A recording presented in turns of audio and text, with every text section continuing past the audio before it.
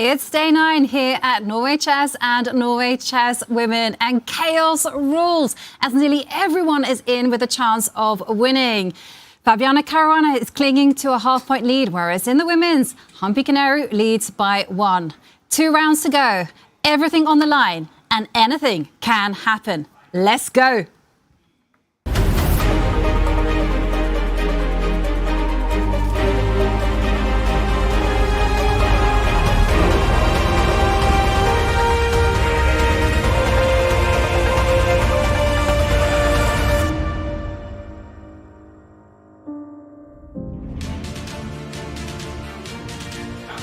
We are live here in Stavanger, ready for the beginning of round 9. I'm your host, International Master Ivanka Hauska, and I am with the ultimate dream team, International Master Tanya Sajdev and Grandmaster David Howell. And I gotta say, Tanya, David, it's a madhouse out there. Nearly everyone can win. This is going to be absolutely epic. I mean, the format at Norway Chess was built for drama, right? The leaders in either of the section, no cushion at all. Anything can happen. I'm expecting great novelties here. Nerves, no mercy on the board. It's anyone's tournament. What a final 2 days we've set ourselves up for, David. Yeah, it's been crazy. We've been kind of giving ourselves headaches, trying to calculate all the possible permutations, who can still win the tournament, what's mathematically possible. So I daren't even think what the players are going through with what they kind of have in store, these challenges in the final 2 days now. Yeah, totally. Some players have to win, some players have to just coast along. Let's take a look at the standings in the women's, because as you can see here, there is Hikaru at the top with 13.5 points. Ju Wenjun and Muzychuk both in shared second with 12.5 points. It really is anyone game. But there is a big matchup because Anna Muzychuk will be facing off with the black pieces against Ju Wenjun. That's number 2 against number 3. Yeah, and for Wenjun, it's an absolute pressure cooker, right? Her championship path is in her hands. It's run straight through her rivals. Today, she's got Muzychuk. Tomorrow, she's playing Humpy as well. And Humpy, that 1-point lead, that's not a guarantee for anything. That's barely any breathing space when you've got 2 giants just chasing behind. And then you've got the former World Championship challenger, Lei Tingzhe, Vachier-Lagrave, all within sort of reaching distance. You know, yes, they need to start with a classical win today for any chances. But again, David, I look at our cross table, I look at our standings, and each one of these players has to be feeling the nerves today. Definitely. And we should clarify that Humpy can't win the tournament outright today, but she can get close. And yeah, while the players, they can't necessarily bank it yet, you can definitely let go of your chances if you have a bad day today. Yeah, Hikaru, she will be facing off against Lei Tingzhe with the black pieces. So again, anything can happen. Some players must win, some players, they just have to do the necessary. And it's absolutely the same in the Open. Because take a look at this, Fabiano Caruana at the top, 12.5 points. Half a point ahead of Magnus Carlsen. And you know what? It's the dream pairing because Magnus Carlsen will be playing with the white pieces against Fabiano Caruana. Today, it's a huge one. Huge one, and the party doesn't stop there, right? Because once again, striking distance. It's Hikaru Nakamura, the world champion Gukesh Dommaraju, and Arjun as well, somewhere in the mix for Wei to have any shot. Not sure if it's mathematically possible, but at least he needs a classical win today. I mean, Fabi, he was so close to getting that unsurmountable lead if he would have won that winning position against Arjun going into the rest day. Huge turnaround, and with that Arjun takedown of Fabi, the field is wide open. You know, Fabi leads, Magnus chases. These two play against each other. What a day this is going to be. Yeah, it's been wild. Everyone's just been beating the hell out of each other in this section. And yeah, we've seen some crazy turnarounds. Nobody's been quite at their best, I'm going to say, but they'll need to bring their best if they want to win this tournament in the final 2 days. Yeah, and they're obviously big matchups. Hikaru plays Erigaisi, and look, there you are seeing the players getting ready for the place where the magic happens. 12 players, 6 games of chess. And it's been an epic tournament. And there we're seeing the dignitaries getting ready to make the first move. We're yet to see an appearance of the players to the playing hall, but they are definitely in the building getting ready because today is a day where it all could shift. And is that Arjun, I want to say walking into our playing hall, the first player, that's usually the case, but look at that. It's stormy outside, it's raining, but the fans are ready, the paparazzi are ready, as the Norway Chess cars, the very fancy one, will be arriving soon. What do we predict? Who's the first player to get out in there? We see it is indeed the women's world champion getting ready for her big matchup against Anna Muzychuk. She has the white pieces against Anna Muzychuk, and ideally Ju Jun wants to be winning this in classical because tomorrow she plays off against Hikaru. But let's point out, right before the rest day, Wenjun had one of her very rare losses in Norway Chess, a Vachier-Lagrave Ramesh Babu taking her down in that Armageddon. Wenjun, after losing the first game here, had 6 back-to-back victories. Armageddon Queen took that very crucial classical victory as well against Sarah, but then yesterday against Vachier-Lagrave, that was all put to a stop. So Wenjun, she's got to be feeling, the pressure of again having to get back on that win streak. Playing with the white pieces, her strategy has been take it to Armageddon. What do you think, David? Does she try to fight for more in classical, or will she stick to the tried and tested? She has to go for it here. She's got black on the final day against Humpy. Humpy is so solid when she has the white pieces. I want to see more from Ju Wenjun. I've got to be honest, she's been playing within herself. She needs to take inspiration maybe from Magnus, Fabi, Gukesh and all those who are just going for it in every single game. She's been playing with a safety latch on. Meanwhile, Wei Yi has won a lot of hearts in this tournament. Very popular figure. He always has time for the fans. He certainly does. Even though it is raining outside, Wei Yi takes the time just to sign a few caps. Well, wonder whether he's in a good mood. He's got the black pieces against Gukesh. Gukesh very much in the running. Wei Yi, I don't think it's mathematically possible for him to win this event, but he can play the glorious role of spoiler because he knows Gukesh will be looking to take it and win it in the classical. And how many times we've seen that story, right, in the chess world where a player who's at the bottom of the board just turns things around for those fighting for the championship. And Wei Yi has shown, he's not someone to take lightly, to take easy, especially in those Armageddon, taking down the world #1 Magnus Carlsen twice. When there's a will, there's a way. And he walks into the playing venue. This is going to be a fun one. You said he's playing against Gukesh. Gukesh, has he recovered from his disastrous loss against Hikaru? I mean, that was a one-sided show. Yeah, just before the rest day, Gukesh, he made one big positional error against Hikaru and never got back in the game. It wasn't his finest hour, wasn't his finest moment, but he has proven capable of comebacks throughout his career and in the tournament so far.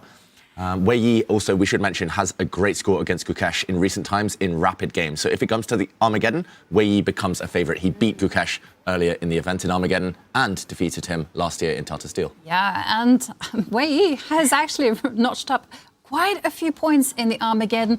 There he stops to give a few words to Sverre, and it'll be great to hear what he's thinking, whether he will just simply enjoy his role of potentially being the one that ruins Gukesh's chances. I love to see Wei Yi on camera. He's always got that smile, he's ready for a fight and always in that good spirit for the chess that he brings on, the entertainment that he brings on. We saw earlier the players coming in, signing some of the chess boards. We've all done that. Do you have a favorite square that you sign on, David?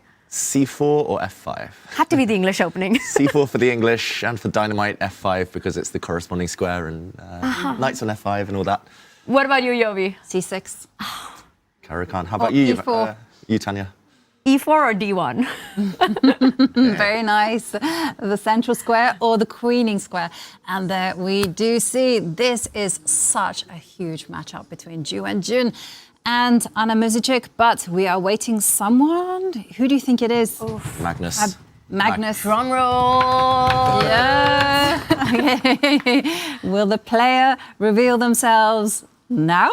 Let me help you. 3, 2. They're coming out, and it is Arjun. 1. Oh, it is Magnus. Magnus. Well, okay, so there we see Henrik Carlsen, the father of Magnus Carlsen. Do you think Magnus is in the car or he comes in another one? I see his hair. Oh, yeah, that hair you can't miss. It's so important, right? The satellite would catch that.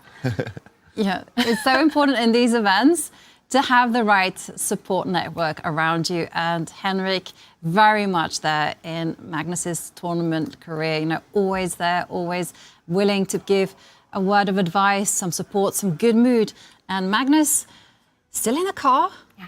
I mean, huge day for him, right? Huge day for him and huge day for Hikaru Nakamura as he plays on Arjun Erigaisi. Hikaru has to be feeling good after that classical win against Gukesh. And it wasn't just about getting the win done, just the style in which he did it. A mistake by Gukesh on move 20, and he just didn't allow him to come back into the game.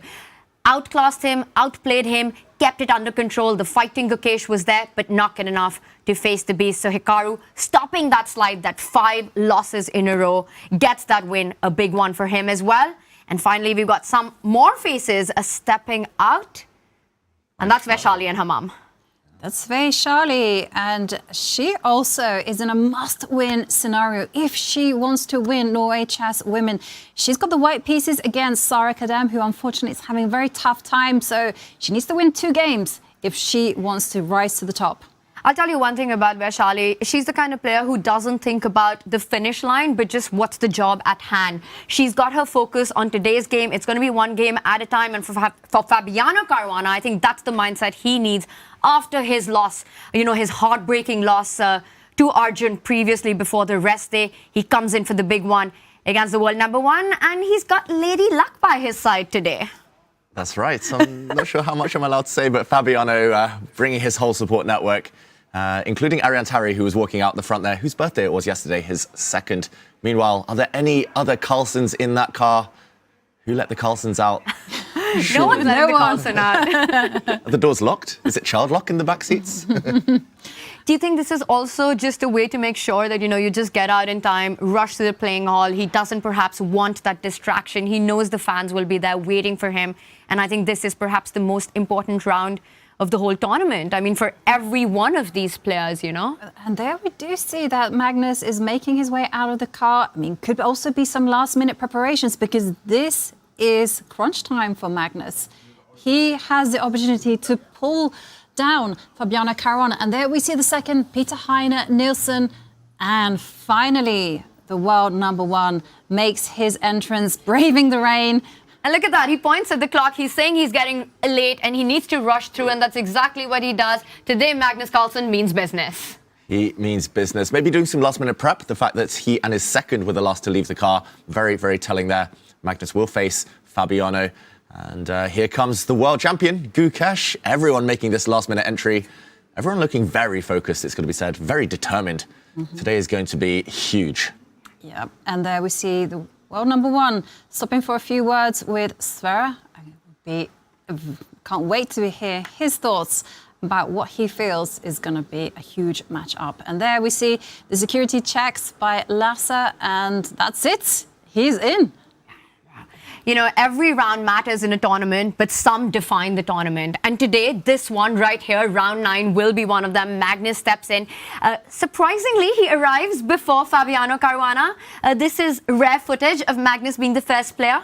Yeah, Fabi, maybe busy with interviews, enjoying the interviews a bit too much. One thing I will say about Magnus, I've noticed throughout the years, when he slicks back his hair, maybe it's just the rain, but normally when he slicks back his hair, it means he's been putting in all the preparation. He's been going through that grooming routine that warriors did back in the Dark Ages. Before a big battle, you make yourself as ready as possible. This is it. This is crunch time. The winner of this one, if there is a winner in Classical, will be a huge favourite in the last round. And Magnus with the white pieces will be looking to press as hard as possible. And there we do have that beautiful view of all 6 boards. It's such a big match today. It really is. I mean, this is the super elite tournament of the chess world. For Humpy leading 1-point lead, but it's just not enough breathing space. The same storyline for Fabi. And as we're waiting, we see those ceremonial moves come in. The players getting ready. Gukesh looks like he's done that meditation routine against Wei. That's the top center board. Arjun finally arrives bottom right, takes his place opposite Hikaru. Hikaru looking nonchalant. He looks pretty chill.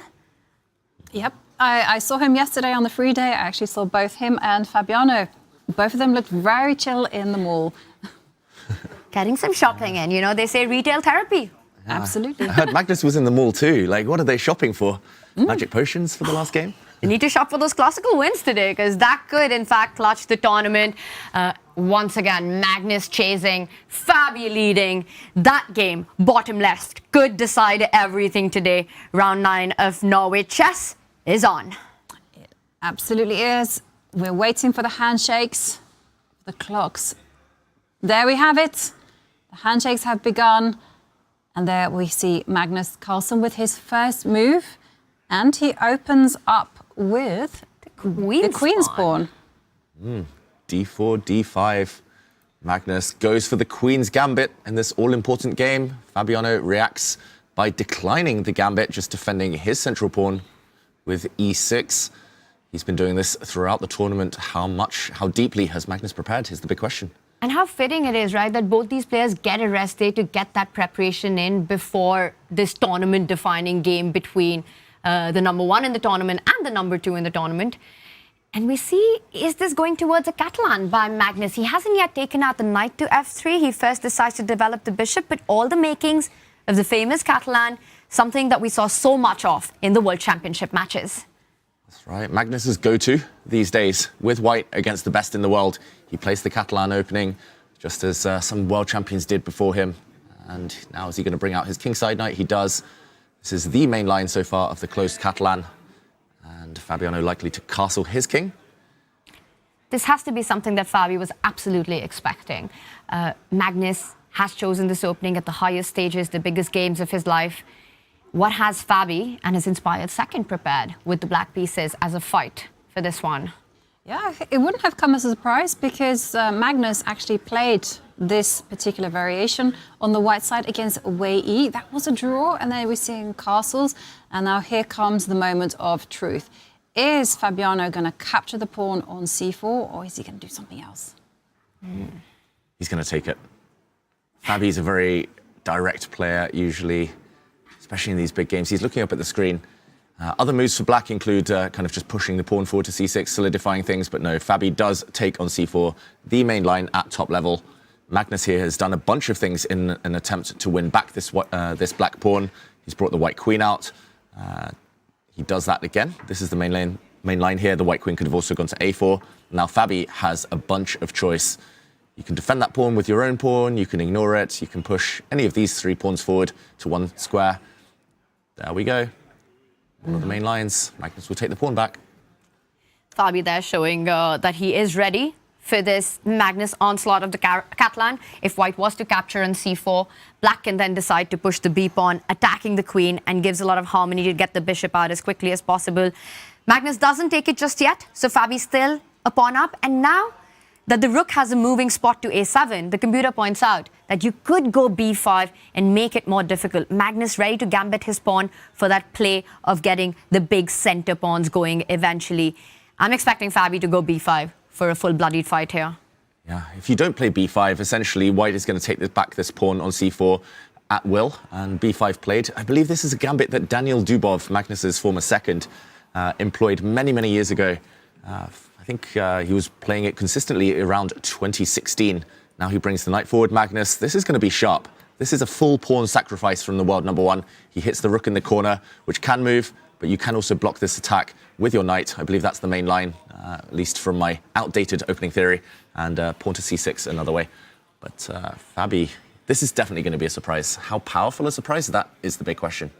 Yeah, and also the question for Fabiano, how does he react to this? Does he go for the most principled line, or does he try to vary? And here we have our other 6 games in progress, and so much action I can see on the top right. Hikaru Nakamura, Arjun, the queen is out. It's actually David's favorite opening when he was emerging in the chess scene as a junior. I do remember David was always playing the c3 Sicilian. It's there on our boards. And we also have on the top left between Gukesh and Wei Yi, that looks like a Petrov. Looks like Wei Yi is definitely trying to play the psychological game. And of course, in the women's, there on the bottom row, I can see very closed positions. Vachier-Lagrave, very tense. And also a QGD between Lei Tingjie and Humpy and Ju and Jun. That's just very symmetrical English. So I've kind of just set the scene. Where do you guys want to go? Shall we honor our commentator? Let's do it. David, you take a pick, but it's awesome to see a variety of openings appear today, and it just goes on to show that the players have spent the rest day, well, one in the mall, and second, coming up with some great preparation. Yes, great preparation indeed. Magnus, by the way, has fully sacrificed a pawn by trading off the black pawn on c4. That's the middle board, the gold board. We'll we'll go back to that one later. Gukesh against Wei, still a theoretical position. We'll dive in on that one soon. But let's go to Hikaru Nakamura against Arjun Erigaisi. Two players who came into the rest day on a high. Arjun having turned around things against Fabiano and won what looked like a very difficult position for him. And Hikaru, who really smoothly outplayed the world champion Gukesh. And this is the position right now. Thank you, Ivanka, for mentioning my favorite opening so that I didn't have to, because my eyes lit up. I was smiling as soon as I saw it. Let's go all the way back to the start to talk about how we got here. We saw pawn to e4 and the Sicilian defense from Arjun. What I used to do as a youngster was always put a pawn on c3, and here black has a bunch of choice. Black can strike back in the center. Black can bring the knight out. You have a lot of options. First, though, Hikaru brought his knight out, and only after Arjun committed the pawn to e6, only now did he play the move c3. And there are lots of little move order tricks. Actually delaying it and only playing c3 when black has a pawn on e6, it tends to be an even better version because you cut out many of black's main options. For example, in what happened in the game, d5, we saw trade in the center. Taking with the queen now, taking with the pawn tends to lead to an IQP position, with black's d-pawn becoming isolated a bit later after some trades. So taking with the queen, more dynamic. And in this position, black often has the option to bring the bishop out if the pawn were not on e6. But since he's committed, Arjun, he's forced into a variation maybe Hikaru is hoping he hasn't prepared for. The black knight comes out. Now, what I used to play in my youth was bishop to e3, if anyone wanted to look at my games. But the modern main line, the modern trendy move is knight to a3, trying to bring the knight forward to land a nasty check on the c7 square, family fork. Knight c6 first, though. Bringing the knight forward isn't regarded as challenging here because black actually retreats the queen all the way back to her starting square, covering any forks, and black is totally fine. So instead, Hikaru brings his bishop out. A capture only now threatening a nasty knight jump, forcing the black queen back. And this is how we got here. The knight recaptures the pawn in the center, and Arjun just develops. And because you're the expert, you're going to explain this to all of us, right, David? I mean, I see a queen and a king lined up on the diagonal. White hasn't yet developed the bishop. The first move, if you're white, that comes to mind is bishop to b5, wanting to put the knight to e5, and actually end up winning that pawn on c6. And I see the bar does not like it. But to me, this looks like a very attractive option to try to get something early on. Why does white not go for this? Yeah, white has gone for this on the chess.com database at least 10 times. And yeah, I believe I've looked at this years and years ago. I rarely play it anymore, unfortunately. Me and my childhood love, we went our separate ways. But queen c7, I believe, is the move, covering the e5 square for now. And you can jump forward, I guess. But I don't think it quite works out because after knight takes c6, this bishop is hanging. So there are no pins. And black emerges with an extra piece. So yeah, as far as I know, the main move in this position, I was going to say, was knight takes knight. He starts with bishop d3. Bishop d3, interesting. Okay, lining up along this diagonal. Keeps it flexible. You know, you've got this this pawn dynamic of 4 versus 3 on the right side of the board, 3 versus 2, and that's the first imbalance that we see in the position, right, which already promises that this is going to be a fight. It was interesting. I don't know if you guys saw Hikaru's post-match recap about where he spoke also about Arjun's style of play, right? Where he just says, it's crazy, it's insane. He's just constantly playing to create complications on the board, even if that comes at the cost of giving up a pawn, 2 pawns, 3 pawns. Sometimes it works, sometimes it doesn't work, but that's just how Arjun plays. Are we expecting that kind of an approach by both these players, especially Arjun if he gets that opportunity to create chaos, especially given, right, the tournament situation and where they are? Despite the colors, are both of them trying to push in the classical? I think so, yes. Arjun's definitely trying to push. He always does. Hikaru with white is much more ambitious than he is with black. With black, he tends to be very solid these days, Hikaru. But second white in a row, beating Gukesh with white before the rest day, now white again against Arjun. He sees this as the big chance. Also, I should mention, there is a dynamic of the candidates race, a rating spot up for grabs. These two are maybe the most likely to get that rating spot, since Fabiano's already qualified for the candidates, since Gukesh is world champion, since Magnus doesn't compete for the world title anymore. And yeah, this move, aiming to get the bishop pair, very ambitious for black. And I have a feeling we might see Hikaru leave the bishop there if he's feeling super ambitious. He could retreat it, But you could also just move your queen out the way and castle queenside. Oof, that's going to be fun. I remember studying that one years and years ago. Well, we might see it on the board. It depends on Hikaru's mood. And Tanya, you spoke about Hikaru's post-game interview, his thoughts on that. Let's hear Hikaru's pre-game thoughts. Hikaru, you have the white pieces today against Arjun, and it does seem, with how tight it is, that three-pointers is going to be the deciding factor towards the end. Do you agree with that assessment, or...? Yeah, I mean, I think if anybody can get a win in Classical, that would be a good thing. Whether it's my game or another game, I kind of would hope that that it doesn't come down to who wins the most Armageddons. But, it's going to be exciting to watch. What is your prediction before the day today? Prediction? I don't really have a prediction. I think Magnus has white, right? I think against Fabiano. I mean, I think that's of course the biggest game, not just because of the standings, but in general, whether we see a fighting game or whether it's a very boring, quick game, which is always a possibility. So I think that game will probably set the tone. But predicting results, of course, is kind of silly, and the players just show up, and hopefully it'll be an exciting day. But you are more willing to play an attacking game with white than on a normal day where you were early in the tournament? You never know. Good luck. Thank you. You never know. Well, we're going to see actually in a few moves whether Hikaru chooses to kind of drop the bishop back and go for that queenside castling, or whether he'll try something else. Ooh. But he does make a decision, eh, Ivanka? Top right. He is does. giving up the bishop there. Good call there, David Howell. Let's do this. Get that long castle in, and then we're talking business. Well, he's certainly come today with a game plan. Queen c2, bishop d3, they're lined up against the h7 pawn. And now the question for Arjun is, how is he going to develop the light square bishop? How is he going to handle these threats? And also thinking ahead, how is he going to go with his king if white castles queenside? So much to play for. So much to play for, but the speed with which Arjun responded there, picking up the bishop and sliding his queen one square, it just feels like he's very familiar with this theory. So are we still in some sort of a mainline territory here? Yeah, I mean, I need to dig through my memory palace, my mind palace, the memory banks, and try and remember. I will mention that when I was studying this, I was using a resource out there, chesspublishing.com, and it kind of gives lots of opening notes, opening analysis from very strong players. And this was one of the lines mentioned there. I hadn't seen it before. I never got a chance to play this, but just to retrace our steps, just two moves since we were last here. This move, queen to c2, it was suggested, it was at least a few years ago, kind of a novelty or a very new move, new idea at least at the time. Everyone before that was just retreating their bishop back, and at least according to the chess.com database, this was the only move that's been played at the top level in this position. Although by transposition, after Hikaru decided to part with the bishop pair and allow this trade on e3, Black has had this position before, but never the move queen to c7. Black was playing moves like g6, h6 to stop this pawn being taken. So I do wonder whether, first, Arjun's in prep still, or whether Hikaru is going to bite the bullet and say, I'm going to grab a pawn.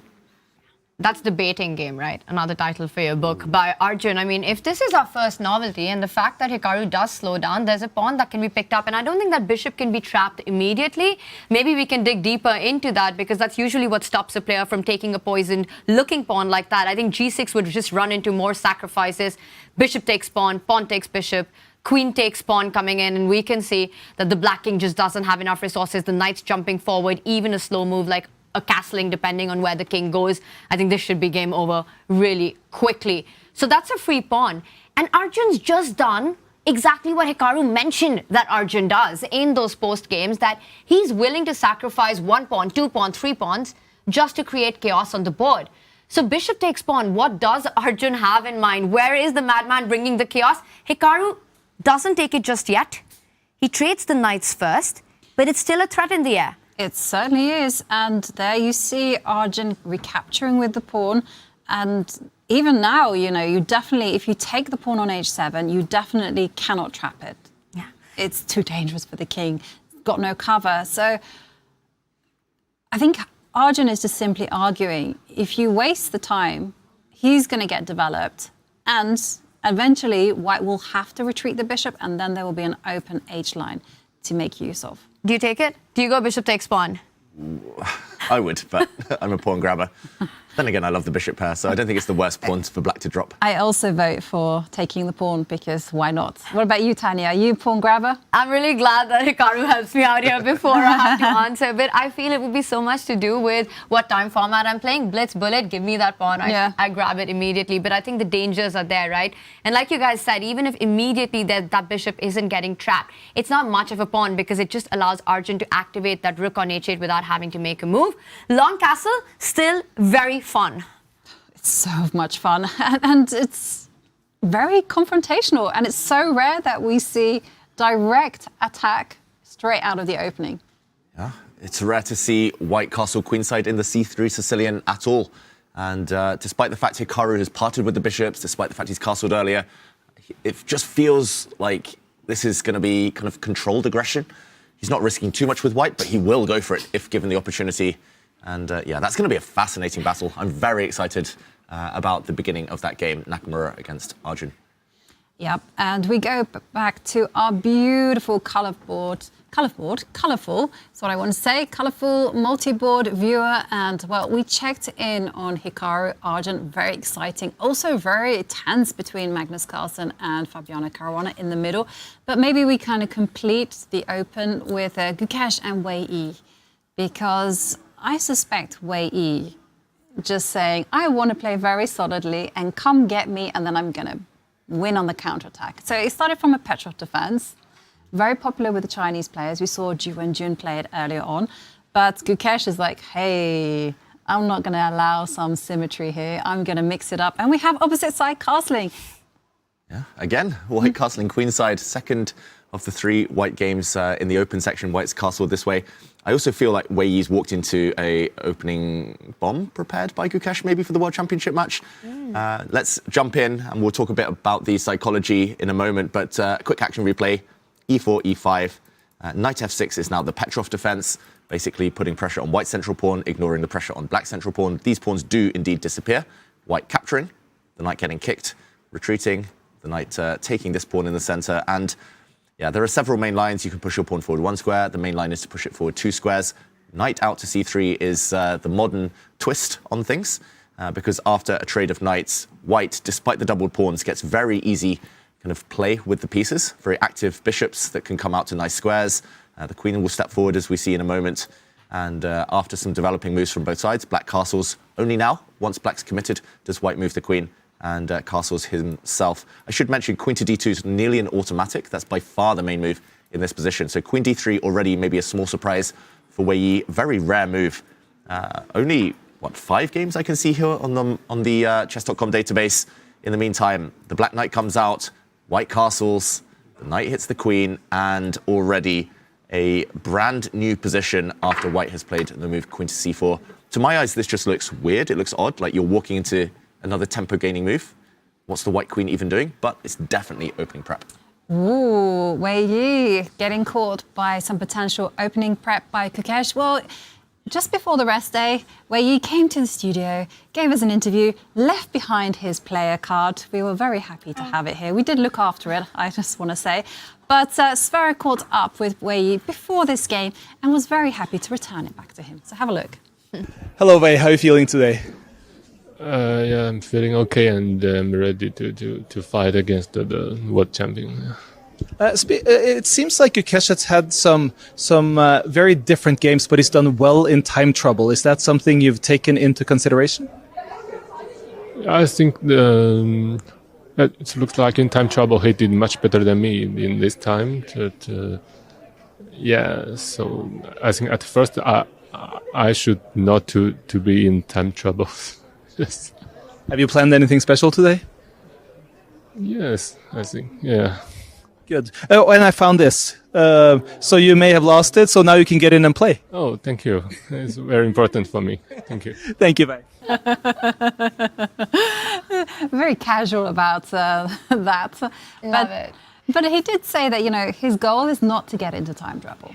Yeah, and I just want to say, no, Wei Yi doesn't need that card to get through. I'm sure everyone knows who he is now in all of Stavanger, He's won a lot of hearts in this city with the chess that he's shown. But really interesting what he said about Gukesh and that time trouble thing, right? Because Gukesh has often been criticized for the quality of his play when he's got little time on the clock and how much that suffers. And I think that criticism comes from the fact that one of Gukesh's biggest strengths is his calculation. And for calculation to truly flourish, you need that extra time on the clock. But he's sort of broken that narrative in Norway Chess so far. He's had his biggest turnarounds by going on fighting and sort of demanding the most accurate precision from his opponents in those time scrambles, getting those wins in. So Wei, interestingly saying that a strategy that would earlier work against Gukesh, get him low on the clock, might not be the best way to go anymore against the world champion.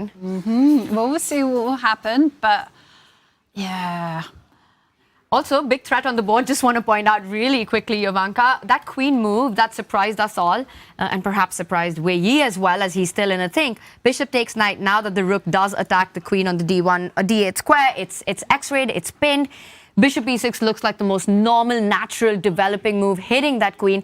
And I wonder if Gukesh's point is he simply wants to transfer the queen to the king's side. I see an F4 square that you could get to, eventually also getting it to G3, lining up against the king. And sort of still eyeballing that knight on C5, ideas of knight D4 to the center of the board, hitting that bishop. I completely agree with you, David. This smells, reeks, everything of some world championship prep going on here. Yeah, especially because we remember that the Petrov nowadays, the main adherents of the Petrov at the top level are Chinese players. Who did Gukesh play in a world championship match? It was Ding. Petrov hasn't always been his main weapon, but he has played it on occasion, and it's 100% guaranteed Gukesh spent hours and hours studying the Petrov. So this is definitely one of those ideas he's cooked up. Queen to D3 already wasn't a popular move. Queen to C4, totally unknown. And yeah, that's always psychologically tough for Wei Yi. He knows he's walking into something hot here. He knows he's walking into something that Gukesh, his whole team, computers have all kind of teamed up to study with. And yeah, it's not going to be easy for black. That's the reason I hate the Petrov, I've got to say, because white has like 20, 30, 40 different ways of playing against it, and you kind of have to either remember or figure out what to do against each one. Yeah. That is one of the things with mainline theory these days. There's like so much to remember. And sometimes you just feel like you're trying to cover absolutely everything, and you still find yourself in your opponent's home turf. So difficult times. And there we see the most natural move on the board, Bishop e6, where you're going on the counter-offensive, just dealing with this threat of bishop takes knight with the rook lined up against the queen by attacking white's queen. So now the queen has to move. She has to do some moving and shaking. Where's she going to go? There's not too many squares for her, let's face it. And I don't think she's going to be finding a comfortable home on the queen side. So it is to the F4 square she should go. Yeah, it's the one I like the most as well. I'm slightly surprised Gukesh hasn't bulleted that move out just yet, as he takes a little bit of a breather, takes a sip, but I think Queen F4 is what we are expecting. The one thing that I've noticed at Norway Chess this year, and I don't know how much that surprised both of you, that Gukesh has just gotten into trouble in so many games right from the opening or right out of the opening. And that's not been the usual with him over the last year and a half. You know, somewhere the opening preparation or just not getting the kind of positions he wants, it's just not happened at Norway Chess for Gukesh. Yeah, it feels like he's been surprised early. For example, when Arjun played the Pirts against him, and I mean, he was lost with white after 12 moves, and that never happens at the top level to any of these guys.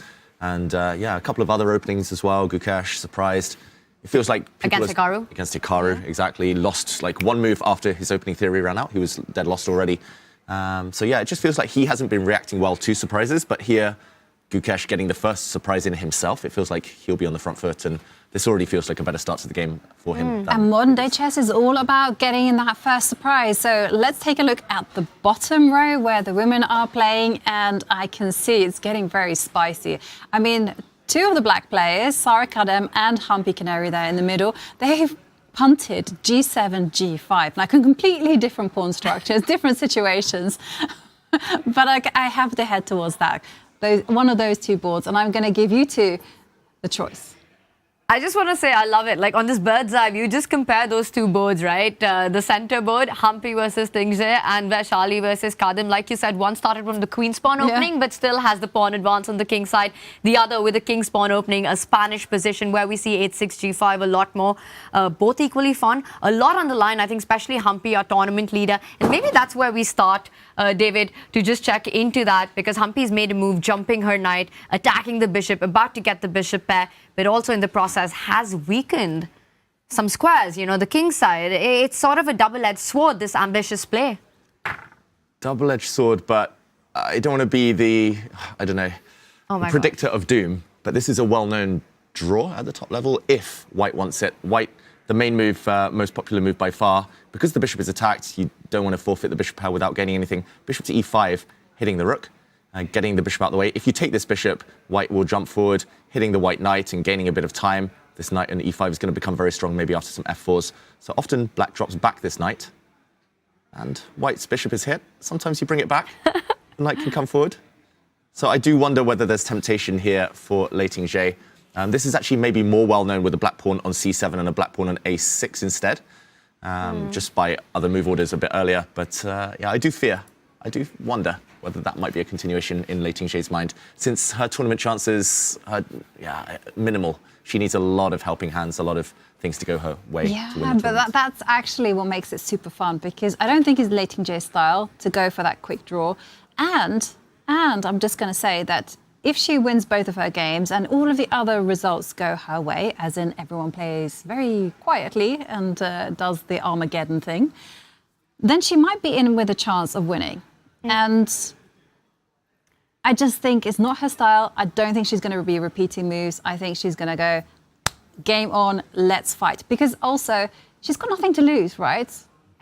It's interesting, right? A player can have these two different approaches. When you're sort of not really in the run for it and have an outside chance, you could be like, you know what, I don't want a long classical grind. I want to take this into an Armageddon, sort of give my best there, see what happens. Your motivation and inspiration might not be at the top. But like you said, you could also be kamikaze mode, right? I've got nothing to lose anymore in this tournament. I'm playing with the white pieces, and sure that, you know, there is this line which guarantees a draw. But there's also other stuff where White can play, and maybe it's not objectively best, but it keeps the game going. And you're just like, I've got nothing to lose. I want to play this on. I'm playing the tournament leader. This could be my moment as well to strike. There are natural-looking moves here. Bishop e5 was one you pointed out. You could go queen to b3. You could maybe go rook to c1. I wouldn't want to go castle if I'm White here, because I want to take that knight back with the h-pawn. So keeping the rook on h1, for the time being at least, makes a lot of sense. If I had to make a prediction, I think Lei Tingzhe has the latter approach, David. I think she tries to play this on. What do you think? Prediction time. Oh, I'm looking at the clock, I'm looking at the body language, I think draw. Okay, so you say repetition, play on. Yavanka gets to break the tie. I said play on. Oh, I said play on. Yes. All right, so let's go, Tingzhe. I hope play on. I hope play on. Your heart wants her to play on. Exactly. And just to mention, bishop to e5 is by far the most popular move in this position, but queen to c2 is another one. And then you castle queenside, and then you try and blow open the center. Pawn to e4, it could get spicy, but it all depends on her move. She is the boss of her own fate right now. We all want to see her play on. And the other thing is, right, I wonder how much of this plays into the dynamics. Probably not much, but let's point out, right, her countrymate, Zhu Wenjun, she's in the mix on top, and Humpy is one of the biggest rivals. Humpy is the one who's leading the tournament. So I wonder if Tingzhe wants to just kind of give her a little bit of a helping hand there. You know, say that I'm going to fight this out. I'm going to put Humpy more under pressure right now.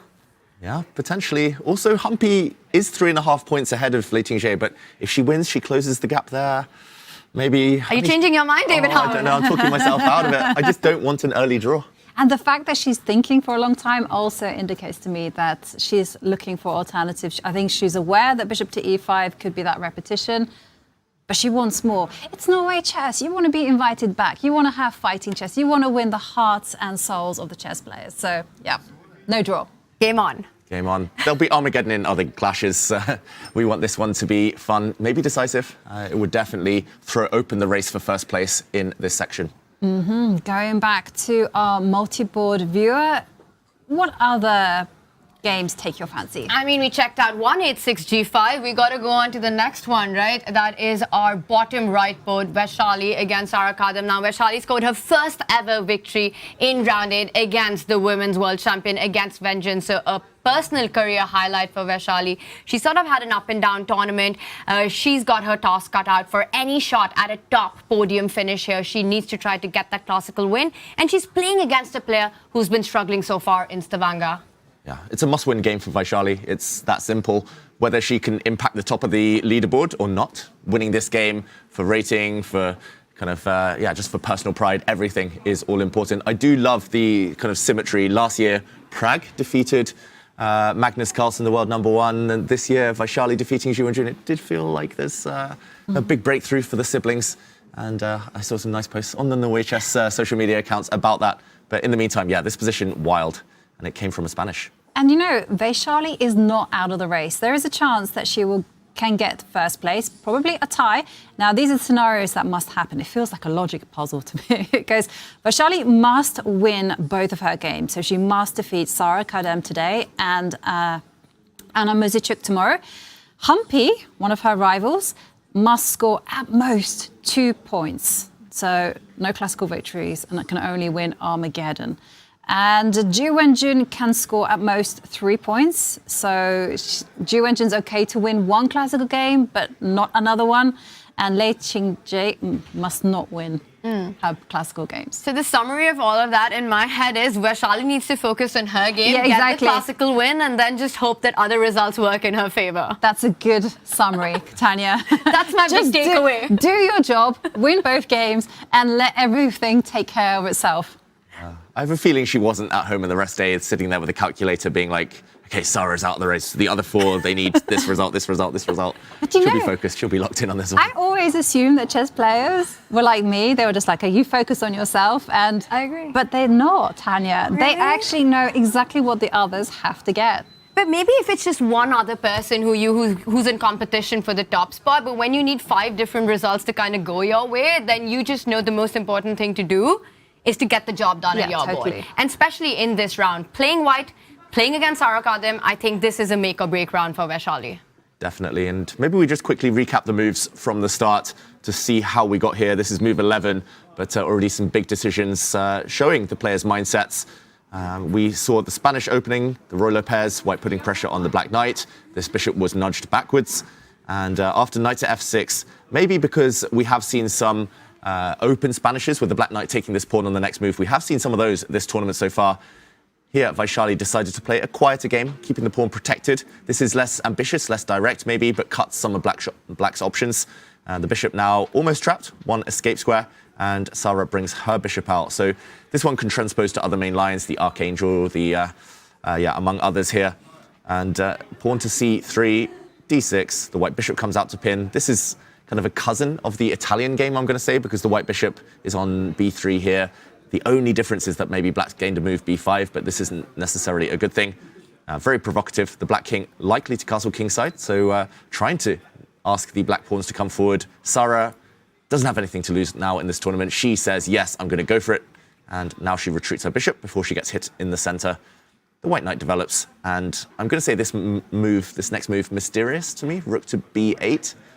Feels a bit indecisive. I understand that white might play a4 and there might be some tension on the a file, but surely you wait for white to make that move first before kind of spending a full tempo on moving your rook. Black could otherwise have maybe used that tempo to move the queen, to bring the bishop out, maybe even to castle and put the king on g7. It does feel a bit odd playing rook b8 without being forced to. Yeah, probably just the waiting game, as you mentioned there, you know, not really certain where to go with the king and waiting for white to commit to castling kingside. So just initiating those type of waiting moves. But the clock times also indicate that Sara is out of preparation. So Vachier-Lagrave does have the at least moral victory here out of the opening. Well, we've had everything. We've had opening preparation. We've had extremely sharp positions right out of the opening and so much action already. And it's still only the opening stage here at day 9 at Norway Chess. We're going to go on a short break, and when we return, well, during the break, there is an exclusive interview with Ariane Tari, who is the second for Fabiano Caruana, who is at the minute in a critical game position. If you've subscribed on Twitch, you can follow and listen along. But if you haven't, remember to hit that subscribe button and then you can get an exclusive peek into the world of Fabiano Caruana. We're going to go on a break and we return. Action, action, action.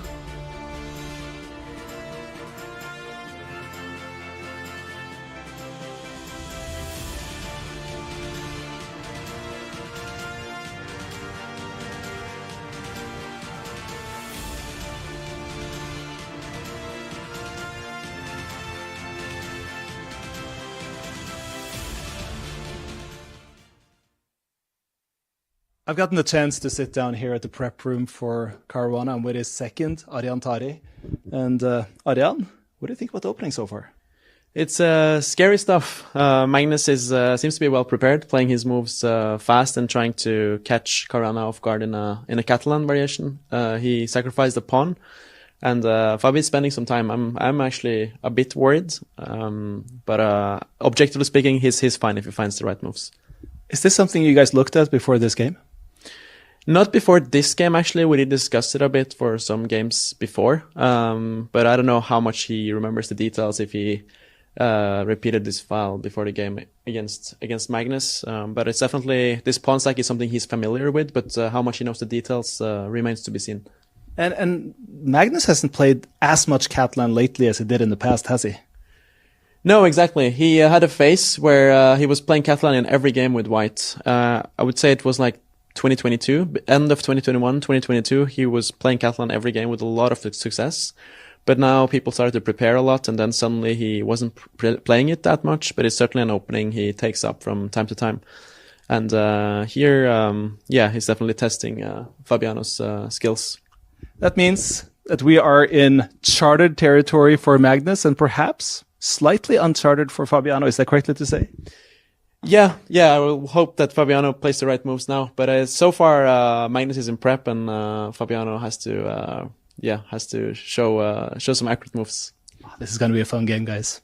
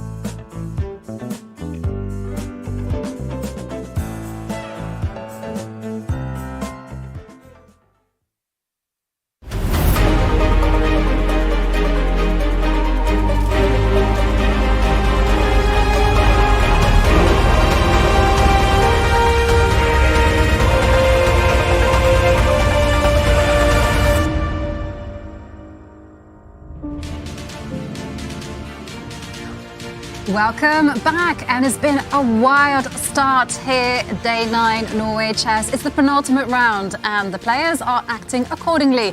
Because if we bring up our 6-board bird viewer, that's not a 6-board bird viewer. My goodness me, Jovi. We're bird watchers here. It's not chess.com, it's birdwatching.com. Do you know the word for bird watching is Twitcher? I didn't know that until quite recently. But if we bring up our multi-board viewer, there you can see it's a beautiful array of colors, and I also see a beautiful setup for most games. We have the craziness that is Hikaru Nakamura against Arjun Erigaisi, G4 being played, and we also see that Gukesh opposite side castling, and the game between Leiting J and Humpy Canary. Humpy's like, no draw immediately. We are going to play it out.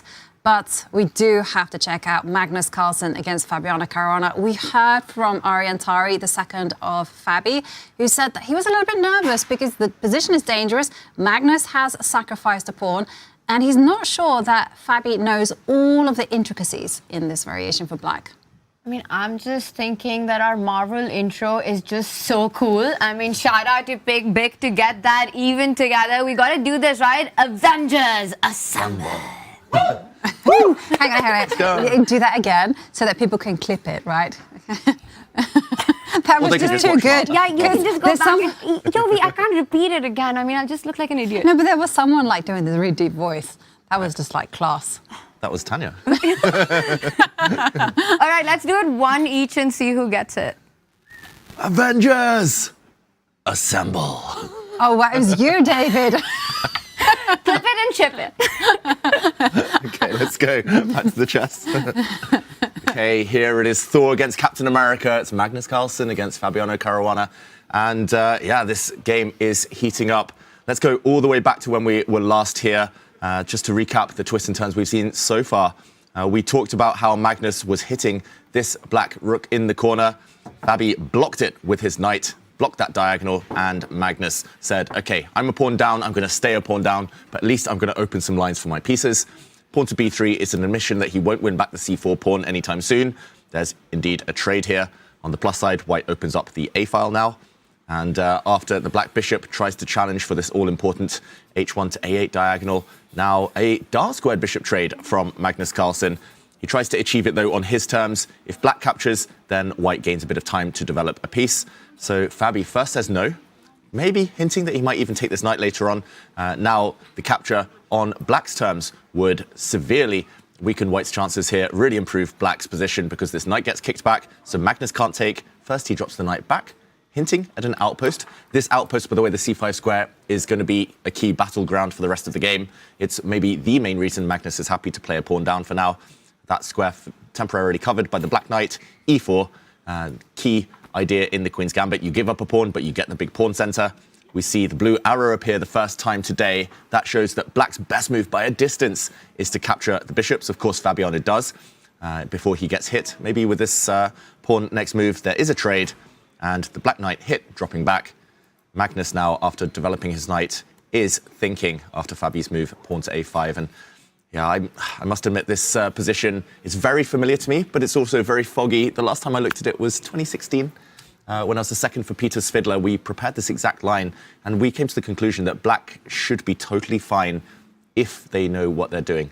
And that's basically what Ariantari said. He's like, Fabi's definitely looked at this before, but can he remember? Does he know what he's doing? If he can, then he'll be fine. Otherwise, it's just very scary facing the big pawns. You looked at it 9 years ago. This is round 9. I wonder if there's something to that number that might be brewing here. I will point out one thing in this position. This last move by Fabi, it echoes what you said earlier. Give white one more move. Give Magnus one more move. If you just back up to this pawn being on a6, if Magnus gets b4, and he couldn't play it previously because the e4 pawn was hanging, so knight d2 had to be played. And David, you're highlighting just how we could get that. 8-6, an improving move. b4 just clamps down on the position. No more a5, no more c5. And I think here, your notes, your files of 2016 would probably have a very different evaluation that white is doing great once you get this bind in. So a very importantly, crucially timed a5 by Fabi. And very often in these structures, black doesn't stop there, right? To get rid of the problem on the dark squares, to get rid of that problem of the backward c7 pawn, we might even see a pawn sacrifice by Fabi. He's just giving the pawn back for a better position of pieces to open up the c line, exactly how you're pointing out. c5 at the right moment, defending that a5 pawn in case rook a1 does happen as well. And if you were to take that pawn, the queen lines up on c7, the rook from f8 will slide over to c8. Yes, we could do it like that, rook fc8, and suddenly you feel like there's a lot of play. Also in the Catalan, with the black pieces having played these positions, another idea to always have on your radar is the rerouting of the knight from d7 to b8 back to c6. Nice. Just some plans in the air. Blockader. Yeah. You play this with black, I take it. Yes, I haven't played the Catalan with white, but with the black pieces a couple of times, and it's always... I actually quite like facing the Catalan. I think it's really, despite having a very solid positional sort of an approach to it, it feels that black has so many small possibilities and ways to sort of counter it that you can really try for more even with black. Yeah, I tried for so long to play the Catalan with white, and then I just got confused, all these move orders, all these different ideas, like you say. So I started playing like one knight f3 first, g3, and only going to the Catalan if they commit to like specific systems. But yeah, Magnus, of course, normally knows what's going on. And here, I'm going to say his first real big think of the game. We see on the top left of our screens, Magnus has been thinking for 7.5 minutes, but he's still 15 minutes up on the clock. So key position. And by the way, Magnus did visit the confessional early on, and we will be showing it. It's just been edited right now. So, of course, I would love to hear what Magnus Carlsen is thinking about this position and what chances he has, you know. Oh, hang on a second, I've got the word. It's now available to hear, so let's listen.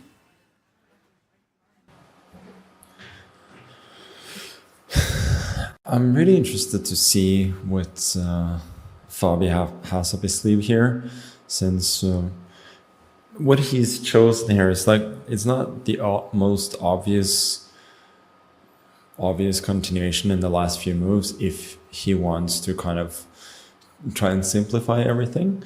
The way that he plays, I think, I don't like, since this is not like the biggest problem generally that white has in this line, this is not something that I, off the top of my head, like know a lot about, more than that it's kind of not worse for white, and the game doesn't end here, which is kind of generally what you hope for in the opening these days.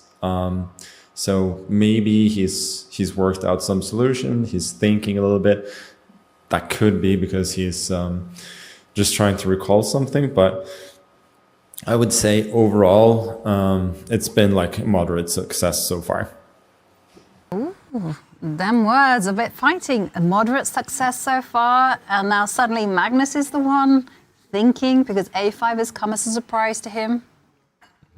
Interesting, yeah. I mean, there's so many options earlier for black as well. Black didn't need to play that move, bishop d6. Black could have traded bishops earlier. Black could have also given back a pawn, I think, a few moves prior to this as well. And like Magnus said, there are so many ways black can play, just as Tanya said as well, a bit earlier against the Catalan. But yeah, we'll see whether Magnus's words ring true. We will, and we'll see whether Tanya's plans for the black pieces come to fruition. But it is certainly a critical moment there for the world number one. And looking back at our colourful board viewer, I mean, there's one game that is just screaming to me, and it's the top right. It's the one in green, and look, we have to go to Hikaru Nakamura against Arjun Erigaisi. Hikaru trailing by 1 point to Fabiano, so he wants to go all in. Arjun has had a kind of topsy-turvy event. Some highlights, some lowlights, but Hikaru, g4, h4 on the board, queenside castling. We've got to break this down. Yeah, I love it. C3 Sicilian for the win. I mean, this is the most non-Alpin position I have ever seen in my life, David. That's not the point. C3 Sicilian is rich, full of possibility, always surprises you. That's the key. But yeah, let's break down the last few moves, because we last saw Hikaru castle queenside, and we already said it's quite fiery. The main problem for black is where to put the king. And right now, of course, you can't castle to the king side because you will drop this pawn, the h7 pawn. White will land a check and then run away with the bishop, having pocketed a pawn there. And for black, if you want to prepare castling, a move like h6 comes with serious kind of risk because of actually what Hikaru has just done in the game. Often you play a move like g4. If black ever castles, the h6 pawn will act as a hook. White will break open the king side by playing a move like g5 next, and the black king feeling the heat. Likewise, you can't play the move g6, or you can, but you might regret it later because of the move pawn to h4 and harry the h-pawn, marching up the board. Rogue arrow there. But harry the h-pawn, trying to trade pawns, trying to open the h-file. This is really risky for black as well. Note that h5 will always be met by a piece sacrifice, as we showed a bit earlier in the day. Bishop takes pawn and a check, and this looks terminal for the black king. So Arjun keeps his options open by playing the bishop to d7. And although he has the bishop pair, it's actually this light-squared bishop that is the problem piece, just as it is in a lot of openings. And, Hikaru decides to kickstart his attack. He gets a head start here with g4. The black rook moves. Castling the other way for black, I should mention as well. Possible, but it does feel like the king's a bit open here. The white bishop has some inroads in, and the white queen has easy access, maybe the knight coming this direction as well. So, Arjun tries to seek some counterplay, and this is the game position after pawn to h4. I don't really see where the black king's going. White's next moves are like autopilot, push the pawns and attack. Yeah, no, I completely agree with you. King safety is super important. It just reminds me of the time that I was writing my very first book back in 2007, I want to say. It was a long time ago. But I remember I had like these 6 principles, and one of them was king safety. And then when it came to writing about king safety, I thought, well, you should protect your king. And then I was going to leave it at just that. And then I suddenly thought about it and thought, no, you can expand on this very important topic a little bit more. And it's all to do with actually having to justify to your king at all times that it's safe. It's one of the most crucial factors in chess that define evaluation, I think, in every single stage of the game, right? Whether it's opening, how much of a success it's been, so much depends on whether you've castled successfully, connected your pieces. Middle game, who's better? The initiative against the king. End games, is king the piece? Is it the active piece coming in? So I think king safety is really one of the key points that we continue learning about in chess and plays a big, big role. I think in this game, it's going to play a huge role as well. Arjun moving that rook to b8. There's not going to be any castle on the queen side. And I don't know how good you're feeling about chances of getting that king to the king side, to the right side of the board. Great emoji there, David. The king not really sure where it wants to go. I just want to highlight, you can't even go short castle with h7 hanging. If you were to push that h-pawn, trying to get the short castle in, white is beautifully poised to either strike with g5 or create more weaknesses on the king side. If you play g6, you're anyways running into an h5 break. If Arjun's king stays at the center of the board, he's essentially playing without a rook on h8. And that's sort of a big handicap to have in this position. So what are the dynamics that Arjun's trying to rely on? Because you mentioned the problem of the bishop, you need to activate that sooner or later. How do you get that going?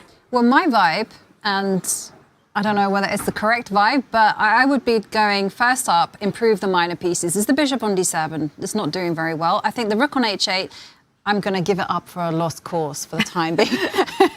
Give up on your kids like that when you're playing, Ivanka. Well, you have to talk to your pieces. It's disappointed me so far. It might improve later on. But what I'm going to say is I was thinking moves like e5, go bishop to e6, and then go queen to a5, trouble the white king a little bit. Oh, the evaluation bar doesn't immediately go, not a good idea. And then when you need to, you can castle and then get the rook involved. That was my thinking.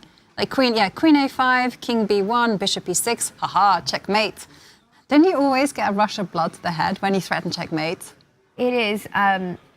I think we'd have to go castle and then rook c1 and then checkmate, because it would be winning after queen. Okay, it's not checkmate, yeah. Okay. But I do get a rush of blood if there is checkmate on the board, and there it is. There you go. They would be completely. I love it. I don't even know why the bar didn't like your movie 5. I think it just makes so much sense because it comes with the tempo, right? You're also hitting g4. Right. And you're asking questions. And the next move, you're hitting a2 and asking questions. Yeah. So that looks good, but that would only solve the problem of one of the kids in the position, right? The bishop. I still don't see how Arjun will ever get his king to safety. Yeah.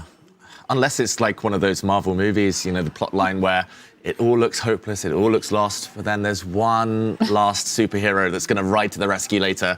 It's like you wait 40 moves and then eventually you castle. And this rook, It's the Ant-Man, right? Wasn't it Ant-Man? I feel like it's Gukesh this entire Norway Chess tournament. Yeah, you know, that's just worse for 40 moves, and then last moment he finds this way to fight back into the game. You're not a superhero unless you have some hopeless situation somewhere along the way, along your quest, the superhero journey, and then suddenly things turn around. But it was Ant-Man that saved the day, right? He saved the day in many occasions. Most of them have saved the day at some point. Oh, okay. Thor, in Infinity War. Avengers, assemble. Well, definitely that rook on h8 needs to get into the game at some point, but it's not looking great for it at the moment. I have a question for you both, right? You mentioned e5, and that gives me another way to improve the bishop. You could do it from the queen side. You could go c5, bishop c6. And c5 also in some positions could threaten c4 as well, getting to that bishop on d3. So I'm just wondering which... okay. The bar just shoots up and says, no, it's got to be e5. Yeah, well, okay. It's very interesting to see Arjun Erigaisi. He's thinking as to how to come up with a plan. But we have his opponent, Hikaru, in the confessional, so let's listen to what he has to say. Okay, thought I would come in one time today. My game is quite interesting. Arjun played this bishop d7 move. I know that I've seen this position with this g4 h6. I wasn't sure whether the order he played was precise or whether it was inaccurate. I spent a lot of time considering bishop takes h7. It's a situation where either it's probably completely winning for me or it's completely losing for me, and it's kind of just not what I was in the mood to go for, especially because Arjun's time usage, he was moving very quickly, so I suspect he's still in prep.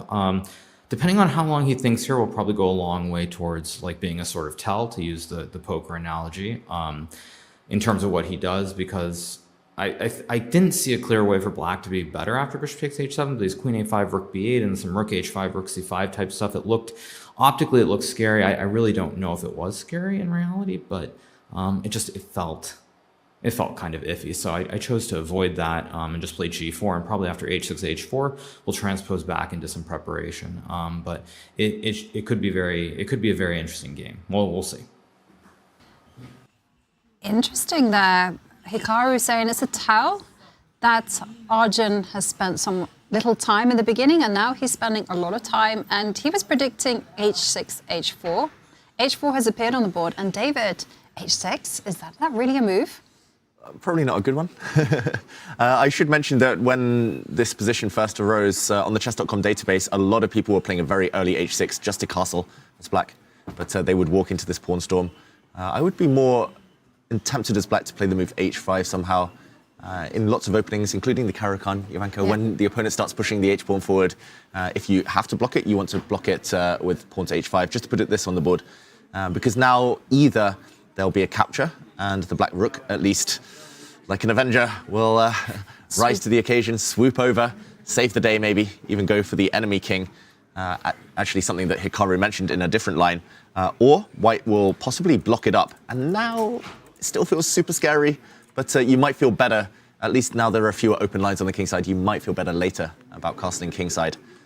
So we'll see. I have a feeling Arjun doesn't want to touch anything here. They do say don't touch any pawns on the side you're weaker or that you're about to get attacked on. But no easy other decisions to be made here. Not his type of position to defend Arjun Erigaisi. Yeah, I mean, we were struggling with coordination, right? To kind of make use of the bishop pair and the rook on b8. I mean, I came up. I'm not going to give credit. Yeah, you literally checkmated white in 4 moves in this position, and I love that plan, by the way. All forced. Well, it was like a very straightforward response, and I shouldn't really... I would actually play e5 here. I mean, I think that's the first move that comes to my mind as well. Plant that bishop on e6. You're eyeing the king side, hitting that g4 pawn, like you mentioned, queen coming in.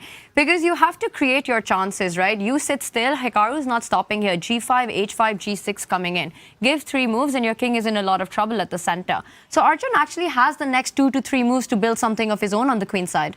Yeah, agree. And just to put this on the board as well, e5, I do think it's one of the most logical moves. And likewise, c5, very logical. But maybe what he's calculating is the white bishop coming into f5, challenging the bishop. So no more bishop pair for black. That was maybe the long-term trump, the ace card up his sleeve. This forces an exchange. And now he might be calculating what happens if the queen takes, what happens if the pawn takes. A position like this, it does feel like the white king lacks a defender now. But unless you can attack, you might just be dropping this pawn. I think the good side is later, it's more likely you'll be able to castle with the white light squared bishop traded off. But yeah, you can't castle immediately, unfortunately. Or maybe you can, actually. I was going to say rook d7 and you get forked, but whoops. Queen b6. Queen b6 and not one-way traffic. So yeah, I think he needs to go for this, Arjun. Even if it does look like anti-positional to trade off your bishops, you just need to get your king to safety. You need all your pieces to play, especially this rook. And even if it comes at the cost of a pawn, I think that's a price worth paying. Right. And since this position is so complicated, can we check with the all-seeing oracle to find out, first up, how tricky is Arjun's position and how narrow is the path to safety?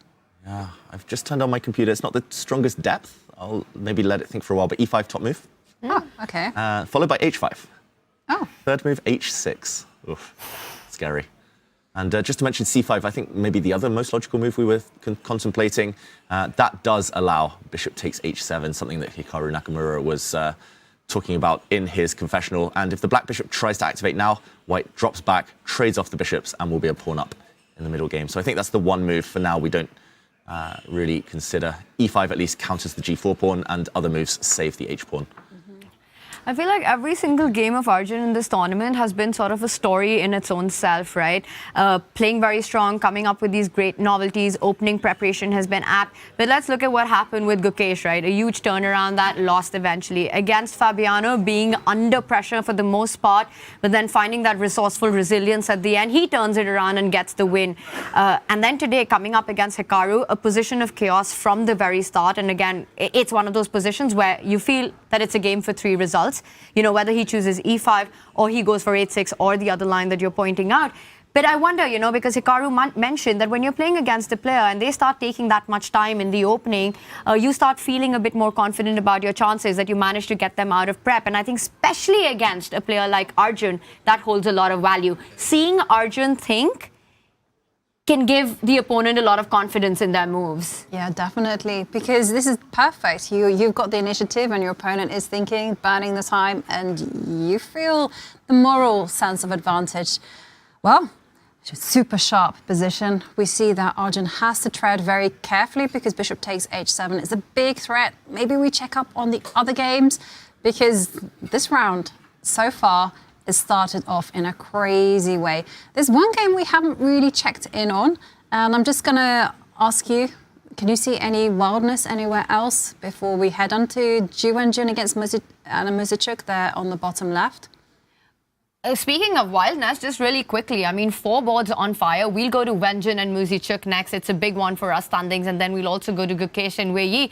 But those top 2 boards, you know, the one in the center and top right, bottom 2 boards, bottom center and bottom right, I think all 4 promise to be super exciting fights. Let's go to the world champion, as you wanted to, Yovi, because it's really a big one, but one of the slower starts. Yeah, one of the slower starts, but I do like the fact that Zhu and Jun isn't playing a totally symmetrical, super slow game. We said slow start, but this one could heat up at least. There's some imbalance here. I don't know if we go all the way back to the start. Let's do it. Oh, okay. Oh, you didn't want It's the English opening, of course. Yeah, let's do it. Let's do it, Tanya. Knight f3. So it started as the Reti opening and soon became a symmetrical English with c4, c5 being played. And pawn to g3. Here, black has many moves. You can put a pawn on g6. You can play pawn to e5, pawn to e6. Here, Anna Muzychuk plays a line that is well known to be super solid with black, but doesn't give so many dynamic chances. It's known to be one of those. It's like you just want to lock down the center, kind of make a draw. So d5. And after some exchanges, bishop to g2, she trades on c3. Again, you can do many things. You can put a pawn on e5. You can bring your knight back, play g6. But a trade of knights, giving white an extra central pawn. It's 2 center pawns versus 1 for black. So white with much more flexibility when to push, whether to push. First, Anna plays e5. We see some developing moves from both sides. The white rook landing on b1. And from my experience of this, pretty much only on the white side, it's all about this bishop, and it's all about the d5 square. Like, this is a hole in black's position. You can't occupy it anytime soon with the white knight, which is 4 moves away. You need to slowly relocate it, like round. So like d2, c4, e3, and d5 eventually. But black here has 1 bad piece, so that gives you hope long-term with white. Although black doesn't have too many weaknesses for now. Queen to c7, the knight retreats, starts this long journey, coming round into the d5 square. Black occupies the open line. Big threat to take this knight. Behind that knight is a pawn that bishop is staring at, so Zhu Wenjun develops her queen, and bishop to d7, indirectly trying to kick this queen away. I must admit, I'm a bit biased towards white, just with experience here. I don't really see what black's plan is long term. It's very hard to play on the king side, like with f5, because that's very weakening. Hard to play on the other side of the board because white has this side locked down. But for now, it's all about the pieces. Right, and with this bishop retreat, bishop to d7, it looks like black is threatening knight to d4. But once you dive deeper into the position, you understand that the queen can just drop back to d1. Everything's covered, and the knight just has to relocate itself. Yeah, so not a huge threat. So, for example, if white just makes a move... I'm thinking knight e3. Knight e3, yep. I like that one. Coming in, if black jumps out the way, hitting the queen, hitting this pawn, white can simply retreat, and the black knight forced back. Yeah, forced back where it came, actually, because this pawn also now suddenly under fire twice, and now white gets, for free, a hit with the knight. I don't know. What does Hikaru Muzychuk have in mind, then, if the white knight does retreat? Big threat. I guess you have to go b6 and... No, I don't know. No. Maybe. I don't really want to be going b6, actually, David. You can. I just want to show why not, maybe. Yeah. Hitting the queen. And if you go this way, after some exchanges, after a trade here, you have to take with the knight, otherwise your knight is hanging. And then this pawn in the corner drops. Yeah. I just want to show the other one, Jovanka. Queen to b8, just to keep this pawn defended. I see the bar rising. I'm pretty sure it's queen takes knight. Yes, queen sacrifice. You get one piece, you get two pieces. King has to move, it's a check. You get three pieces, and at the end you land You get them all, really. Yeah. Gotta catch 'em all. One too many. Okay, so I don't know. I just really like Zhu Wenjun's position. Very healthy. And all the ideas coming in, rook and queen beautifully placed, no big threat. Knight e3, because it's coming in with d5, I wonder if Anna would sort of just take a breather, a pause, and get her bishop out of the way, either put it to d6. I don't think you want to place it to f6, just defending the two pawns and trying to sidestep the threat of knight d5 could be something that she could be looking at. And then eventually getting the f-pawn up the board. I also find it super instructive that, you know, not always you have to defend against an opponent's threat, as you pointed out. Bishop d7 at first looks really scary, but then you understand that it's actually an idea that you don't need to counter on the spot. But that said, the one thing that I think white needs to be careful about, for example, for me, instinctively, what I wanted to play was queen to c2. Just come back. And then I'm looking at, can black actually make a move like b5? And are these ideas that you really need to stop and be careful about? Because rook takes pawn suddenly runs into knight d4 or knight b4 tactics. May or may not work. The bar says it's probably not the best way to do it.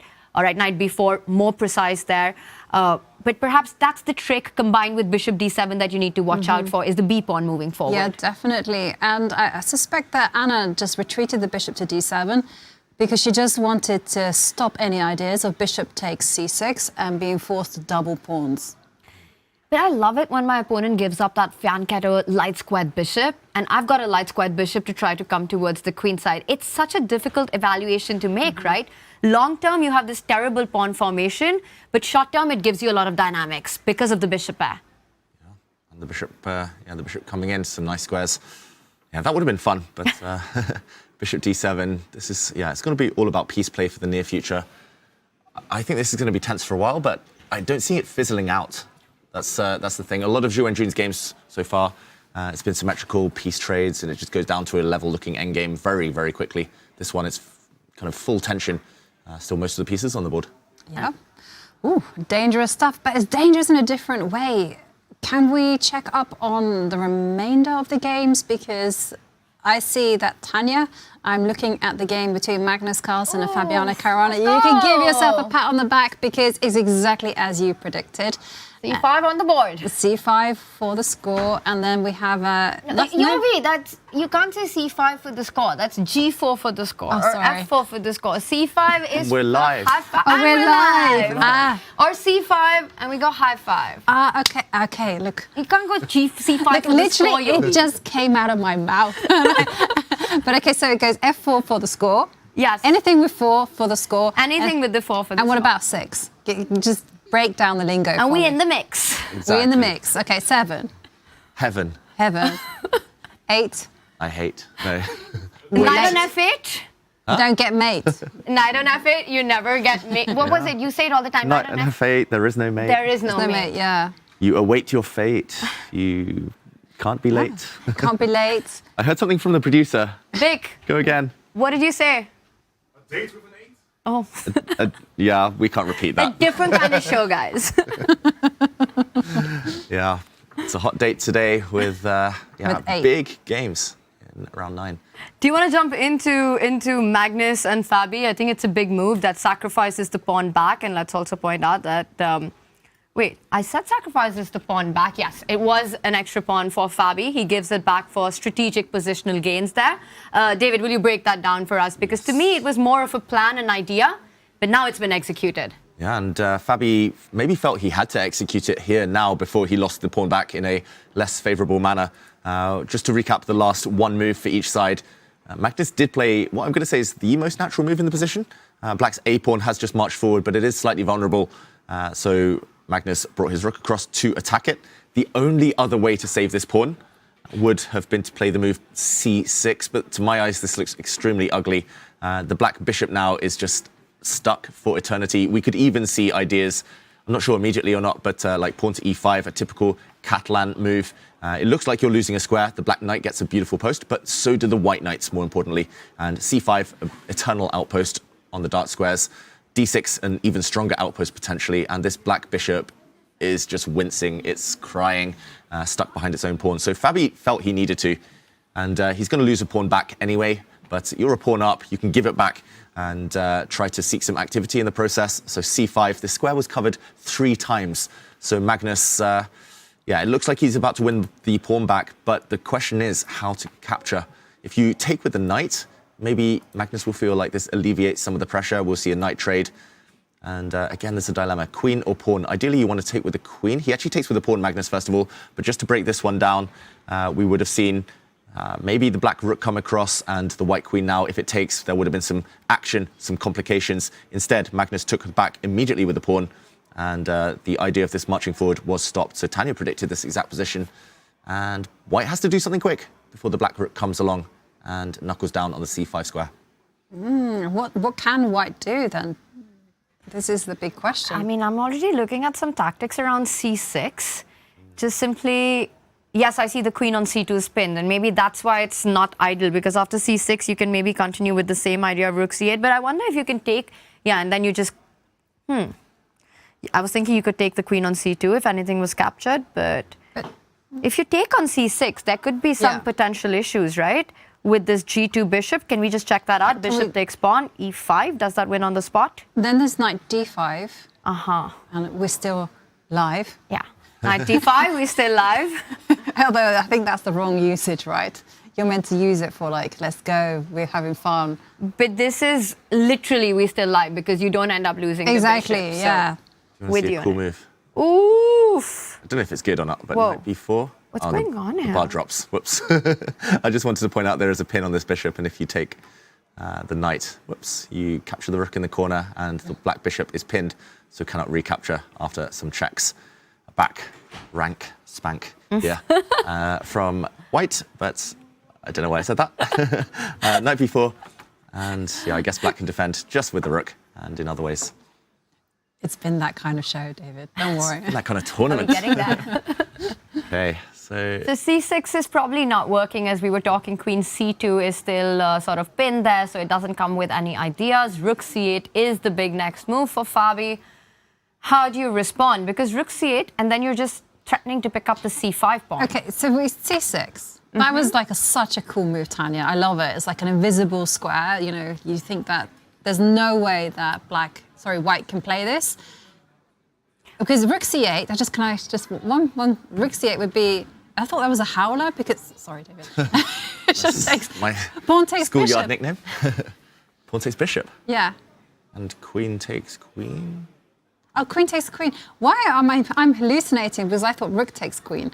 But the And then pawn takes rook Pawn wins takes the rook. game. I'm- Another bank rank. No, I made the howler there. But I did see overuse my the name. bar thinks that that's fine. I mean, somewhere instead of pawn takes bishop, there is something else here, Yobi, for white. Something stronger. Wow, okay. I've been naughty. I just checked because my brain wasn't seeing any good moves here to defend this pawn. E5. E5. Yeah, Nice. let's go. And Jovanka, just to show your idea, if this pawn on E5 is captured, now after a trade of knights, Now. This Now is what your you idea. wanted. Exactly. So I knew my brain was functioning some way. and now you Yeah, now I get the queen. reborn, and with a back rank checkmate. So E5 forces the black knight to block the newly opened diagonal. And now the best move for Magnus would be to bring the white knight forward and to try and plant it in on this D6 square. This is not easy. This gets mega complicated. It really does. I mean, this position is just so complex. There's just no clear path here. Yeah, you know, with pieces kind of being loose and undermined at every opportunity. Not easy. So C6. C6. Is it the best move, David? Ooh, good question. I'm going to turn Mr. Fish, Mr. Stockfish back on. Okay, two moves, roughly equal value, C6 and B4. Which one's better? 0.00. Both, yeah. Both equally good. I must admit, my kind of knee-jerk reaction was B4. But the only reason that I would not play that was because I feel like there's going to be a lot of trades. And we're going to be seeing like this fizzle out big time. Yeah, just to show exactly what you're talking about, Jovanka, all the rooks will come off the board. White can't even regain this pawn yet because the pawn on C5 drops. And actually, apparently black is just better here, unless white finds the move queen to A2. And even then, I'm not sure how much advantage you're playing for with white. Although you can maybe keep this c-pawn alive for a bit longer and later try and corral these two b-pawns. So Magnus, if he doesn't want to play with any risk, maybe he'll go for this if he sees the move queen a2. If not, just to continue what we were talking about, c6, black's best is to take it with the bishop.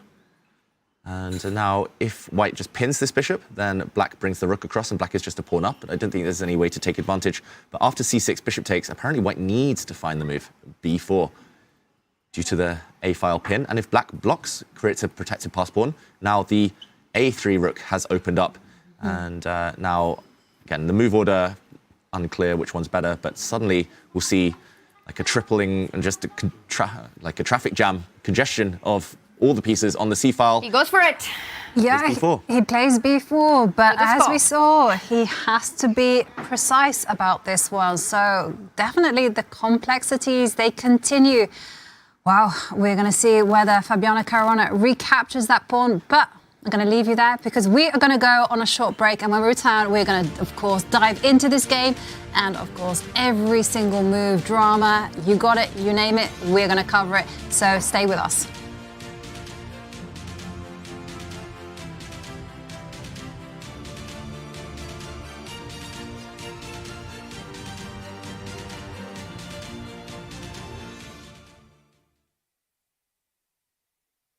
Okay, so I'll show an opening called the Ruy Lopez. It starts when we take this guy in front of our king. This is our king. And we're taking, these are like the foot soldiers.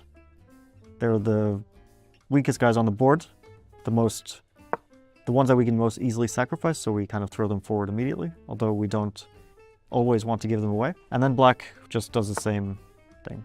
So same idea, copying us. And now we take this guy out, our horse, should I say horse? Yeah. And then he is attacking this guy right in front. So basically, if our opponent doesn't do anything, then we're just going to, next move, just take it off the board.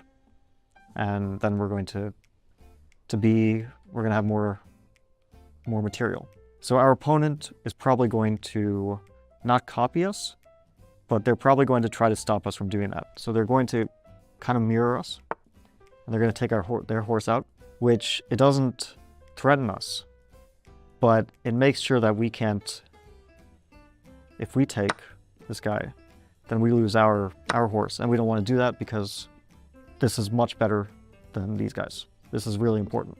So we want to keep those, and we want to make sure that this horse is really not comfortable. So we take this guy out, and then we slide him along, these guys can go really far. So he goes almost the whole board. And now he's looking right at him. And there's nowhere for that horse to go, really.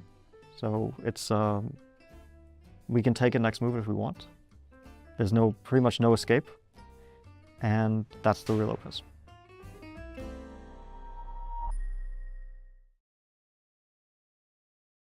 Hi, I'm International Master Ivan Gahauska, and welcome to my first course for Chessable, starting out the Caro-Kann. Light square strategy is what I like to call it. You put your pawns on light squares, you develop your pieces, and then when the time is right, you break out in the center. What I need you to do is get in the focus of quick development. Knight takes g7, check is possible, king moves to f8, attacking the knight, and now after knight to h5, what we want to be doing is first asking that question to the knight, because white can immediately go wrong with knight to e2. We simply go knight to b4, and this bishop and the knight have orchestrated a sneak attack against c2, and now black is totally winning. There are lifelines to help you remember the piece configurations, there are guidelines, there are cautionary tales, and of course there are my trademark phrases, all to help you get a good Caro-Kann.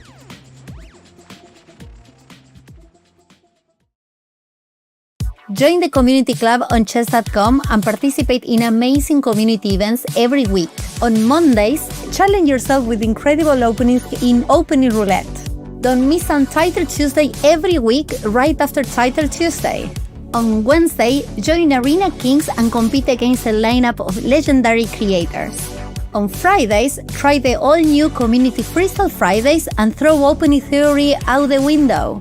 And finally, round up the week by showing off your speed in the Community Bullet Brawl.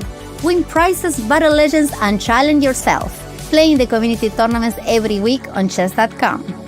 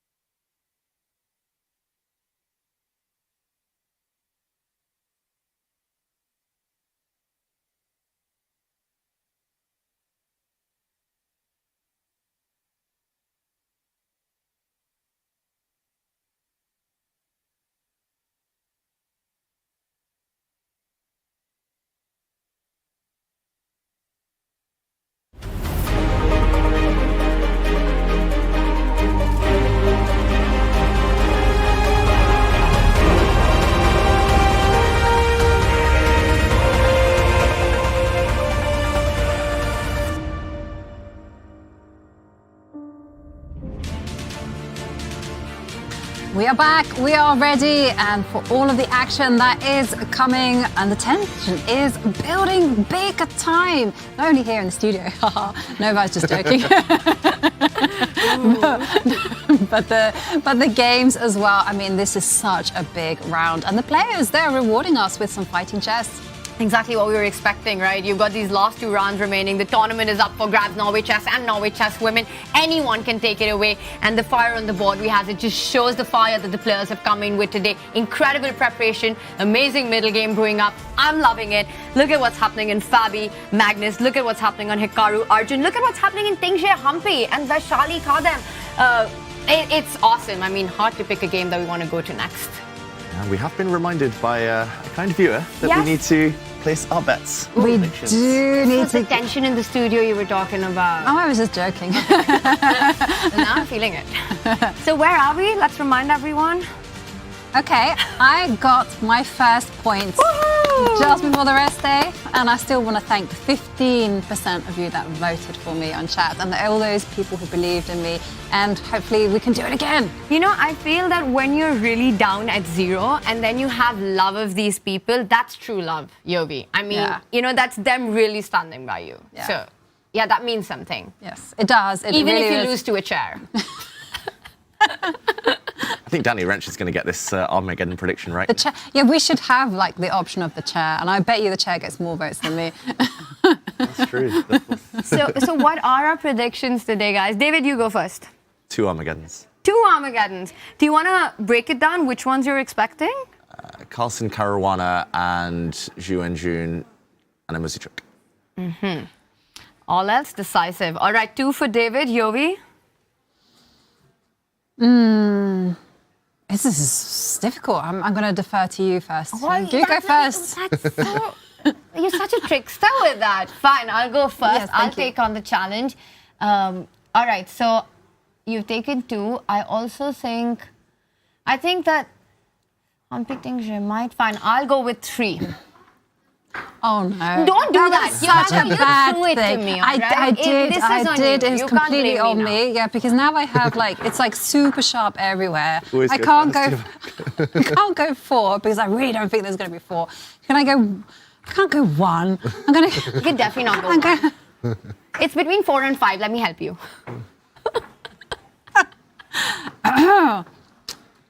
But I'm going to lose anyway, so I might as well go 1. 1 Armageddon. What? 1? What you did? You took 2. He took 3. Go for 1, and then you're upset that there's only 15% of chat supporting you. You say things like 1. What else do you expect? Gukesh, where you might also be a draw, Ivanka. Yeah, but I can't say. Shit, you've literally taken 2. But But you And she did- took 3. But 4 is not. It's not impossible. But look at these positions, Tanya. Look at them. They are wild. Like Hikaru and want Arjun 3? is like the furthest. Do you want 3? No, no. I don't want to. you're sticking to 1. You can't stick to 1. Please take that back. I would love it now if you change your mind to like 4 and then it's 1. No, I'm going to stick with 1. I'm prepared to lose. I'm going to go all gung-ho and say 1. I'm just going to unsettle you guys. That And is if you want to very back unsettling. me, if you want to back me in chat, that's fine. If you don't, back the chair. I don't mind. So basically, therefore, the chair gets 5 and 6. 4, 5, 6. Yeah, 4, 5, 6. Yeah. No wonder it's winning every day. But you know what? Let's get our chat into this and let's get that poll running. Does David get it right? Ivanka? Or, of course, you know who wins this one. 3 for me, 2 for David, and 1 for Ivanka. Wait, what? I was You on said 3. 2. Oh, you. Oh, I No, thought you meant overall wins. Yeah, No, two- I meant two. 2, yeah. So 2 today, 3 and 1. Ivanka, seriously, I mean, that's honestly, I don't even feel like allowing that prediction to be legal. I think it's going to look like genius come the end of the day. Do you think? If you win, I think Ivanka deserves 1 extra point for that. Vic just Vic just what moved. just What happened? has happened? What's happening We're here? joined by... being We're joined fired. by producer Vic. Is my vote on? It's the Fantastic Four now, Unacceptable. just to mention. Avengers! You choose 4. Okay, Vic. And he did defeat me in Blitz yesterday, so if he wins this, then tomorrow, final round, I'm out. I'm producing. Bick is sitting here. Wait, we need to talk about that. You lost to Bick yesterday? That wasn't my finest moment. Moving on. Wow, that's great. I mean, Yeah. Were what there can I say? odds? No. What? What can I say? I underestimated him. Was there drinking water or anything of that kind involved? The night before, I didn't drink enough water. That's all I'll say. But that is insane. But that's a big win. And if he gets a win today, that would be a big one. But in our overall leaderboard, it's 3, 2, and 1, right? Yeah, exactly. And on our predictions, Yeah. and you guys didn't follow the pattern because he chose 2. I chose chose 3. 3. Because you handed me the power to go next. I know. We've never had 1, right? We've never had 1. We've had 5. But we've had 5 Armageddons. 2, 3, and 4. we also had someone predicting that would be. You've predicted there's going to be all Armageddons. Yeah, but that was because I was trying to throw the vote. I'll tell you one game that doesn't go into Armageddon, it's Hikaru versus Arjun. I mean, that top That's right crazy. forward, look at, I see the bar, it's screaming for white. And that last move that Hikaru played, I think it was the best move because the bar didn't move at all. So Hikaru really showing his A game right now. Is Arjun in big trouble already out of the opening? It's just not pleasant at all for Arjun here. I think opening prep, maybe he was kind of betting that Hikaru would go a bit more risky or that Hikaru would do something different along the way. But Arjun's opening here looks really shaky. Just to break down the last 2 moves, we did see the one that Hikaru himself was talking about in the confessional. Pawn to h6, given a question mark, and the bar rises even further, inches up for white here. Hikaru was talking about this move, I think it was in his prep from around 4 or 5 moves ago already. Hikaru was being baited into, or tempted into taking this pawn on h7 over the last few moves. Eventually, Arjun said to himself, I can't afford to hang that pawn any longer. He pushes it forward, but now Hikaru just improves his rook. A nice move. This is a semi-open file after all. And he's saying to Arjun, if you ever castle, then I'll play the move g5. And if you try and block it, I'll push the pawn even further to g6. And any addition here of the queen, of any other pieces, is just going to end in checkmate. For example, if black tries to keep things locked up, you could imagine the white queen coming, moving the knight out the way, and sooner or later, queen takes pawn, queen to h7. I'll just put this on the board. You can even give up a knight at this point. Oh, maybe you can't. Oh, look at the bar. I shouldn't be so complacent. That's why I lost a pick yesterday. Knight d4. Let's make a sensible move instead of being flashy. And yeah, next move, queen takes pawn, and checkmate is coming. Queen to h7. Wow. That is very terrifying, and I just want to say it feels as if Hikaru will be the first to Arjun's king in these opposite side castling if they were to occur dynamics. But even with the king in the center, you just feel that Hikaru's made so much progress. The problem in Arjun's position is that you don't have any good breaks on the queen side. You know, you don't have that b5, b4 hook. You see the c3 pawn, but there's really no way. The queen on c2 is not only an attacker, but a great defender to b2. I mean, this would really help Arjun's cause to try to get that attack going. With none of those pawn breaks in, with a very difficult situation of how do you triple on the B line considering you're playing down one of your biggest toys in the nursery, it's hard to imagine an attack, or at least Arjun needs a lot of time, and Hikaru is essentially 2 moves away, right? g5, g6. Yeah, and I also want to suggest something really radical, just like my Armageddon prediction. Bishop to g6. Oof. These are the kind of ideas you really need to be worried about at the right time, you know. What are our sound effects for bishop to g6? Okay, it doesn't work right now, but it's definitely in the air, right? Because you can imagine a scenario, say the queen moves away from c7, you see bishop g6 lands on the board. Oh, it's good, it's good, it's good. Oh, it's good. It's not winning, but it's good. It's not winning, no, but it's definitely in the air because I'm just looking at ideas like f takes g6, the queen moves away, and then the king has to. You can look. I love it. Boom. And the King runs and knight just. Take on e6. You can take on e6, right? And knight e4. How about this one? Wait. Oh. I want to take here, but I don't know if it works. It looks tempting, right? What was wrong with queen takes e6 is what I'm wondering, because knight e5 is coming next. You can't go king c8 because e7's hanging. What is wrong with this? That is a good question. Maybe you go for b2. I don't know. Queen b7 or something? I was curious. So rook b5, of course. Of course. I mean, that's an easy stop find. knight e5, That has to be it. Stops knight e5 and threatens, well, I guess you throw the rook in the way, save your life. But just to point out, this is winning because just queen takes g7 instead. And when the rook moves, you've also prepared knight e5. Yeah. And maybe you also get a second queen on the board. Take the pawn on h5, h6, h7. Yeah. Yeah. Greedy. But it just goes to show so much danger, right? You got g5, g6, you got bishop to g6 coming. And it's all about that black king, which is stuck there in the middle. And there's no safe way to handle this. I mean, okay, what are the moves to survive here for Arjun? Because we are talking about survival, right? I think we already are. You're absolutely right. And it comes down to that point that Arjun's just not managed to create any counterplay on the queen side at all. Meanwhile, Hikaru's just got everything in. Speaking of survival, it's the kind of position that screams, develop your pieces and castle, kids. Yeah. Arjun, he's broken so many rules. Actually, if we think about it earlier, he brought his queen out. He's moved his queen 3-4 times at least. Like, his bishop's never moved. He put his rook out instead of maybe getting the time to castle earlier. He's got shattered pawns here, isolated pawns, which don't help create those breaks that he needs. He's hating life, I'm going to say it. Arjun Erigaisi, he would love this position with white. I think he would beat anyone in the world if he had the white pieces. He would just crush them from this position, but he's on the defensive side, and he's about to make a move. It is pawn to c5. I will mention that was the top computer move. Everything else, and white's advantage was shooting through the roof almost. So at least he's trying to seek some counterplay, maybe to get his bishop to a better square, maybe to kick white's bishop away, but also to take this square away from the white knight. Are we going to see Jovanka's brilliancy here? Because I can see the makings of it. For example, we continue with the plan g5, right? Hikaru's idea is very clear. He wants to break through g5. I don't know if you take or not, but the point I want to make is c4, you hit the bishop. And it's bishop g6 the move. That lands. Boom. It's irresistible. Oh, it does. Yeah. Nice. Almost. I mean, it's very good. It's very good. And especially with the pawn move to g5, because normally as black, you might want to defend f7 by castling, right? Defend with your rook. But now with the pawn on g5, I mean, you just don't even consider anything else. You just take it, you open up the g file, and you just go for the black king. Still a bit away from checkmate, but this just feels killer, this attack. Oh, I love it. Jovanka, that was not on my radar, but maybe it'll be on Hikaru's radar. Now it's all I can think of, bishop g6. It's good, isn't it? It's kind of really tempting in this type of position. You are looking for a breakthrough, you want to open up lines. It's the currency of an attack, so you're either going to break through, bulldoze the position with your pawns, or the bishop. Do it in radical ways. This is really, really dangerous for Arjun here, and g5 looks so natural, Tanya. It looks like such a great move.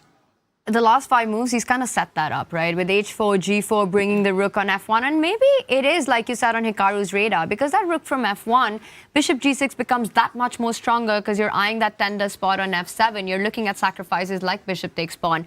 So I think Hikaru was setting these plans up to come together. You know, you get g5, you get bishop g6. And I want to ask both of you, because there's also so much of a psychological warfare going on in this game right now. Both have come from a win, right, in round 8, but very different kind of wins. For Arjun, he was under pressure throughout the game. He was worse against Fabi, and it was a time scramble that paid to his advantage. And David, if you spot any big moment, like, just take us there immediately. But I just wanted to say, for Hikaru, the game that he played against Gukesh, that's got to be a huge confidence boost. Yeah, totally. Like, you know how chat says bro thinks he's Hikaru? That was one of those games that we had. Yeah, totally agree with you that it was a big game. You know, you could see it on the smile on his face. But I'm going to take us back to the game board viewer, because I just noticed a big moment, and it's really wild there in Norway Chess, because top left between Gukesh and Wei Yi. Well, Gukesh kind of uncorked some home preparation, queen to d3. The queen got kicked around to f3. But question mark here, because Wei Yi's last move was f7, f5, g5, locking the position down was the response. But we've got to break down, like, how did the queen get from c4 all the way to f3, and then what happened in the meantime? Yeah, and I'm going to pose a few questions as well, because mostly to Gukesh's opening prep, because let's backtrack and talk about what did happen. Queen c4, remember everyone, the queen came from d1, it moved up to d3, moved up to c4. Now the bishop came out to hit it, and we left it after the move queen to f4. And still a big threat on the board. We talked about this one earlier. Bishop takes knight due to the fact there is a pin along the d file. Wei Yi defended this very nicely, actually, by playing pawn to d5, so gaining space while also defending with his bishop here. Knight into d4, trying to gain the bishop pair. The black bishop now improved itself, hitting the white queen, which only has 1, maybe 2 safe squares if you count g5, but definitely not trading queens here if you want an advantage. So queen back to f3. Queen d7, threatening bishop to g4 with a skewer on the queen and rook. That had to be stopped. h3, c6, solidifying the center. White goes for it, g4, f5, and yeah, now g5. And I just want to mention, there are some lines in this opening where, with the white queen on d1, you move your knight out to d4, then you get queen f3 in one move.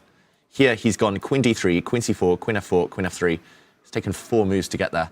And g5, the question mark move, just to confirm, white should actually objectively be taking the bishops off the board.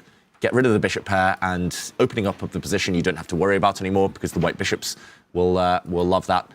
g5 allows what Wei has just played f4, forcing the white bishop back. And positionally, this looks odd for white.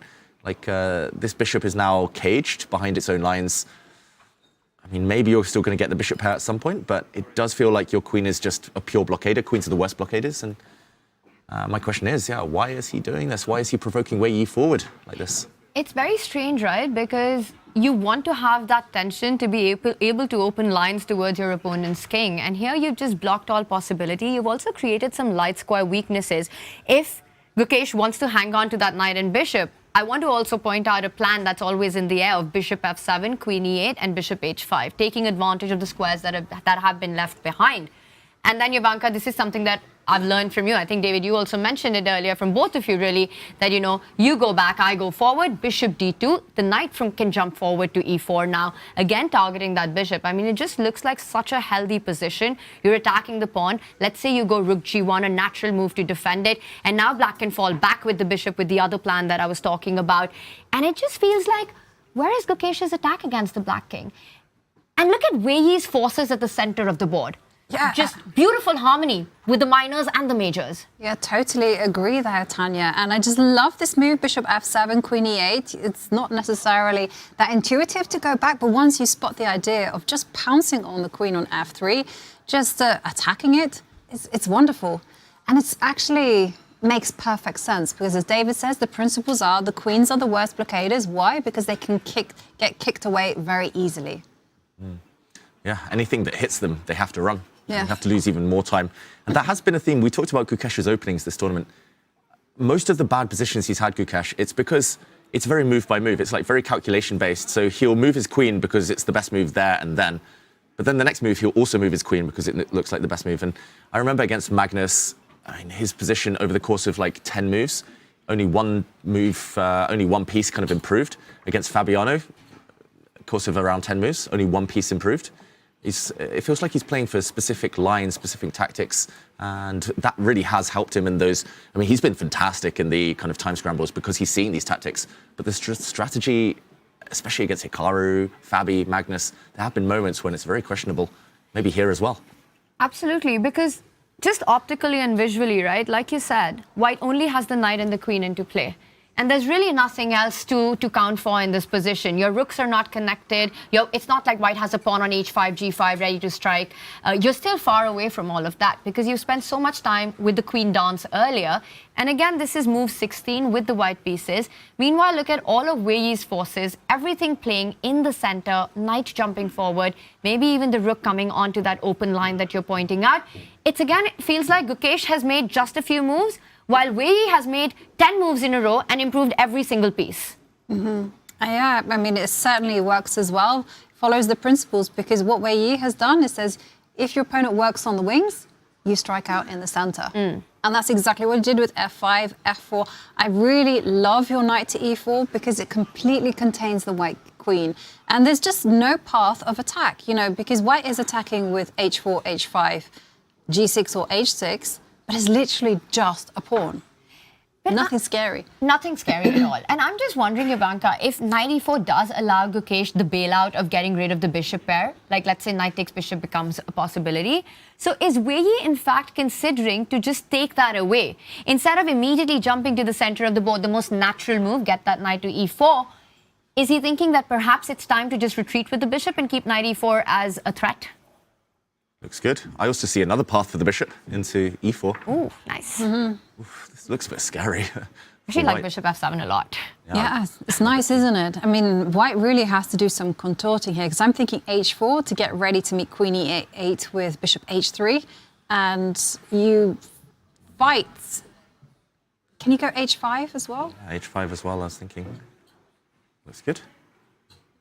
Oh, wow, and it just turns around. So black still has to be precise. It's not as easy as it looks. But maybe your idea, bishop g6, are we in time to get that e4 square instead? Yeah, and then maybe bishop h3. h3 maybe. Still tricky. Yeah.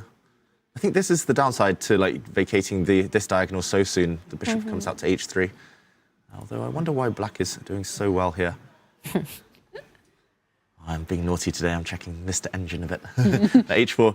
Apparently knight e4. You just chill. You just move, and it's not such a big deal actually getting the bishop pair for white. Apparently apparently there's something even better here for black. Knight e6. Queen a5. Wow. You switch focus, and then you just play rook e8 next move, kick the knight out. And I mean, it does get complicated. Like it's not like totally one-way traffic. No. We should mention. But it does feel like Gukesh has been very, very kind of liberal with his moves. He's been kind of giving chances to the opponent. I mean, that's what you've got to do sometimes if you want to win games. So I kind of understand what Gukesh is doing.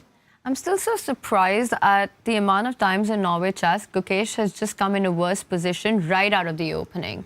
Whether playing white, whether playing black, sometimes an early mistake, sometimes right at the start of a middle game. But this is just something that I think we're not used to from Gukesh. You know, we see those mistakes happen, of course. Everyone makes them. But it's at the later part of the game. I don't know how many games. I think, you know, whether it's against Magnus, whether it was against Arjun, just every single game, Fabi as well. And today, this one against Hikaru yesterday. It's like he's just not getting his positions. And then he's trying to kind of fight his way out from a position of weakness every single time. But he has kept the necessary complexity to hold his nerve and take those opportunities when presented to him. But Hikaru said it himself, you know, Gukesh has been pretty shaky in this event. You know, there's been moments where he's really been on the back foot. And today, he finds himself once again having to find those accurate moves to retain the balance. And h4 was an important resource for white with the idea of going h5, maybe bishop h3 at the right time. But that's the thing, right, Ivanka? If, like, so early on you're playing white and you're already thinking about what resources I have for counterplay, it's just not a situation you want to be in. You want to be able to play a position that has balanced chances for both players. And even just, yes, it's far from over. Like you said, not one-way traffic. But Gukesh can't be happy about this opening outcome. Yeah, I think he's just calculating, and he knows he's not, like, immediately in any trouble in any concrete lines, so he'll probably just say, okay, it's a position. But yeah, we have the eval bar. We know and we see that white's been kicked back a lot over the last few moves. So it definitely feels like Wei Yi the happier of the two. Although Wei Yi, I don't think he's got any classical wins so far in this tournament. So winning this position with black is still going to be a whole nother matter. Can I make a request for the next game? Do it without making a request. Okay, let's do it. Surprise us. Surprise. Let's jump to... Boom, Humpy against Leiting J. Because last we left it, okay, actually a lot of moves. This is the live position. Fast forward, this was earlier. Fast forward to this position. Look at the bar. Black with a decent advantage. She's the tournament leader, Humpy. So this is looking very good for her. Let's go all the way back to when we last left it. We saw bishop to e5. Here, the most popular move for black, we should mention, is knight back to f6. And it's still unknown whether Leiting J would have retreated her bishop, but if she had, we might well have just seen a very quick draw. But Humpy, instead, she is the one to say no repetition for you. She eliminates this bishop.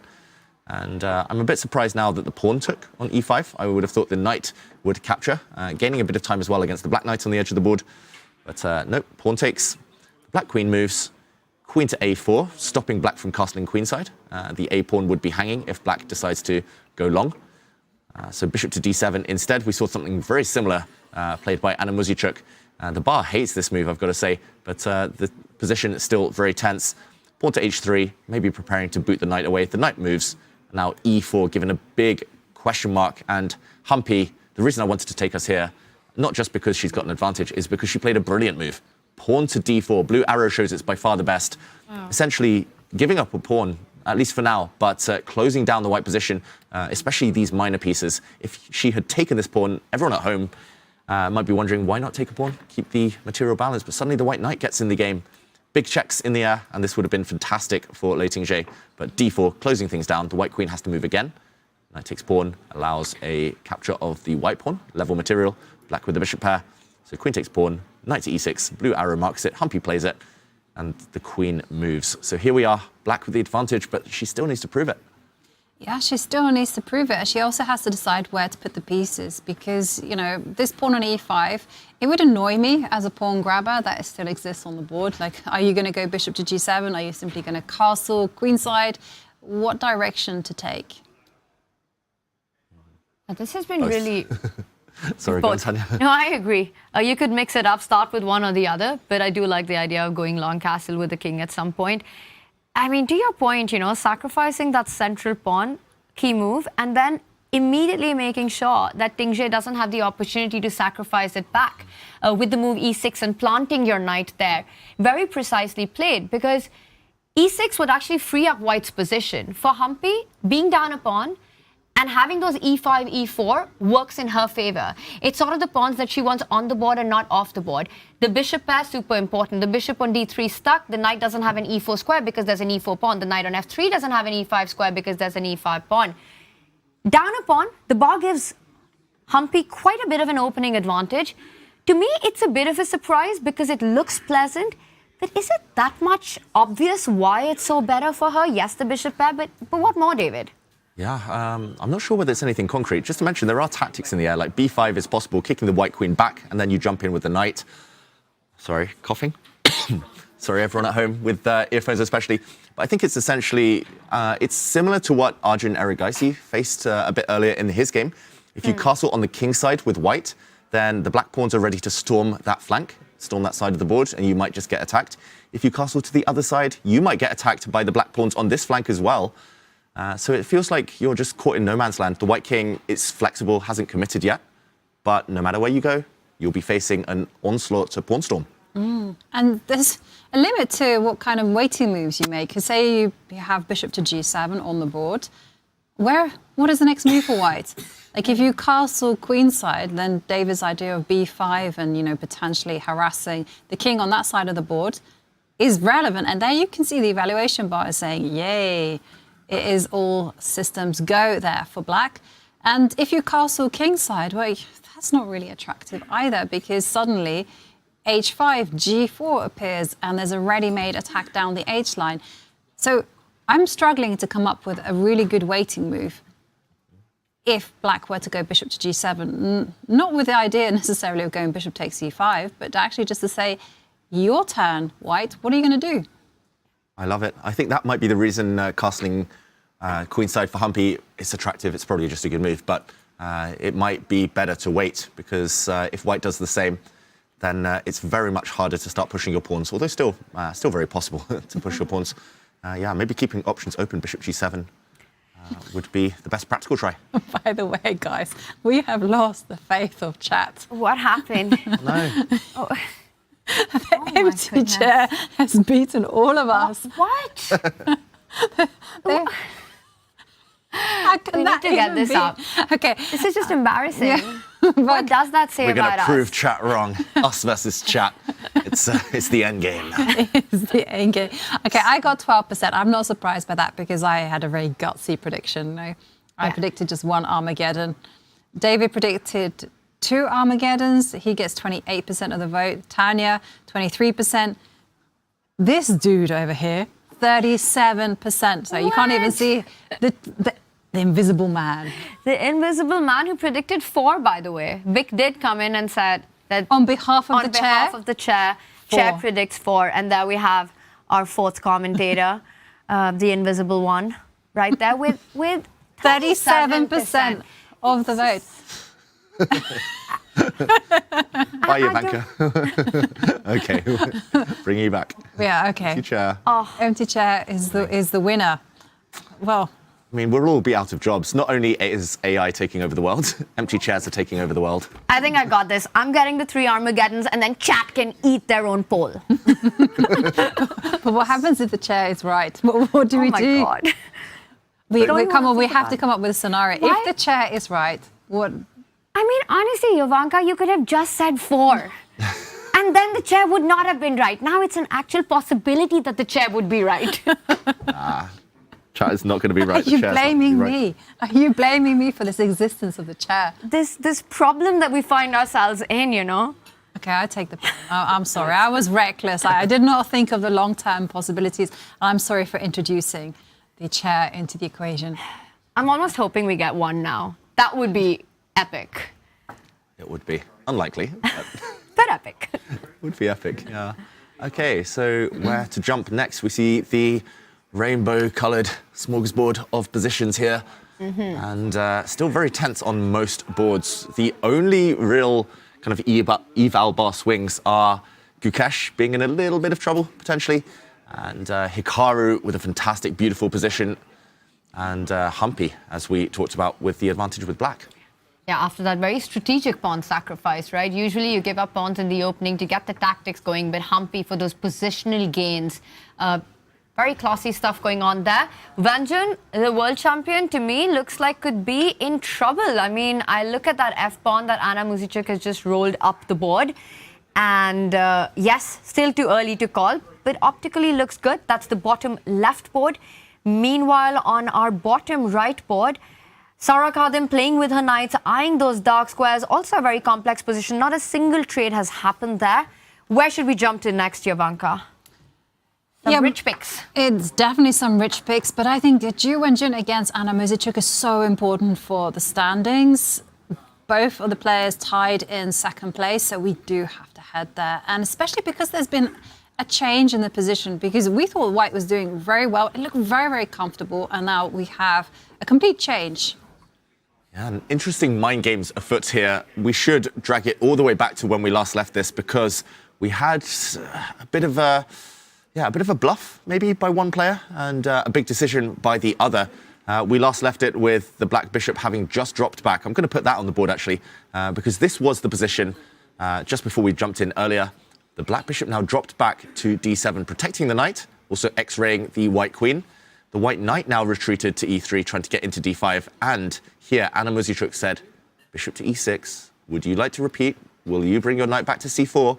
And we might have seen a draw in this position. But Zhu Wenjun, maybe feeling the need to win, the pressure with the white pieces, decided not to repeat the position with knight to c4. She also decided not to kind of change the nature of the position by playing bishop takes knight, ruining the black pawns, but as we said earlier, losing your beautiful light-squared bishop. So c4, a big decision here. This one is always very controversial, though. Yes, you get a square, but you also give a square to the black knight, and we see that come into play very shortly. Queen to d7, the white knight now jumped in. This was ignored. Anna Muzychuk, great calmness, by the way, to just allow kind of a bad bishop here, but also the white knight to sit on a beautiful outpost. But as we see in a moment, bishop to d2, she had ideas of her own. Knight d4, tension between the queens. If you take the black queen now, black could jump in with an intermezzo, a Zwischen, Zug, an in-between move, check, hitting the king, winning a pawn, and then taking the queen. So white couldn't trade, white had to go back. Now Zhu Wenjun on the back foot. A double down of the e2 pawn attack, rook to e1, b6, and here we sit f5, and we're live. Love it. And I think that f5 pawn isn't stopping there. The idea is clear, right? Give Anna two moves, f4, f3 is coming in. You've got the rook, knight, bishop beautifully placed. Was f3 played by white? Yes, it was. So stopped in its track, attacks the bishop. But it's not a happy move, right? Because you leave out these dark square weaknesses. You shut out your own bishop on g2. To me, this does signal that Wenjun's not comfortable with her position if this is a defensive resource that she needs to resort to. Yeah, she's definitely not comfortable because there was a knight on d4, a bishop on g4 on her side of the board. So I do think that f3 was pretty necessary because, as you indicated, f4 was also on the radar for black. So here I think she has to commit to the plan of just booting out the black pieces. So the bishop goes h5, e3, chase that knight away. And there you can start doing some repair work. And it's typical, yeah, and here I'm just thinking maybe you can go queen to d2 and kind of pile up on the long diagonal, line up with the bishop, and start putting pressure. Yeah, this is what she wants, and the connect four, I'm just going to mention, it does control a lot of squares. Probably the black knight goes the other way. Probably I kind of misspoke there, and after the knight gets kicked, the knight goes this way. And the big question is whether Anna Muzychuk can ever kind of power through with her pawns successfully. If she can, maybe big attack for black. But if she can't, then maybe Zhu Wenjun will get a grip of the center by playing a move like f4. Like Jovanka said, queen on b2, and it's just very cagey. Do you think Vanjun is regretting not going in for the repetition, or does she still think this is a fighting chance for White? I think maybe a little tinge of regret, but it's still very tense. She's not like clearly worse. No, she isn't. No. But also I can see Ju Wenjun like grinding it out from this type of position because she at least has a plan and, you know, this whole idea of just taking control of the dark squares. Whereas for Anna, it's not exactly that clear where she is going. So this is still super cagey position. Yeah, and for Vanjun, a big match, you know. Muzychuk, Humpy, that's her schedule for the last 2 days. She starts with this one, and that's also her shot at glory, right? Mm-hmm. She has her fate in her hands, 2 wins, and she take the Norway Chess title. So a big position, a big moment, a big game for our leaderboard. Anna Muzychuk has been so incredibly consistent in this tournament. She's a joint second along with Vanjun, right behind Humpy, that 1-point lead. So I think Anna's also got to be feeling happy about her chances with that knight in the center of the board, the 2 pawns grabbing up so much space, the bishops playing well. A game for all 3 results. Mm-hmm. Yeah, a game for all 3 results. To be honest, it looks like that throughout. The only games where I think that there's going to be a draw is probably between Magnus Carlsen and Fabiano Caruana. That's looking like it's leveling out. But it's really, really tense in the bottom right between Vachier-Lagrave. I'm just seeing that White is broken in the center, but Black has firm control over f4. I don't know whether we should dive into there or whether we should just have a look at some of the wilder games. Yeah, let's at least update ourselves. I don't know if there are any wilder games. This looks pretty wild between Vachier and Sarah Kardem. Of course, big stakes, especially for Vachier if she wants to win the tournament. Sarah here playing for rating, playing for pride, but cannot come first. And, okay, a few moves since we were last here. Not too many, actually, although the position looks like it's totally changed. We last left it just 4 moves ago. And here, White, not knowing what to do with her knight on d2, very logically retreated. Knight to f1. The knight often comes to e3 later and can jump forward to some nicer squares. Sarah retreated her own knight. That knight was also stuck. It's coming over to the king side, where there are some holes to plug. We see knights jumping, the white-queen move. Knight to h5, nice square as well for Black to sit in. I don't think she's going to be trading this bishop on the next move. And after d4, it is Black's turn. The reason you don't normally take this bishop is because you only open up White's rook. Normally, you'd far prefer putting a knight on the f4 square. Are we surprised to see that the bar is quite decently in Black's favor right now? Apparently d4 a mistake.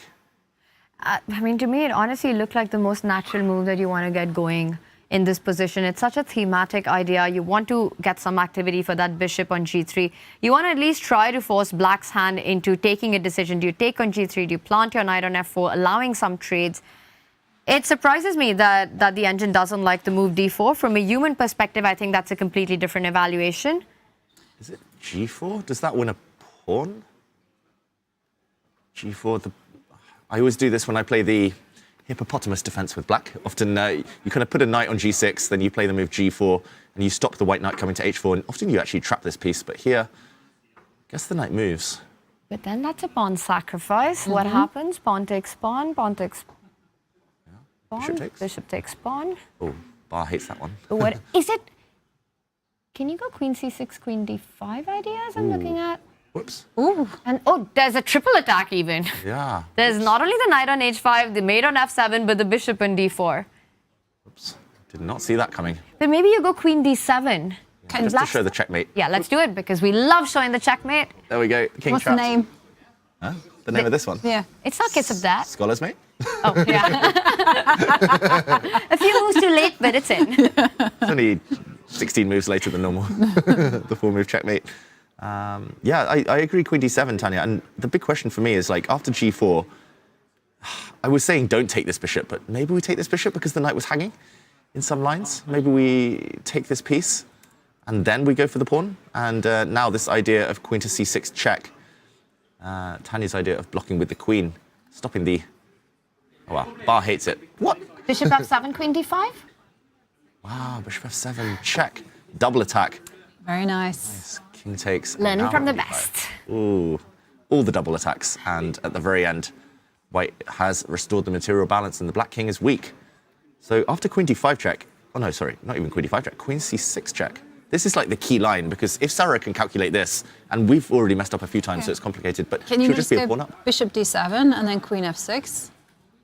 Well, she's done. G4. It's happened on the board, and there you can see that everything is protected, right? Now that the knight on h5 is no longer loose. Bishop held, pawn held.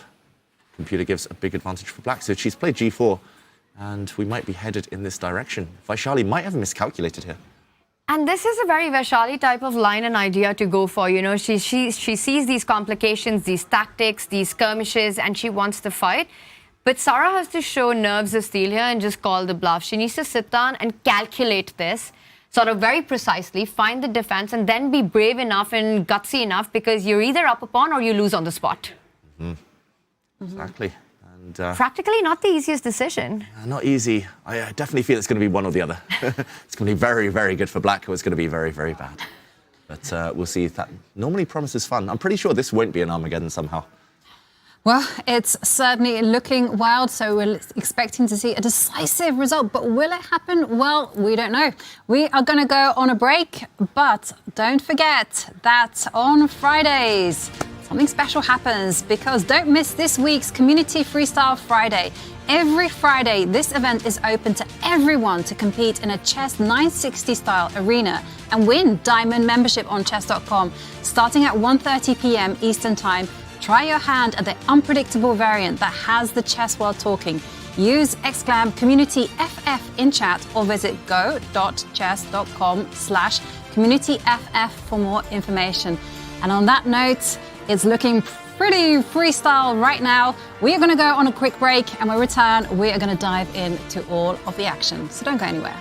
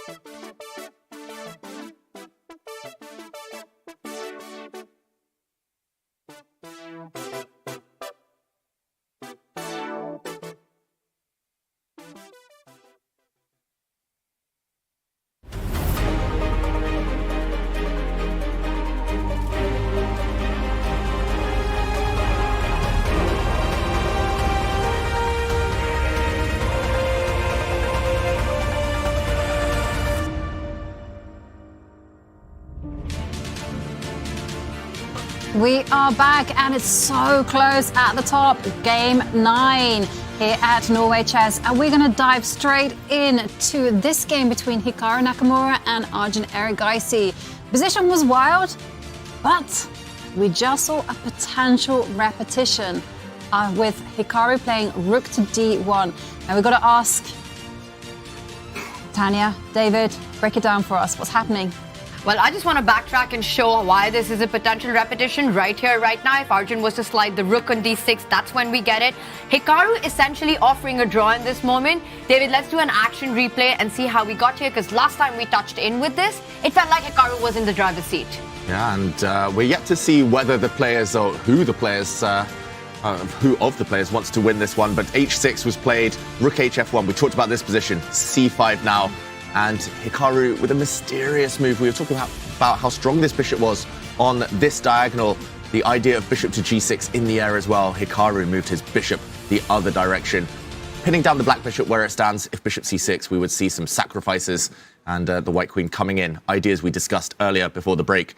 But this was rebuffed by Arjun defending his 6th rank, patrolling the 6th here with his rook. The white queen slides, hitting the f7 pawn, maybe. Arjun ignores it. Rook to d6, offering a rook trade. Hikaru moves away, says no. Rook to b6 going back. Hikaru's also gone back. We see 2 question mark moves. I think Hikaru on the last move should be going for it. He should be playing moves like g5. You can maybe even push the e-pawn forward as well. The game is still so rich, full of possibility, but Hikaru asking Arjun, is repetition the sincerest form of flattery here? But is he asking Arjun to show his cards and how ambitious he is? Or do you think that Hikaru actually wants to do a 3-4 repetition right now? Is that his feeling about the position, Jovanka? Yeah, it could be that, but it also could be a scenario where he just wants to get that one move closer to move 40, where they're getting that extra 10 seconds. And plus, he'll know the state of mind of Arjun. I think that's a big one. Yeah. So we could be seeing repetition. We could just be seeing a repetition of moves and then Hikaru switching things up. Because it would be a little bit strange to take a repetition in such a wild position. It's filled with possibilities, right? There's no forced line and Arjun goes for it. Okay. He brings the rook back, and that is the second time I want to say this position has come in front of us. Will Hikaru now switch it up with a potential rook trade or find another move? Or will he just slide the rook to that other central line and offer a draw? Mm-hmm. This might just end right here, right now, but it's a position full of fight. I want these two to go on. I want them to go on too. We should mention if Hikaru does move his rook away and Arjun goes back, that would only be the second time of that position as well. So ultimately, Hikaru, if they follow this path, he will be the last one who can say, let's go, let's play on. But yeah, it feels like Arjun is happy with the draw. I don't blame Arjun at all here. He's got black. He's been on the defensive the whole game. The black king still slightly vulnerable on the f-file, and wherever it ends up, it will be attacked. So Arjun, I think a draw would be a great relief. But Hikaru, this is his moment. If he wants to win this tournament with white in classical, a 3-pointer, surely he should play on. Yeah, and also, just to mention, then game 10, Hikaru is going to be having the black pieces against Wei Yi. But is that Hikaru returning to the chair? No. Where is Hikaru? Perhaps he's in the confessional booth saying, I might repeat twice. Nope, he wasn't. All right, moment of truth, guys. Will we see rook e1 or will we see another move by Hikaru? What's our prediction? What do you think, Jovanka? I think he repeats. I think he goes rook e1. Okay, I'm going to take the different position. I'm going to say he's not going to repeat. He's going to play something else. He's going to repeat. I think he doesn't care as much about winning this tournament as he does protecting his rating. For that candidate spot. The candidate spot. That is all important to him. That's the #1 priority in Hikaru's chess career right now. And then he says, we fight in the Armageddon, where that pressure is off. Yeah. But what is the risk factor involved here for white in playing on? Because there's no harmony to black's position at all. I wouldn't say it's totally risk-free, right? Black has got this bishop pair. Let's say you do another choice, like you trade on d6, just for example. Black comes with the bishop forward. The other bishop lines up on c6. I'm eyeing ideas of bishop g3.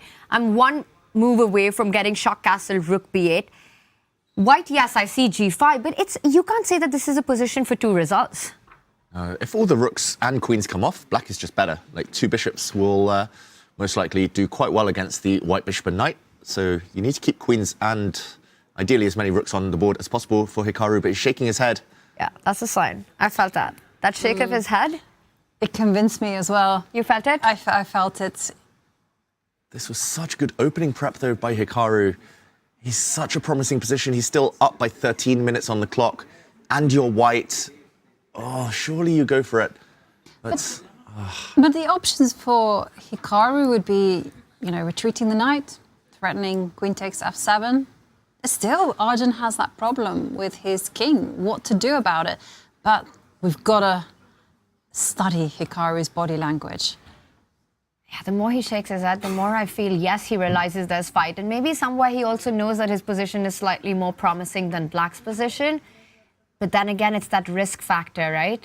You're thinking about those rating points. You're thinking about the candidates. And you're playing against your biggest rival for that rating spot at the candidates. I've been here myself as well, like, especially in recent times, now that I play a bit less, Hikaru doesn't play so much classical, you kind of start looking for excuses to force the draw. You start kind of looking up at the other games. Hikaru will be like, I think the others will end in Armageddon, so I'll go to Armageddon. I'll still have a chance on the last day. You start looking for reasons to kind of take an easier route, take the safety first approach. I think he really has to push himself, force himself to play on for the win. Because a draw ultimately isn't a bad result. He'll still be in the positive when it comes to rating. He's still quite a bit higher than Arjun. Second half of the year, as long as he maintains his rating, Hikaru, he'll be there. He'll be in the candidates. So, big moment. It's a psychological thing more than chess here in this position. And maybe also telling was this opening strategy that he had against Gukesh, right? He chose this very solid line and in fact was happy to take it to Armageddon, according to his own confession in the confessional, had Gukesh played precisely the opening. I mean, he really did not get much. Gukesh sort of gave him that plus, that edge to fight for the win. But Hikaru, again, was that also a sort of a symbol of how important these rating points for him are at this stage? He keeps looking up, and the more time he spends in this move, I think, Ivanka, this goes into Armageddon right here, right now. Yeah. The more he's delaying, the more he's looking around, the more I think you two are right. We're most likely going to be seeing a repetition. But somehow I sense that Hikaru doesn't quite want it. He's torn. Well, it's a case of he knows he shouldn't. He knows he should play on objectively because that's his best chance of winning this tournament. That's the best chance of... I mean, he's not risking too much. We talk about how he's slightly better, and he knows he's prepared until like 4 or 5 moves ago, this whole opening. So he knows he's probably a bit better. But taking an easier day, kind of saving some energy for tomorrow. It's his main rating rival, Arjun. He's probably a favorite in the Armageddon. Hikaru, I think all of these things are going to add up to the fact that he doesn't really want to take any risks, doesn't really want to kind of keep the tension. But his fans, though, probably want him to play. So it's just weighing up priorities. But he is trailing Fabiano by 1 point. Mm-hmm. And in the Armageddon, the max that he can get is 1.5 points. Yeah, I think his chat needs to send him all the energy to continue. They want him to play this one on. Arjun will be the happier of the two to take this to Armageddon. Arjun is feeling the pressure in this position. It hasn't been an easy opening, and the clock tells that story. A player who's always up on the clock, Arjun Erigaisi, the one who's always the better prepared, has been on the back foot in this one. And Hikaru is aware of all of that more than any of us. And yet he's sort of fighting himself, not just what's on the board, not just trying to calculate what's ahead, but the fact that he wants to play on, but there's something stopping him. Mm-hmm. I think it's the other way. I think he doesn't want to play on, but he just feels like people might judge him if he... because he has what is optically a very nice position. The question is all on Arjun.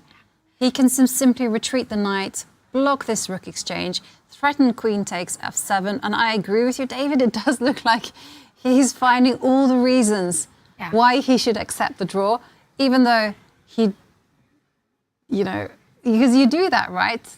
Yeah. Yeah, no, let me rephrase that. I think a part of him knows the right thing to do is to play on. Mm-hmm. And any other situation, you take the candidates out of the equation, Hikaru plays. He plays this position till the end. But then there's this other logical, sort of a bigger side, saying that I can just bail out from here. I have great results in the Armageddon. I feel I'm the stronger one. And maybe that's my better chance. You almost also start convincing yourself that the position isn't as good, perhaps. You know, it's not that clear. The path isn't clear. Black can go castle, get that rook to b8. Is it really as simple as it might appear? And he keeps looking up.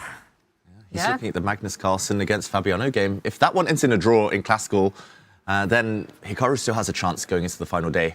But he knows that if Magnus or Fabiano win, and this goes to Armageddon, if he bails out with a draw now, he's got minimal chances. And shaking his head. There's no reason to shake his head. If this was rapid, or if this was an unrated game, he would play on in a heartbeat. Like, day one, he sat here in the studio with us. I asked him, what would a good tournament be? How would you define a good tournament?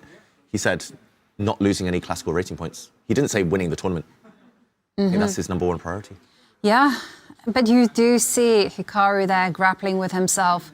He's trying to find the excuses why he wants to take the draw, even though the position actually is better for him. So it is understandable when he's looking at the bigger picture, but for the chess, I'm hoping that he rejects this draw offer, doesn't repeat moves, and instead just retreats the knight to d2 just to block this exchange and let the game continue. Or maybe even find an alternative path. After putting the rook to e1, he's about to take a decision. Was he reaching out? I think he's reaching out for the rook. He is reaching for the rook.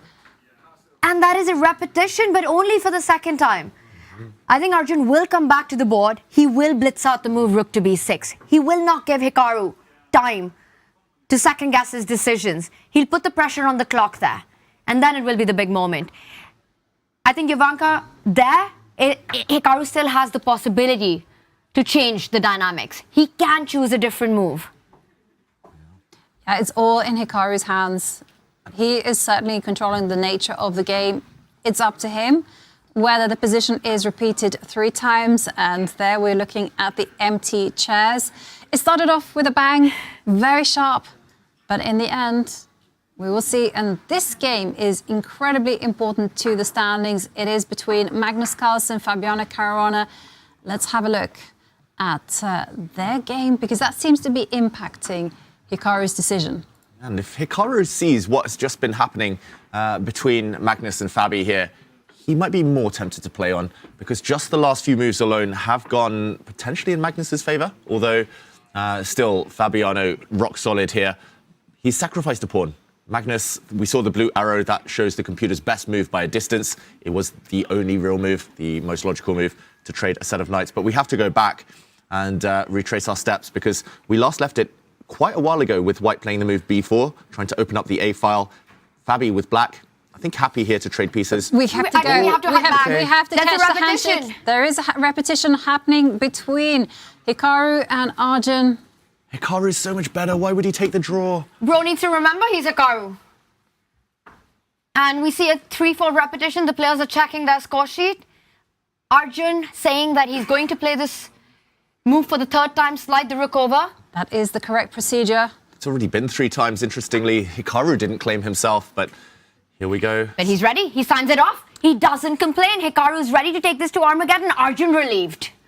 Was a big escape for Arjun there as he found himself on the back foot. But in the end, Hikaru satisfied with the draw, looking at the bigger picture in terms of rating and his route to getting into the candidates. But we see a smile there from Hikaru. Well, the action resumes in 20 minutes for both of these players as they analyse. Yeah, just to mention, the move that Arjun played 3 times to kind of repeat the position was a big mistake. According to the computer, Hikaru with a significant advantage if he had the will to play on. But ultimately, it was psychology, it was external factors, it felt like, that influenced Hikaru's decision. And yeah, let's go back to this game because, okay, this isn't the live position. I'll fast forward. This is the live position. But just to break it down, let's go back. We were talking about the move b4, opening the a file. Here we saw a trade. After a pawn disappeared, a trade of 1 set of rooks, and Magnus now, rather than trading, actually kept 1 set of rooks on the board, rook c1, backing up his protected pawn here. This needs to be guarded, the advance of this pawn. The rook slid across to c8, Magnus sliding with his queen this time. Black a pawn up, but this pawn doomed any moment now. We saw the pawn drop. Some manoeuvring as Magnus decided to replace the queen instead of blockading with the queen with a knight. That harks back to something we talked about in the Gukesh game. Queens are not the best blockaders, knights are. So very instructive, I'm just going to say, this maneuver, queen back to b2 and knight to b4 instead. Remember that one, everyone at home. Knight to e5 came. f4, very risky from Magnus opening up his own king, but trying to get this black knight out of the center. This has been met by a pawn sacrifice from Fabiano. Knight to c4, captured. And Magnus, will he trade knight for bishop first before taking this pawn? That, I think, is the only big decision. But ultimately, he can take a pawn and will be a little bit of material up. Maybe some chances for the world number one. Yeah, and interesting pawn sacrifice there from Fabiano. So what is his compensation after white were to go rook takes c4? Is it just to do with piece activity? White's king is going to be open. As long as queens are on the board, there's always going to be tricks against the white king.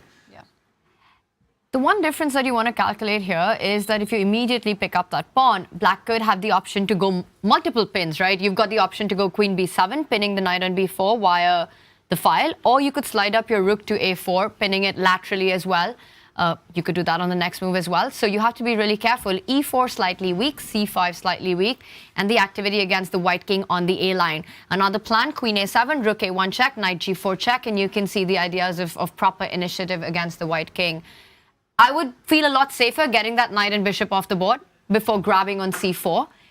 And to me, then it would be a bigger question, right? Because anytime the black queen moves away, that c-pawn is going to roll up the board.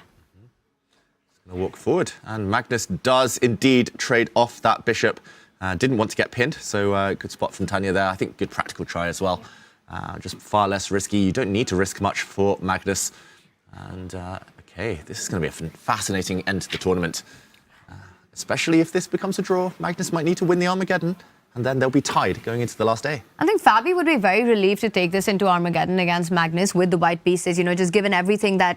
Magnus with the white pieces, I mean. Given everything that happened in round 8. Dealing with those emotions, you know, a heartbreaking loss, which would have pretty much put one hand on the trophy. Like, he was going to pull away from the tournament, and now he has to pull himself together playing against Magnus Carlsen in this one. Never an easy task. And where is he finding compensation? All these ideas that we spoke about, a game for 2 results, I think draw would be the dream for black here. Can we just go deeper into what really happens and where Fabi thinks his chances are here, Yovi? Yeah, I mean, we definitely have to explore this because at first sight, after rook takes pawn, where is the compensation? After all, the queen and the black rook are not able to coordinate in a proper way. So David pointed the white king on g1. So the first move that comes to my mind is to go knight to g4, threaten knight to e3, and you see there it was a big mistake, probably because of e5, and already I made a blunder. Yeah, but I mean, that idea is definitely in the air, and I mean, Jovanka, you could start with, like, I don't know, block the diagonal if yeah, white okay, ever takes. let's try this one, because somehow or other black has to generate something. So knight to g4. That's the second pawn you've given up for activity. I mean, I didn't really want to work out what happens after queen takes pawn, which I don't really see an answer to. But just to make the point, black knight is coming. This is scary for white. Can we make this idea of knight g4 that Yovi wants without giving up more material? Because I think that's sort of then just a very thin line that you're walking on. Yeah, but the problem is that if you start dealing with this whole idea of going e5, then white has time to go h3, king h2, and the white king is safe. Let's put pressure on the c5 pawn. Let's go rook a5. I'm hitting the pawn. I don't know if you can go queen b6 because then rook a1, knight g4 at least starts looking a little scary. Yeah, knight g4 check. Oh, the bar shoots. All the way down. All the way down. Yeah, knight takes pawn at least. At least we have a draw. Yeah. Is there more for black? It definitely is. I just want to know how this is winning. Knight takes pawn. Okay, let's find it. Oh, it is winning. Knight takes pawn. And I guess the white king doesn't have too many places to hide. Oh, apparently not that one. Maybe the black queen kind of keeps herself on the board somehow and comes in later. With some checkmating ideas. Okay, this has definitely gone wrong for white with the king out in the open. So maybe this one to defend the pawn? Just, I want to not allow you to check me in the corner. And here is where I wanted to make work the idea we were earlier talking about, either via the a8 or the a6 square. I just want to line up my queen and rook. But now you still have the h3. Because white's big problem, right, is where to hide the king. So if you go h3, king h2, completely safe. Safest houses, yeah. It's a tempo game. White just needs one move. Black just doesn't have time then. So interesting. This is going through Magnus's mind.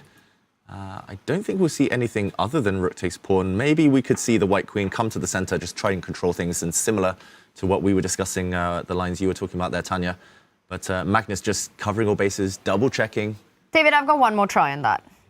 Can we give it a go? Let's go. So rook takes pawn, rook a5, and the only reason we're looking at this is because there's a big chance this will happen, right? Magnus will want to win the pawn back, and for Fabi, he has to find his attack against the white king. Queen d4 was your move. Can black here go queen to b5? Oh, so hard. H3? H3. I wanted to go queen b1, rook a1. Oh no, whoops. And try to get... And I think you're successful there, right? But then I realized there's a queen on d4 and there's no queen g1 check anyway. Covering this one, so need a new queen. Boom, boom, boom. Yeah, one isn't enough. But why does H3 a mistake here? And it's such a natural move. Maybe you go through the second rank. How about a check? Okay. King moves and the rook comes to a2. Well, queen f1 is what you want. So like if c6, whoops. Queen f1. Rook takes pawn on the board. Fabi, is he ready with his response or will he take some time here? I think this is a thinking moment for black. It's definitely a critical one. Ooh, whoa. Fabi plays rook c8. That shows that he's not actually too ambitious. He just wants to knuckle down and defend. He doesn't think he can win the pawn back immediately. That is panic from Fabi. Maybe because of the clock, he's down quite a bit of time there. But rook c8 is the type of move you play when you don't see anything, you don't really believe in your position. Interesting developments there, because we were just investigating activity like rook a5, knight, not knight to g4 immediately, but e5, giving up everything for activity, get that compensation. But just to sit there and say, you shall not pass, well, now Magnus will be feeling incredibly happy because, like we said, white just needed one move to get the king to safety. h3, king h2. Well, Magnus now has the advantage. It's a golden opportunity for the world number one, for Magnus Carlsen. Yeah, Fabi's last move, he kind of came to the board, made it, and left immediately, right? He's not happy at all, Fabiano. He believes that things have gone seriously wrong. Right. There still has to be some care taken, because I'm just thinking Fabi's maybe lining up knight to d7, followed by knight takes, or rook takes c5. So trying to get queen a6 on the board and some kind of pressure against c5, but if it's not working, it's just worse. Yeah, and the problem is, anytime the black knight moves, white will play the move e5, and the white bishop will suddenly start cutting across the board, supporting the white pawn on c6. And the reason you want to wait for the knight move is to not allow black that central hold on d5. So right now, e5 wouldn't be the move of choice. Knight d5 would be a strong response. Just such a passive approach by Fabi. You had to put the rook on c8 from an open line. You could attack that same weakness laterally with even more power, because with the queen in front, it's also not an ideal way to get to the pawn. We said it moments ago, the queens are the worst blockaders, right? So the queen, eyed up by the bishop as well, will have to move at some point. I'm just really shocked that Fabi made that move so quickly. I think playing rook c8 after 5 minutes, thought, if you don't see anything else, fair enough. But to play that immediately, I don't know, maybe it's some confidence thing there. Or maybe it's just a practical thing because of the clock situation, but looks slightly odd. And Magnus has the advantage, extra pawn. And the weight of this game is just so incredibly high for the whole tournament. I mean, it's been an absolute roller coaster of emotions. Every single round a turnaround, but it actually comes down to this game between these two players. Yeah, completely. A roller coaster of a tournament. I completely agree with you. And if Magnus wins this, well, he will pick up 3 points and be in a pole position. And let's head over, and I'm just looking at the bottom right. That's gone crazy. And Vachier-Lagrave, remember, she's in a must-win situation if she wants to keep her tournament hopes alive. For Sarah, she's just playing the role of spoiler. She can just simply relax and play good chess. Now, there were a few white pawns in the middle when he left it, and they've promptly disappeared. So maybe we can quickly break down exactly what's happened. King f1 being played. Yeah, I'm just going to count quickly. Wait, black has 1, 2, 3, 4 pawns on the queen side. White has 1. That's a 3-pawn advantage. And white has 4 versus 3 on the other side, but 2 of those pawns are doubled. So 2 pawns up for Sarah Kardem. And yeah, the whole white queen side has been obliterated. In the meantime, quick backtrack as requested here. We last saw it with the pawn attacking the white knight. We were expecting the knight to jump back towards the center, the most natural move in the position. Instead, Vachier-Lagrave went a different direction. She went all the way home. Knight coming back to g1, maybe hoping to redeploy it on e2. But here, Sara was able to grab a pawn, as we predicted, first trading knight for bishop, and then capturing in the center. So clear extra pawn for black. We were mostly discussing the move queen to c6 check, trying to cause some disarray in black's camp. Instead, rogue arrow yet again. Instead, knight f5, given a question mark by Vachier-Lagrave, this knight was quickly chopped off. Bishop takes, and the black knight in the center looks super strong now, it's got to be said. How she won a second pawn was also impressive here from Sara Kardem. After knight to e2, bishop takes b2, double exclamation mark. It's a sacrifice that cannot be accepted. Queen takes b2 would lure the white queen onto a vulnerable square, a royal fork here. And instead, rook to d1 was played to cover that square, covering the d3 point, no checks. But the bishop saves itself, only safe move to bring it round. And here, the knight comes forward. I love Sara's move, c6, getting ready to blunt the white bishop a bit later. And Vachier-Lagrave's just moved her king. So not castling, she wants to keep her rook on the h-file, but lack of connection here. Do we feel she has enough in practical terms? Well, she's down 2 pawns, but it does feel that black still has some work to do. And as long as the king is in the center, and again, the question of king safety, right? We brought this on at the start of the show. It gives white hope. I think this last move, king f1, isn't just about bringing the king to a square where it can't be checked on with the bishop or the queen, but also vacates a square for the rook to slide onto, creating some threats on that e-line, especially if the move d5 was to come, right? It also comes with ideas of potential sacrifices on e5, the queen eyeing the c6 square. So Vachier-Lagrave is fighting. She's trying to set up these tricks and traps in the position. Yes, Sara's got 2 pawns, but to me, from a human evaluation perspective, it's still sort of game on, with white having chances for a potential attack against the king. Yeah, I completely agree. I feel like the danger won't be over for Sara until the game is over, because the black king is super, super unsafe. And she just has to hold firm. And that's the thing here. I don't think she should be rash here with making moves like c5, d5. d5 would weaken the knight on e5. c5 would give up a big square in the center. I think she just has to kind of start repairing her pieces, making sure that everything is protected. Like bishop goes to c5, the rook will go to b7. There's some kind of overprotection going on of the f7 pawn. And then, reacting to whatever Vachier-Lagrave does.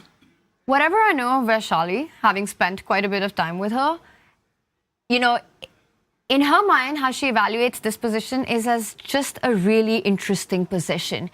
It's something where long-term black is completely winning. You're down 2 pawns. Vachier-Lagrave can't afford piece trades going into any endgames. But Vachier-Lagrave also feels there's fire. She isn't evaluating this as worse for her.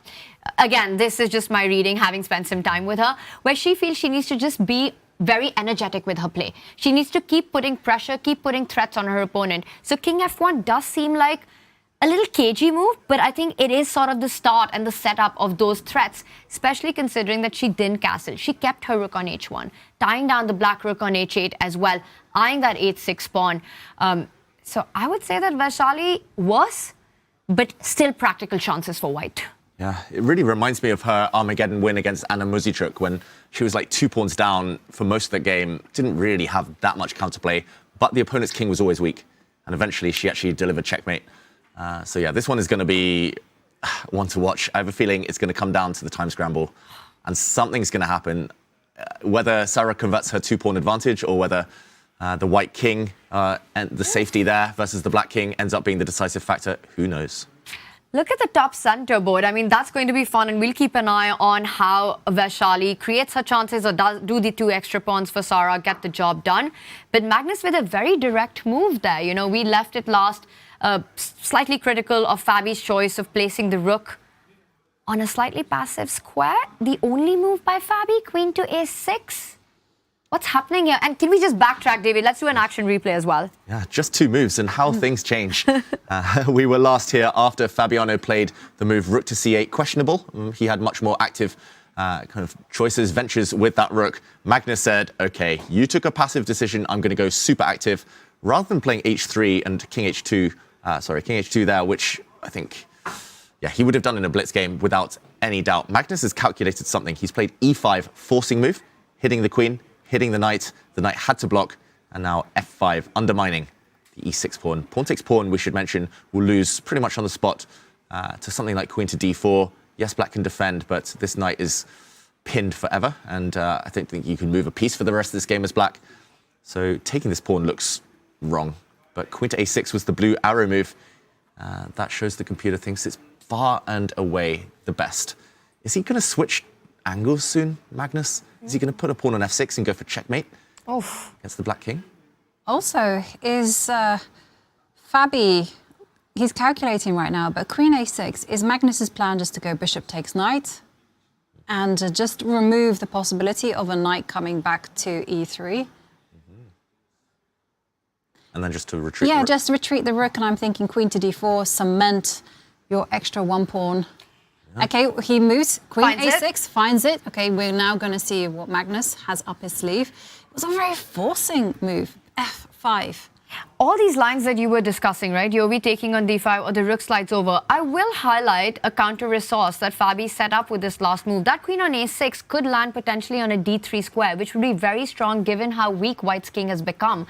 So I don't know if we can just have that. Bishop takes knight, pawn takes bishop, and then let's say you come back. You pointed out queen d4, Magnus Carlsen completely in control, right? But if black can use this opportunity, come in with the queen, f5 hanging, queen e3 a big check. Let me point out that d5 pawn is no weakness right now. It starts marching up, and black's got sufficient counterplay. Yeah, I completely agree with you. Fabi has to play for the drama, and we do have Armageddon drama coming up, so let's hear from Hikaru and hear what his thoughts are. Hey, Hikaru, was that Arjun finding some good defensive resources there? It's very hard to judge. I mean, we discussed a little bit after the game. I mean, it's a shame that we have this Armageddon, because otherwise I think we could have discussed that for half an hour. The first thing is when he played bishop d7, as I mentioned in the confessional booth, I wasn't sure if I could take h7 because I looked at lines, and I mean, I think by transmission I'd seen h6, g4, bishop d7 like in the game, but then I spent 20 minutes and I trusted him, which I mean, he said there was a move queen a5, so probably it was fine. And then somehow I thought I was better, but I was a little bit worried towards the end as to whether I could really do a whole lot and whether the bishops wouldn't become better in the long run. I mean, we discussed the line at the end with rook b6, knight d2, like rook f8, bishop d3, and I thought king c8, knight c4, rook b8, and I mean, again, it looks very funny in terms of black's placement, but the bishops are actually very good on like d7 and e7. I have this weak pawn on h4, there's no attack, the center's closed. I mean, I didn't know, so it was very difficult, and I mean, also, I was looking at the other games, of course, and it's no secret that I've had a good tournament, and everybody else has been like doing okay, but nobody's really come close in rating, so it looked to me like Magnus was much better, and then I just thought, I mean, what's the point of going insane? You know, it was quite difficult to make the decision to take the draw, but I just thought it'd be practical.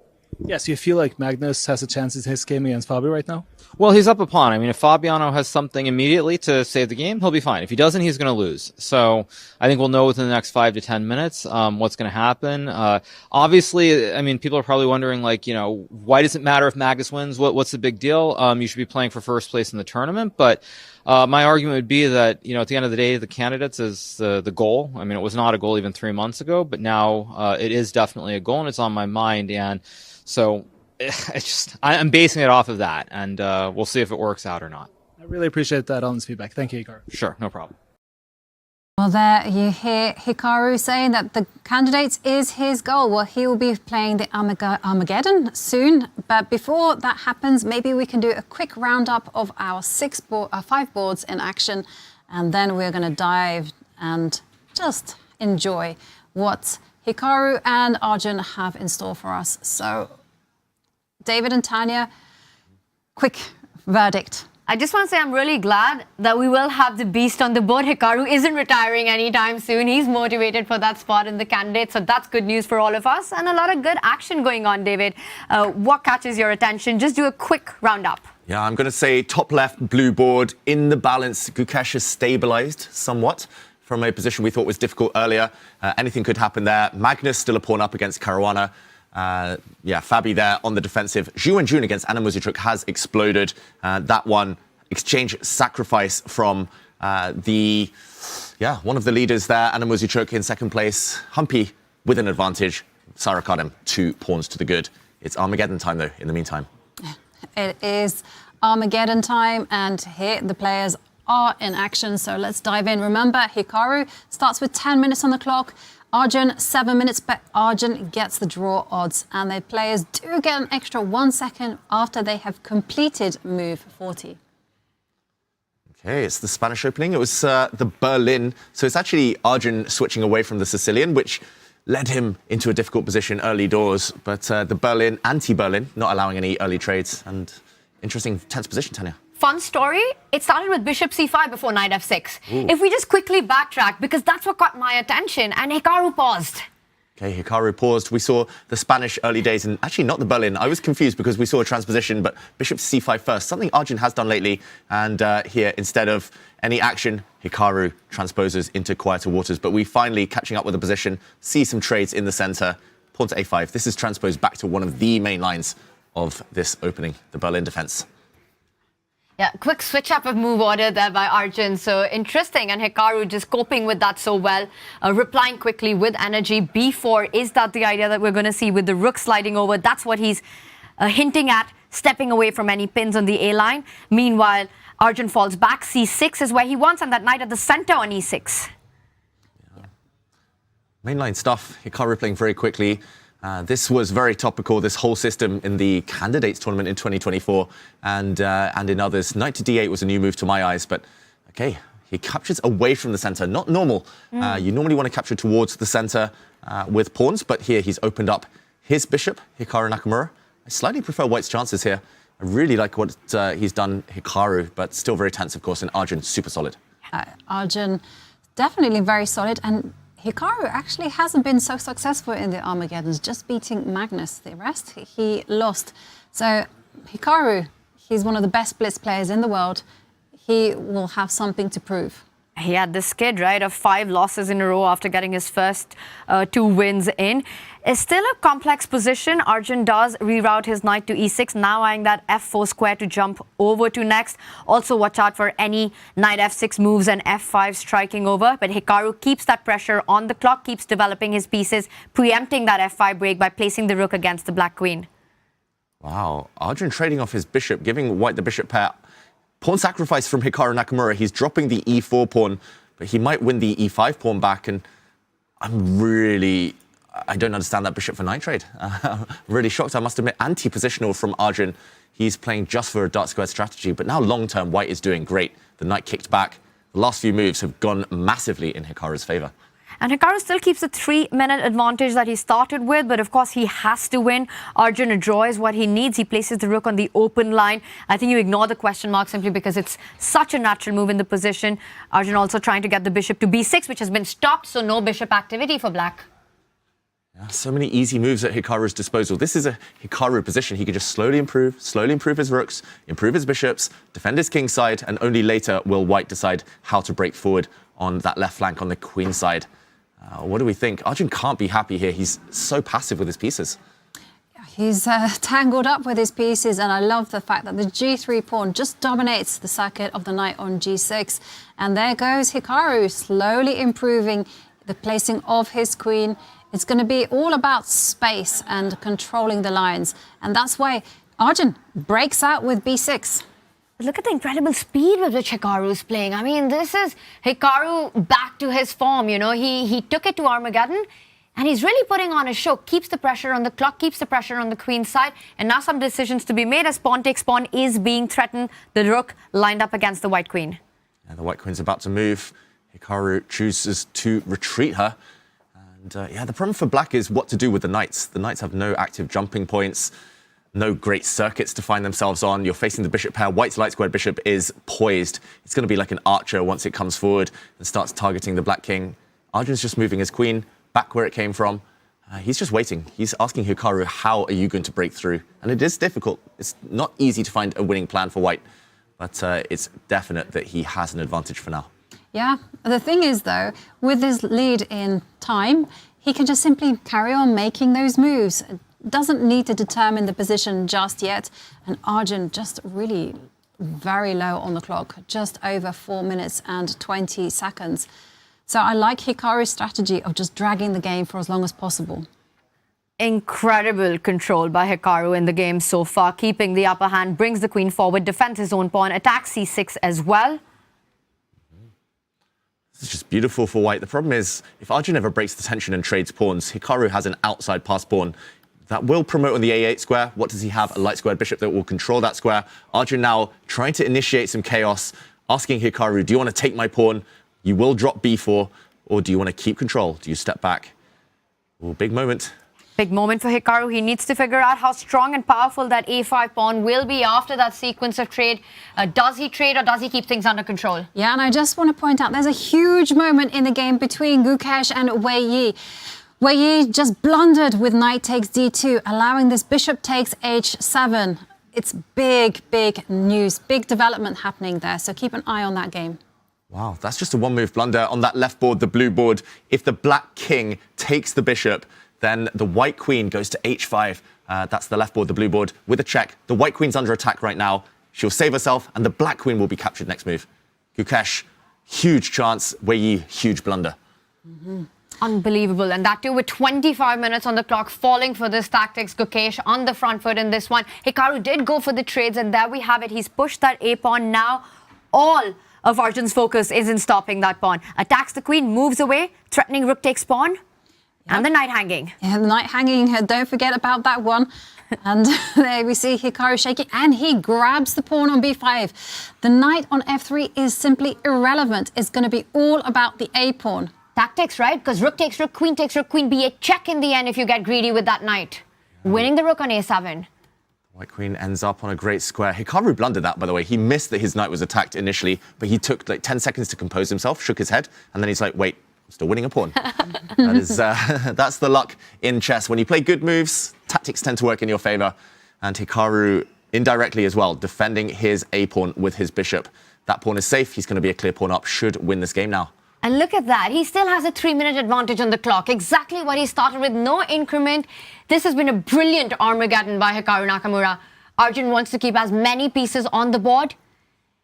He just has to hold tight. That's the only thing he can do. Blockade the a-pawn and just hope that he survives. And Hikaru just keeps on building the position. The pawn on a6. It's a beautiful piece. And Ivanka, you pointed out the problem in Arjun's position, right? It's the two knights. Place one of them on e6, jumping onto d4. You're looking at counterplay, but those have been just completely out of the game for the entirety of it. Yep, and that's the problem, right? Those two knights are not playing, but Arjun, he is a trickster at heart, so do not write him off. He came back from the brink in their last Armageddon game. Also against Fabi. Yeah, so resourceful. Arjun never gives up hope, always believes. He now retreats his knight, trying to get it onto a better circuit here. But Hikaru, all he needs to do at some point is to unpin his bishop, whether he does that maybe with his rook, by moving his king up. Once that bishop joins the party on the c4 square, Hikaru might even start changing his focus, switch it towards an attack on the black king while black's rooks are passive. Tempting options for Hikaru. Does he unpin? I'm also thinking about rook b7 here. You want to try to trade one set of rooks, one of the defenders, but Hikaru does go for your idea. He's just made the move rook b6, so not easy to just place it to another square. He wants that bishop into the game. He wants bishop on c4. He's going to bring it forward. He's also unpinned his bishop, so now the white rook doesn't have to tie itself down defending this pawn anymore. He can go for that rook b7 type of idea. I completely missed that you could take the pawn on a6 if you went on that, the last move. Probably still worked. The white queen, white rook would have lined up on the 7th rank, devastating. So I think it was winning as well, Tanya, your move there. So knight e6 instead by Arjun now, and so many natural moves for Hikaru. Bring the bishop out, your move rook b7, break the blockade. Hikaru has so much time, nearly 5 minutes to mull over what to do. He shifts his queen over. He's getting greedy. Second pawn in his eye line. Rook b8 check in his eye line as well, forcing that trade. Yeah, rook to b8 would be absolutely devastating. And this bishop on f1, silent assassin, just holding back the black rooks. And Arjun, his clock is ticking down, and it becomes more and more difficult for him to find moves to stay alive in this position. What's he going to do? He can't move his rooks. He moves his king. His knights were a bit stuck as well. But now Hikaru, if he wants, can pocket the second pawn, can go for some rook trades. Everything looks so strong for Hikaru. Maybe that's the one downside when you have that many good moves. Sometimes you take a bit of time to decide, but no, he plays so quickly, Hikaru. He's been so impressive this whole game. What a power performance by him, right? Like, on the clock, on the board, just every single move. I'd love to check the accuracy of this game by Hikaru as well. I mean, it just looks flawless to me so far. 96%. We see just below the camera there of the players at the bottom of your screens, everyone at home. 96% accuracy by Hikaru in a Armageddon game. Not easy to achieve that. Yeah, it's just a powerful performance there from Hikaru, almost like from start to finish. But his queen is on freeze. There we see Hikaru pocket another pawn. So that Arjun, it's becoming more and more difficult for him to stay alive. You can't trade off queens. You can't allow a white knight to deliver a critical blow. Okay, he swaps off, but the knight is now coming to c6. And that's why we see a trade of rooks. And that's such a big pawn there on b7. That is, you can't even call it a pawn, right? You defend it, and then your idea of knight c6 or knight d7, getting rid of that rook on b8. Hikaru does pause. I would think bishop a6 would be blitzed out in like half a second by him. But something stops him, because bishop a6, knight c6 looks completely winning to me. I guess the black knight will come to attack that bishop, and when it takes that bishop, it will defend its rook.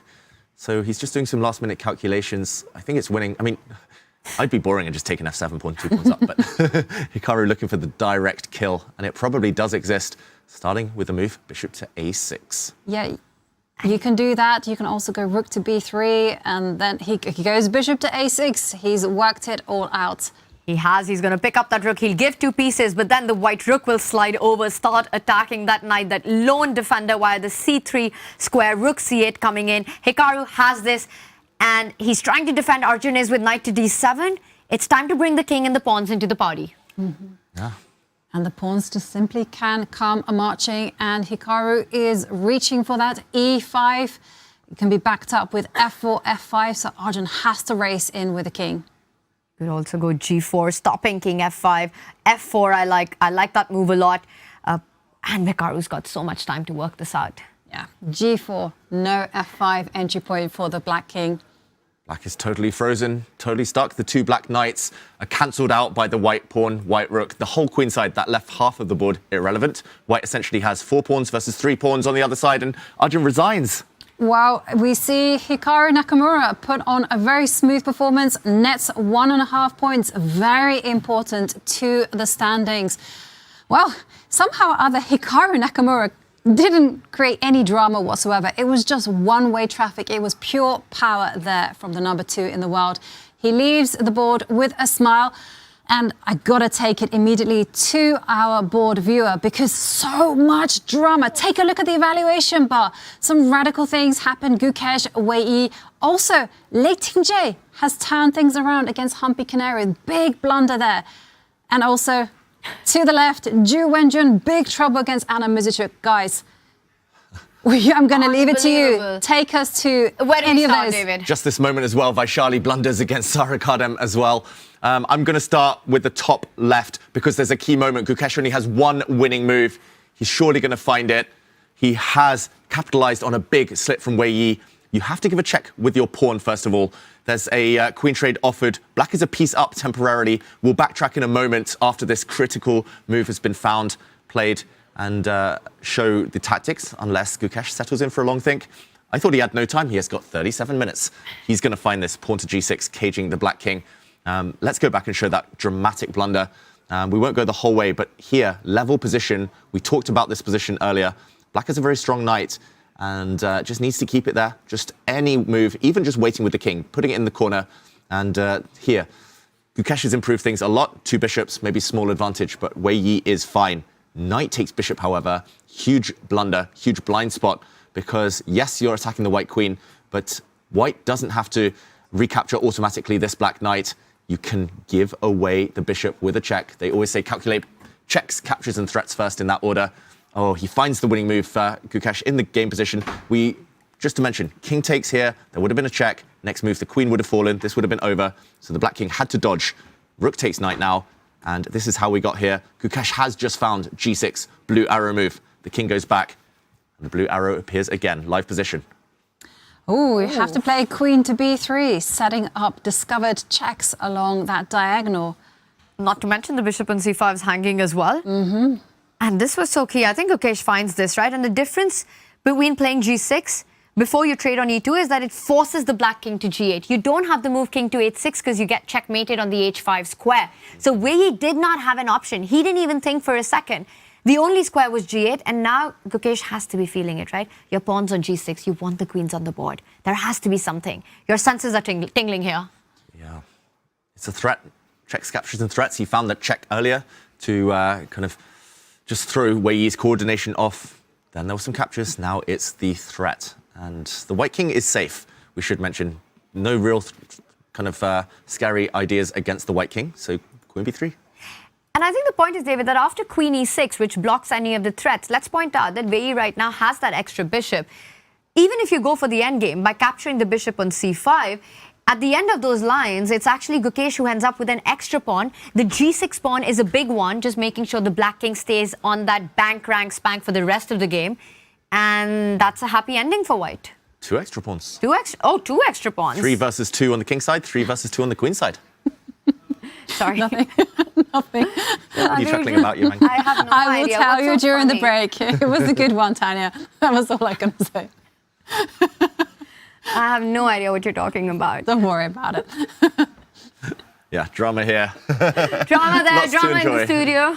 I hope you're all at home with your popcorn because this is getting feisty. Queen b3, the winning move for Gukesh. In the meantime, let's wrap up. Let's sum up some of the drama on the other boards because it looks like the leader in the women's has just blundered a piece. Humpy is down a whole knight right now.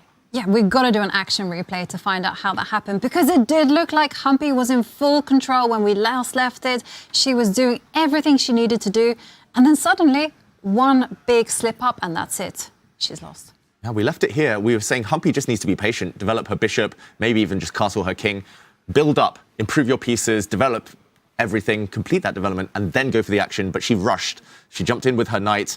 And after the white bishop dropped back, now did she castle. And, OK, bishop to e6. Rook takes here. Rook takes d8 with a check. This apparently is a mistake. But Humpy now, in a moment, blundered. First, keeping the queens on the board. And now, instead of playing bishop to b4 only move, she played bishop c5, missing the move queen a4, trading queens. The knight is hanging as well. If you take queens off the board, double attack. Bishop hanging, knight hanging. She's simply going to be a piece down. I think hallucination there. And to catch up with the current position, the queen had to move out the way. The knight dropped. She just grabs one pawn, but it's not enough. She's given a check, but now the white king will move. And yeah, I don't think black has enough here, simply. Everything defends each other. The white knights control the bishop, which controls the other knight. And here we see the king move. Humpy's grabbed a pawn back. It's now one pawn for the piece. Leiting-Jay, look at the bar shooting up, though. I mean, there's no attack to speak of, right? And you could just get your rook to c1, your knight eventually jumping forward, a7 always in the queen's eye line. Everything looking good here. I mean, this has been such a turnaround. But I also saw that there's a turnaround on the Vengeance board, right? Which is so incredibly important for our leaderboard. Yeah, incredibly important game between the two players in second place. That has seen a whole lot of movement as well. So we have to do a kind of action replay and find out what exactly happened because it was very interesting. Anna Muzychuk had just to sacrifice the exchange. She'd gotten great position. Now, looking like she's in business mode. Yeah, we'll backtrack to the moment we left it, or at least a moment we discussed. We talked earlier about the connect 4 that white has, but Zhu Wenjun maybe rushing a bit here. She played her pawn forward to e4, relinquishing the d4 square. We saw f4, and yeah, I'm just going to say amazing move, amazing judgment, positional understanding from Anna Muzychuk. Instead of taking back this pawn with her own pawn, allowing white to step forward and this knight to survive, she said, in this position, that white knight is so strong, it's worth a black rook. Beautiful sacrifice, positional exchange sacrifice worthy of Tigran Petrosian. Rook takes f4, double exclamation mark. And this isn't a winning sacrifice. It's not like a tactic. It's just positional play. It's all about squares. The knight took the rook, and here the black bishop's about to occupy a beautiful square. If white does nothing, by the way, and then this is just positional domination, just to put it on the board. This is what black is playing for, dark squares. Black is a rook for knight down, but this pawn is backward. This bishop on g2 is dead, and black has full dominance. So Zhu Wenjun, she tried to play actively e5. The bishop moved, but her big mistake in this position was panicking. She needed to just maintain the status quo, maybe now move her king.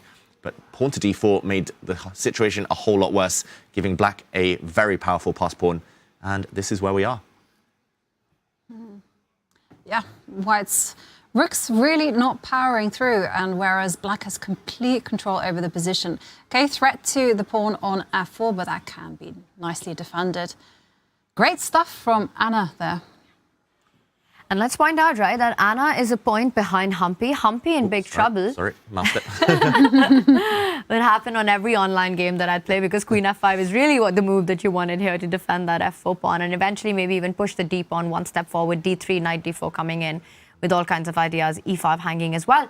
I mean, this is such a huge game, right? If Anna, with this huge strategic domination that she has, even though she's down in exchange, look at that horrible bishop on g2, not playing at all, beautiful pawns for black, all the weaknesses to target the rooks. That extra exchange is only as powerful as an open line you have, right? Vengeance struggling to find an active square for those rooks. Anna gets this, she leapfrogs the standings, right? Because Humpy, she's on the verge of losing to Lei Tingxie. Yes, she is. And it's... what does that mean for the standings, right? So Humpy, I don't think Anna has clinched it if she wins. No. But goes into the last But she round goes with a very comfortable... Yeah, as the sole leader. Yeah. And by a margin. 2 points clear. Yeah, that's more than an Armageddon win. Yeah, exactly. Wow. Huge moment for Anna Muzychuk. Absolutely.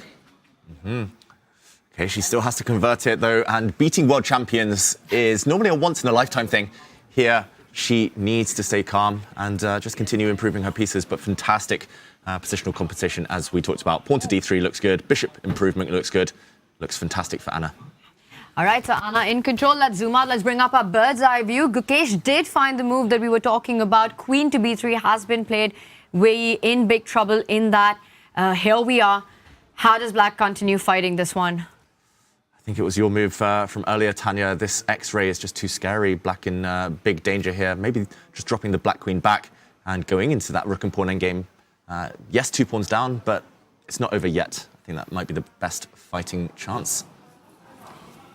And we're seeing, well, Wei finding all of the moves to keep us entertained. Bishop to e3, and I'm very pleased to have with us here in the studio Hikaru Nakamura, who just defeated Arjun Erigaisi in the Armageddon. How are you feeling, Hikaru? Yeah, I feel relatively pleased. Obviously, I'm kind of annoyed that I didn't play Bishop takes h7, because it was a bit of a game of poker at the start where Arjun was moving quickly, and I thought that what he played with Bishop d7 was wrong, but you know, taking this pawn and allowing some rook b8, some rook h5, rook a5 stuff, like it's one of those things where if your opponent is actually prepared, you can get into trouble very quickly because you don't know what the objective evaluation is. So like I'm a little bit annoyed that I missed that, but otherwise I'm not super unhappy. I mean, the line that I missed, I mean, the computer shows us something stupid. I think it's at a queen f2. If you just go forward. Yeah. Just keep going. Bishop c4. Yeah, like, I mean, there's this g5 line, which of course I think it's what's it? It's like takes. I think it's takes h5, bishop c6, bishop e6, bishop f3, and then there's queen a4, which of course I didn't see because I'm not good enough. I'm not stockfish, I guess you could say. But like, I mean, I initially wanted to go for a line like this, but I didn't see this queen a4 check. So I just like I thought he gets bishop c6, and it wasn't so clear without this bishop takes e6 and. So it might have been better, but I was always a little bit unsure because in the long term, if black can survive, if the king ever gets safe, I have weak pawns on g5 and e3. Like say black could get like g6 and king f8, king g7, I'm going to lose the game probably. So it's very hard to judge what was going on. But then actually when I played queen f2, I think I was it was very correct that I made the repetition because as you know, pointed out to me after the game, somewhere around this moment, if Arjun had castled and then you go g5, h5, I mean, maybe black can be better. So I think the margin of error where like I could feel like I was one move away from being worse, and then bailing out was very practical. So it's reasonable. Well, we could see from the camera that you weren't necessarily sure, that somehow you wanted to play on, but also you wanted to take the draw. Or were we misreading the situation? No, I mean, you're right. I mean, there were many thoughts running through my head. I mean, the first thought is like, you know, nobody's going to like me for saying this, but the candidates has been on my mind. It was not even a thought prior to the American Cup about a month and a half ago. But when I did well and I got these 8 classical games, which was very important, then it was on my mind. 8 games, not losing rating points, it became a real thought. So that's been on my mind the whole tournament. But also, I sort of have alluded to this. I mean, a lot of people seemingly don't listen to what Magnus says or don't listen to what I say specifically. They think we just, we apparently just make things up on the fly. We say serious things and just make them up out of thin air. But I mean, even coming into this tournament, I had a feeling that this is most likely the last time I'm going to be playing classical tournament here. And also, if I don't qualify for the candidates, very likely the last time that I play a top-level game against this sort of caliber of competition. So, there were a lot of these thoughts running through my head as well about, if this is, one of the last times that I play here with White, do I want to actually, try and go out in glory and blow up completely, or or just be practical? And I just felt like with what's happening in the other games and the way the rating situation is, ultimately I want to make the candidates one last time. So I mean, it wasn't the moment to go for more. So you're happy with the decision? Yeah, I mean, I'm happy with the decision. I mean, I think again, Bishop takes H7. I can be unhappy about everything else. I'm not a computer, so I don't think it's really that big of a deal. And overall, I think the luck is evened out. If I look at my tournament, I never should have lost the game to Gukesh that I lost. And I did lose that one. And there was also the game against Arjun I didn't win, which I should have won, of course. So, and then there's a game against Gukesh that I won, which I never should have won in a million years yesterday or 2 days ago. So I feel like everything's evened out, and so I'm pretty pleased overall. Mm-hmm. And as I also said, I mean, the classical is what matters most to me. I could lose every Armageddon game, and it wouldn't phase me. My mood wouldn't suddenly change. I wouldn't be super unhappy. I think, Karu, everyone was really happy to hear, especially in chat, that you are feeling motivated about playing in the candidates. And when we had you earlier in the studio, David had asked you what would make a successful Norway Chess tournament for you. What would that mean? So do you think that you feel you've done it and you're inspired to go ahead, and especially with this last round against Vachier coming up? How do you see your overall performance with 1 round to go? Yeah, I think that it will have been a success regardless of tomorrow. Even if somehow I lose, I'll still be happy overall. Just because nobody lit it up here, from what I can tell. I mean, Fabiano had moments when he definitely could have had some really, really good results and put pressure on me for the rating spot. But overall, I mean, everything's worked out reasonably well. So it's been a success. Based on tomorrow, it could be a great success if I win. If I draw, it's a good success. If I don't, it's a success. It's very, very, very simple. Hikaru, the race for first place isn't over. If Magnus can't kind of grind down Fabi here, then you'll still have a chance at first place tomorrow. So if it does come down to it, risking some rating points or going for tournament glory? I mean, it's much easier to go for glory in the last round. I mean, the thing is, today, if I had gone crazy and lost, I'm still looking at a black game tomorrow. I mean, there's a very realistic chance I could end on 2 losses, and then it's not okay. There's definitely more room for me to go crazy tomorrow if I choose to. But of course, that's going to depend a lot on the Magnus game, I think. Although, as you see from the scoring format, I mean, if Gukesh wins this, I think he might have a chance. I don't even know how it all breaks down. But I think it's been a good tournament. I think everybody's probably enjoyed all the ups and downs that everybody has had. What's been the big highlight for you so far? Many to choose from. I mean, I think obviously the Magnus game against Gukesh changed the trajectory of the tournament. I think, and to some degree, I mean, I don't know for sure with Magnus, but I'm not convinced that he necessarily had the exact same thoughts that I have currently about classical chess until he lost that game. I think that really changed his view on quite a few things. So that has to be the moment, just because Gukesh obviously is the world champion, and it was a game that Magnus lost, which you never would expect him to lose. An end game, his bread and butter, winning position. So that was a very monumental moment. I think that probably where the future goes is a lot different than it would have been if Magnus had won that game. Mm-hmm. And candidates aside, what is your thoughts on classical chess? Oh, I mean, I love classical chess overall. I mean, it's for me, it's not a matter of like the accomplishments. Obviously, I'm not Magnus. I haven't won the world championship.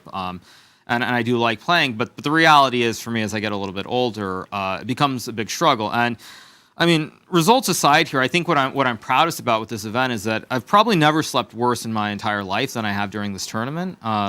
I mean, basically, like I'm not falling asleep till like 5 a.m. I've seemingly have been on U.S. time since I got here 3 weeks ago. So it's just been a massive struggle. And when you add in the amount of preparation that you have to do for every game, it's a lot. It's a lot, and it only becomes harder and harder. Obviously, the kids are hungrier and hungrier. So I think people they hear me say this and they're like, well, you're still doing very well. You're still competitive. Why are you talking like this? But it's more just the amount of effort. And the fact is, I can't do it all the way I could a few years ago. And certain things are more practical, less stress. I mean, David definitely sees it. I'm sure he's much happier doing commentary here and getting paid than having to play this stressful tournament. And one wrong move, your evening's ruined. Life is terrible. And for me, like when I look at like content creation, it's far less stressful than playing a tournament like this, and the rewards are also better. So it's pretty much a no-brainer for me. Mm-hmm. So you mentioned that it was quite stressful at times with chess. So how did you get over all these setbacks? Well, I think you really have to basically suffer from short-term memory loss in a way when you play chess at the top level, because there's always another game, there's always another day. And I mean, that's also one thing that really surprised me with Magnus in this tournament that was different is if you look at Magnus historically, I mean, I think in many ways he's been at his best after he loses a game. And it was the exact opposite effect here. As soon as he lost, he just made 2 quick draws, I think, against me. And then I think Wei Yi, just 2 quick draws. And that's something that I feel like you would expect from a lot of other top players, but not from Magnus. Magnus is the one guy who always wants to fight after losing. And so I was very surprised by that. But then back to your point about stress and getting over it, just in general, I mean, you have to be realistic about what the expectations are and what you're trying to do. And for me, I haven't had expectations for many years now, which is probably why I've played better. And speaking of Magnus and others, maybe we can ask your opinion on some of the live positions. Maybe starting with the board top center there between Magnus and Fabiano, where Magnus has 4 versus 3 pawns, queen and rook endgame. Do you think he can break through? I mean, this is a classical situation. As I said in one of the other interviews, if Magnus can get Fabiano to like 1 or 2 minutes and do as usual, create like one little last wrinkle or one little trick, he'll find a way to win. I think if Fabiano is able to stay above like 1 or 2 minutes, then it'll be a draw. That's my general view. But it is Magnus, and as I said, like I've played him enough times to know this. Like he has this way of like keeping the game going, dragging it on forever and ever and ever, and you think you've made it to the draw, but you're getting low on time, and there's like one or two last little tricks, and you don't have time, and then you end up blundering. So it's going to come down to whether Magnus can get Fabiano really low on time. If he gets him below like 2 minutes, I think Magnus will win this game. If Fabiano can find a good defensive setup and just move quickly here, then I think it will be a draw. In fact, I don't actually understand why Fabiano isn't just going king h8, king g8, back and forth forever. It seems pretty obvious to me. Why is he thinking? Question. Because the thing is, I mean, it's very much a reaction situation. Whatever Magnus does, you react to it. So if Magnus moves the queen, you have like queen e8 or queen e6 or queen d7. So like you basically just react. So I don't know why Fabiano's thinking here, because I would just play king h8 in 2 seconds and then just like go from there. But I mean, maybe he's worried about something like g4, king g3, and rook e2 or something. But like I said, it's a situation where Fabiano's moves are going to be a reaction to whatever plan Magnus comes up with. So I would just play king h8, king g8 very, very quickly here and hope. And then Gukesh's game, I have really no idea what's going on. I assume that Gukesh should be winning somehow here. Maybe like a3 looks kind of reasonable. So bishop a3, bishop f2. There's rook g5. But then there's queen e6 or something, or rook e6 also. So this is very tricky. Just to put that on the board, a3, maybe black. Yeah, because I think rook g5, you have some block, like queen e6, right? Or no, you check first. Oh, check? Yeah, you check first, right? Check first.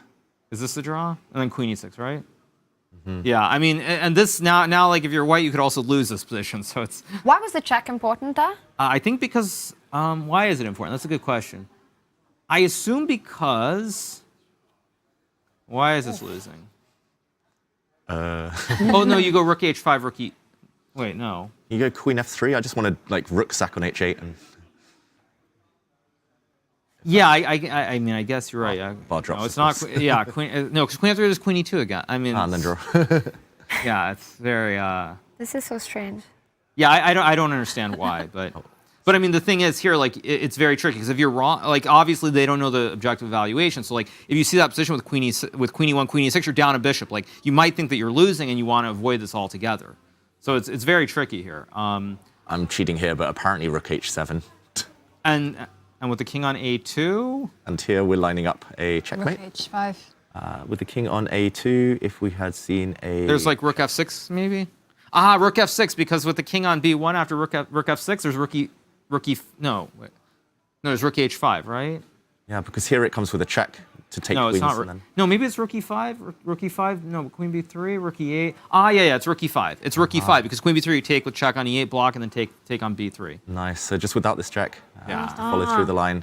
Wow. h7, rook f6, rook e5. Nice spot. Wow. Hitting the queen, and queen takes queen doesn't come with a check on a2. That is beautiful. Yeah, but you have to make sure after rook f8 to not go rook h8. That's what I initially thought. So the queen goes back to g8 and you lose again. Yeah. So not this one, just to point out. Yeah, backwards diagonal. Whoops, we swoop back, but instead, yeah, just clean up the board and now take the I mean, I think if Gukesh finds a3, I think he has chances to win still. I mean, I think it's going to be a very nervy finish if we get a3. Otherwise, I think it's going to be probably just a very plain draw. Because after fe3, black can just go rook e3, right? Yeah, there is this move covering the square. And there's queen b4. Ah, okay. Still complex. So maybe this is just good for white then. Yeah, because actually if you take with f pawn, there's got to be some a3 again, which should be winning, right? Just a3, right? Or a4, doesn't matter. Yeah. Okay, so as long as he takes on e3, then yeah, he'll win the game. Oh, still complicated though. Yeah, as we saw, plenty of margin to go wrong. And I was just going to ask if we bring up the board viewer, because every day we have a prediction game. We predict how many Armageddons will appear.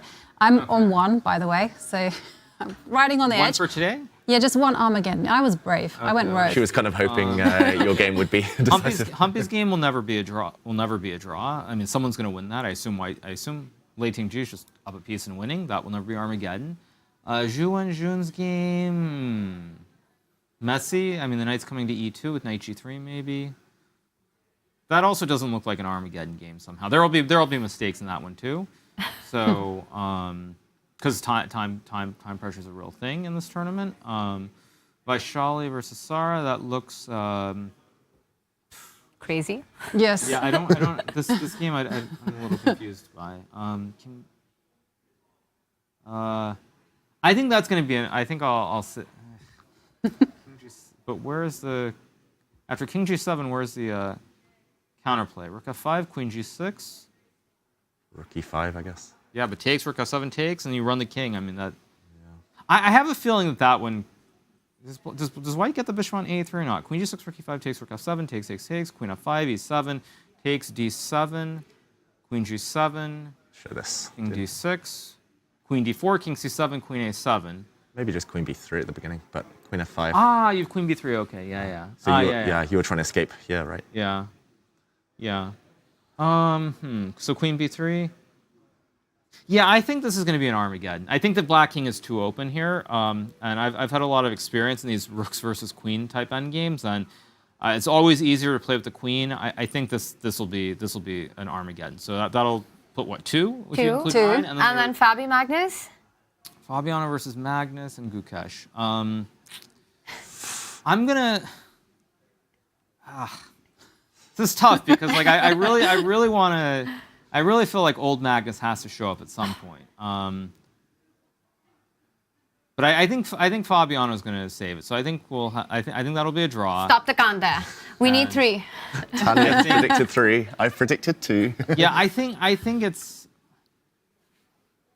I mean, basically Gukesh's game, it hinges on this one move. If he takes the bishop, he will win this, just because A3, A4 are too obvious with the mate threats.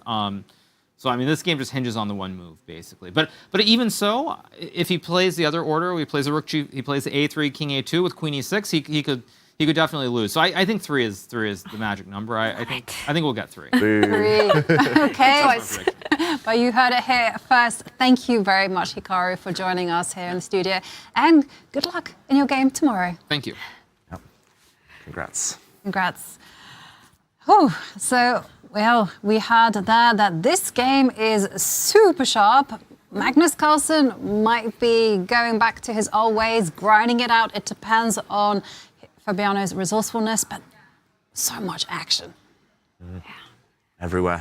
It's just non-stop as well. Like, we barely get a quiet moment. Like, the first hour of games, we can get to chat and discuss things, but then it's just pure moves, pure action, tactics, big decisions every single turn. Yeah, I loved how Hikaru actually defined Magnus and Fabi's game as one of sort of responding to Magnus here. It's a game of reaction for Fabi more than a game of action. You know, every move that Magnus plays, Fabi needs to react to that rather than create his own play or counterplay. Everything's perfectly placed, holdable, but we've seen Magnus grind down these positions I don't even know how many times. He makes that magic happen, right? So too soon to write that one off. But I have to say, Gukesh game, Yavanka, pawn takes bishop did happen. And we've got action on the board. Another only move found. We definitely do have action as we are reaching a crunch time. The clocks are ticking down and we are going to go on a short break. And when we return, we are going to break down every single move on every single board. So you don't want to miss it.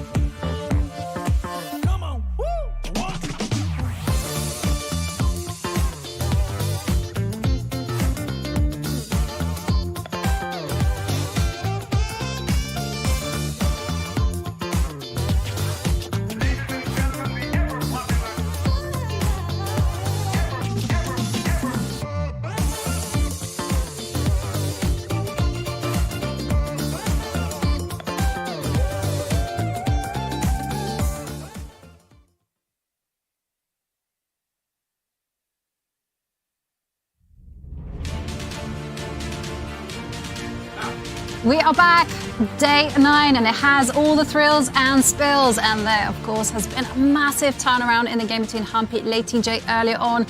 That left Lei Ting-Jie in a winning position, and now she is about to put it in the bag and defeat the tournament leader in the women. So let's break down exactly what is going to be happening. Queen to d7, what can Lei Ting-Jie do to finish this off? Well, as a patzer myself, as I said the other day, patzer sees a check. First thing you calculate in any positions are checks. And here, Lei Ting-Jie can win it pretty much on the spot. I think trading queens still winning, but you don't really want to go for that with black having a passed g-pawn like this. So I think process of elimination, she's going to find this. Multiple checks. The most forcing is this check, using this knight. Firstly, it defends the other knight, hitting the king. You have to defend your queen. But if you step back here, white has this check, hitting the king, hitting the rook, game over. And if you take the knight, as our producer pointed out, she's played this move. It's a handshake. Rook c1 would win. This would be a deadly skewer. Lei Ting-Jie takes down Humpy, the tournament leader.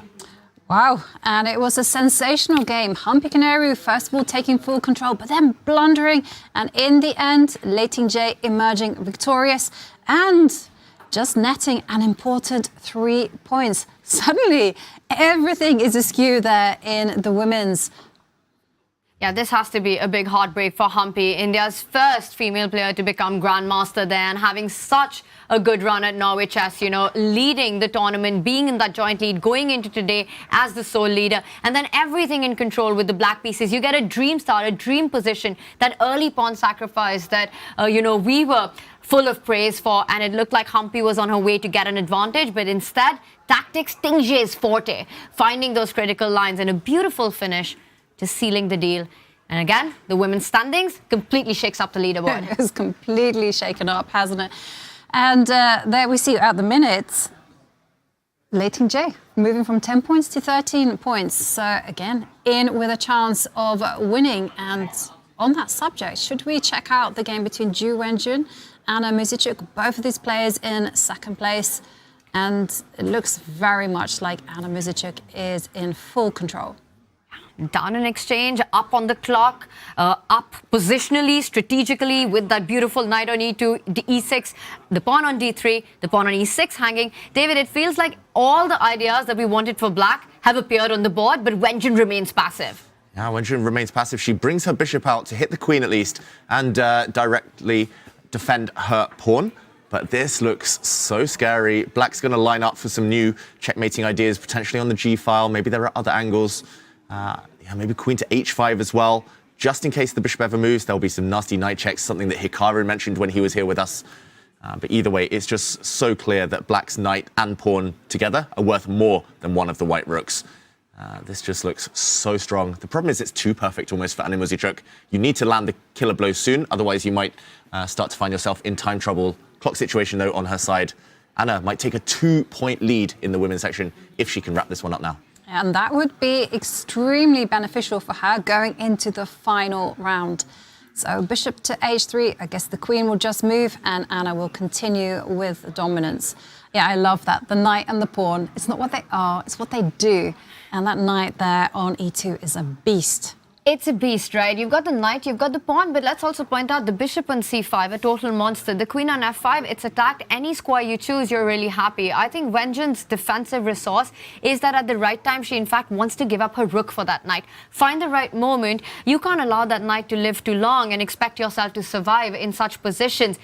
But Anna Muzychuk isn't going to let that be so easy of a decision to make. I think with the bishops combining against the attack, the key here is to make sure that rook takes knight does not happen. And just to put that on the board very quickly, if the black queen moves, I'm not sure where, let's say g5, a natural square, rook takes knight here. At the very end, in a lot of these positions, there's always the move bishop to d3. The white queen's actually almost trapped. And if she tries to save herself by trading, then we would see an exchange. And the black bishop now will kick away the white rook. This is a pin, and the white bishop will drop, simply winning a piece. So some calculation to be done, but should be getting the ball over the line here. And I think one player who's getting the ball over the line, Jovanka, is the world champion Gukesh. Yeah, so if we head there, because Gukesh narrowly averted, well, didn't narrowly avert it, but he averted a tactical I would say it would be quite a horrible surprise. So in the previous move, if we had there, you'll see that the queen moved to a5. Now, the queen could not have stepped up and taken the pawn on b7. That would have been so bad, and it's so beautiful as to why it doesn't work. Yeah, David, that is chef's kiss. And there you have a famous bank rank mate. Yeah, in Puzzle Rush, the opponent always gives up all the pieces to survive, but double trouble for the white king. And this is always every check. Like, I know I joke about it, but like looking for checks in every position. All of these tactics, they work because checks gain time. They lure away opponents' pieces. They just set things up so nicely. That's why, as Jovanka said, Queen a5, covering this square. So now, same idea, doesn't work. Queen takes pawn, no longer works for black. Rook e1, check, is covered. Queen takes rook. And multi-purpose move, Queen a5, by the way, sets up a nice threat of rook h5, hitting the black king. Like, if the queen is attacked, try to kick it off this diagonal. Now, white gives a check, and the white queen will centralize. And I'm looking for the mate here. It feels like there is one, but with the white pieces so dominant, the black rook pinned, this must simply be over. Gukesh is up a pawn in the live board, and he's the one who's chasing down Vachier-Lagrav's king. Look at the beautiful safe spot that white king is on. Once you just save those bank rank ideas, even with a small move like a3, just keeping all the pluses in the position. For Vachier, it is about survival. Can he pull a Gukesh on Gukesh in this position? Just keep it going move by move. Try to get him low on the clock. You know, Gukesh is also touching the 10-minute mark, but so far, Gukesh in control. Rook h5, a huge threat, followed by queen d5 check. Preempting that, Vachier moves his king. Yep, he moves his king. And now the question for Gukesh, you still have to be very careful here, because there are three pieces sniffing around the white king. So perhaps it's time to lift up the a-pawn and try to play a little bit solidly. I love a3, but I would also be so tempted to get the rooks off the board from the back, from this d8 square. Rook d8, just force a trade. That pawn on g6 is really worth its weight in gold right there. You know, just making sure the black king is just stuck. All checkmating ideas. Back rank, h7, f7 square. Yeah, that is just dead meat there. Rook d8 would be my choice. a3 very classy as well. Yeah, I trust Hikaru. If he says a3 is the best pawn move, then it must be. I mean, b3, a3, a4 maybe even. Give the white king some air, some breathing space. And yeah, this is like a hammer hanging over Vachier-Lagrav's head right now. White's a pawn up and will be having the attack once he solves the problem of his king. I'd be like you though, Tanya. I would trade off rooks. Just get safety there. Chicken chess for the win. Yeah, but I mean, I think he's like, yeah. yeah. No, but I'm a big believer in chicken chess. I thought you were a vegetarian. I am a vegetarian, but it's not an insult to me, chicken chess, because it's like exactly what you need to do in this type of position for Gukesh. He needs to play safety first, and let's not forget that Vachier does have an f pawn that is in existence, could run up the board, so he does have to be precise. So I do like your plan of going rook to d8, trade off a potential attacker. That f-pawn is Vachier's only lifeline here. That's what he's relying all his hope, all his resources on, is to try to get that moving. 3 squares away, but I think that's 3 squares too long when the king is trapped on g8 with that pawn on g6. Pleasant choices for Gukesh. Should we zoom out of this one? Get in our bird's eye view, our multi-board view, and there we have it. Magnus still trying to edge out that grind. Has he made any progress on that top center board? Yep. No, he has. I just said yeah because I was looking at Vachier-Lagrave and her clock time. Just 24 seconds and it's ticking down. That's why I was distracted by that. Sorry, Tanya. When I don't listen, sometimes I say yep. Yeah, Magnus just going to yeah to me. Sorry. Sorry, go on, Tanya. I was just going to say, Yobi says yeah to me all the time. Now I get it. She's just not listening to what I'm saying. It's not easy. It's not easy when your mind races. I'm just making excuses for myself. Our producer, Bick, also saying yeah. So he agrees with you. David, take it away. I just want to point out, like, Magnus is doing exactly what Hikaru said. He's giving Fabiano some difficult decisions. And look at the clock. Fabi was up at nearly 15 minutes just 2 moves ago. Suddenly some questions to answer. Only 6 minutes left.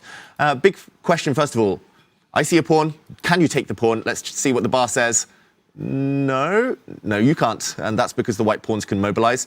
I'm not sure which one you push. I would try the c pawn first of all, just because when you get c7, the white rook comes to b8. So, for example, if, I don't know, the black queen moves back, c7, rook c8, and sometimes you can think of this one. Maybe you pick up this pawn on the center first. So taking is poisoned for Fabiano. So that's the first decision. Second decision, what do you do? If the black queen comes back now, Hikaru wanted to set up this defensive kind of posture and just put the king in the corner. Computer says it's fine, but Fabi has to wonder what happens if rook to b6, breaking the blockade, and then the white pawn starts moving. To my eyes, this is very scary. I think Fabi might be fearing this exact position. So suddenly no easy moves. Maybe you put your king in the corner, but then the pawn marches forward anyway. I don't think you can allow the pawn to push forward, right, David? I mean, you have to stop it. Queen takes pawn doesn't work. A lot of it relies around the idea of black gaining counterplay. So queen e6 feels like the move that you want to do. You want to respond to the threat of c6 on the board, rook b6, and then just come back with the queen. Queen c2. You're constantly looking for checks. You're not going pawn hunting here. But the big question, c6, is it check, check, check, check, check or not? Check. And I'm going to hide in the corner. Check. If I step forward, check. Check. Check. And probably I get mated here. Whoops. I was going to say check, but the white king comes out. Maybe there's better. Maybe the black rook comes this way and some nasty stuff. Okay, Magnus doesn't play this, but you're 100% right, Tanya. He just needs to calculate this, Fabi, that the white rook can never really move away, allowing some checks from behind.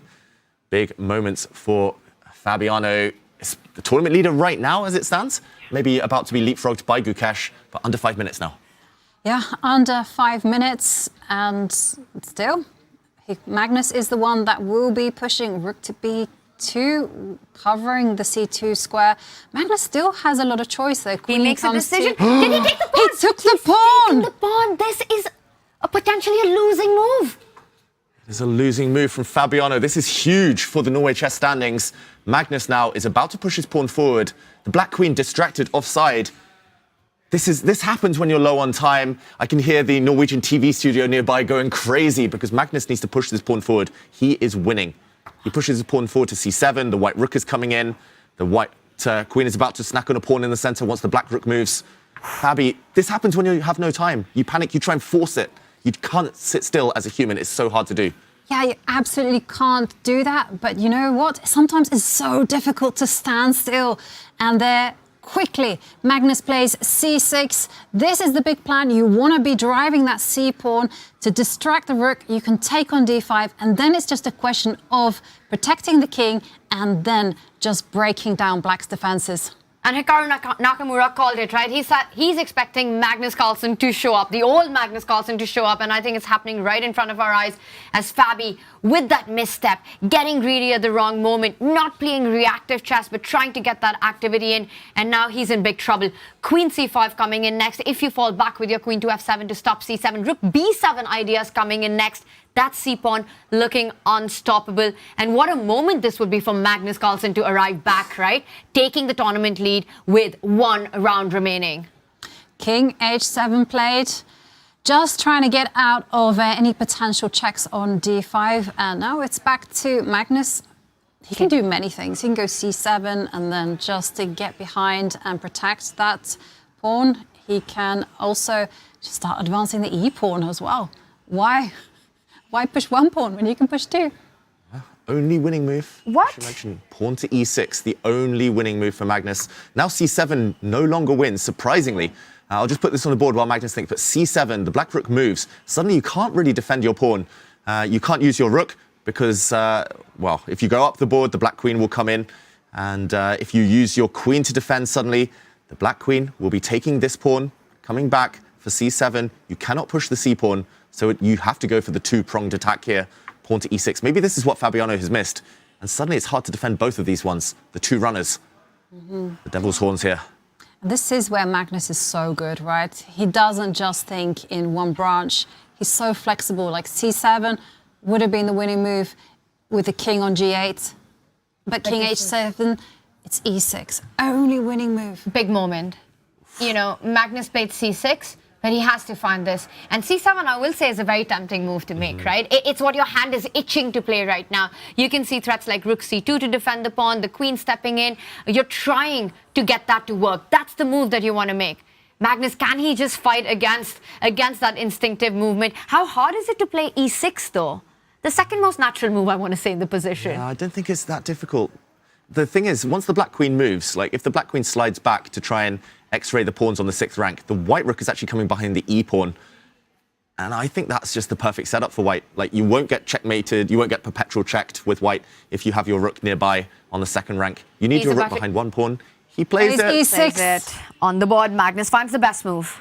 With a stumble, dropping the pawn. But yeah, he does find the key move. Fabiano now, will the panic start to set in? There's going to be some annoying checks as well, unless black brings the queen back to the g6 square. But I don't think you can stop both pawns. The black rook alone will be kind of caught in two minds.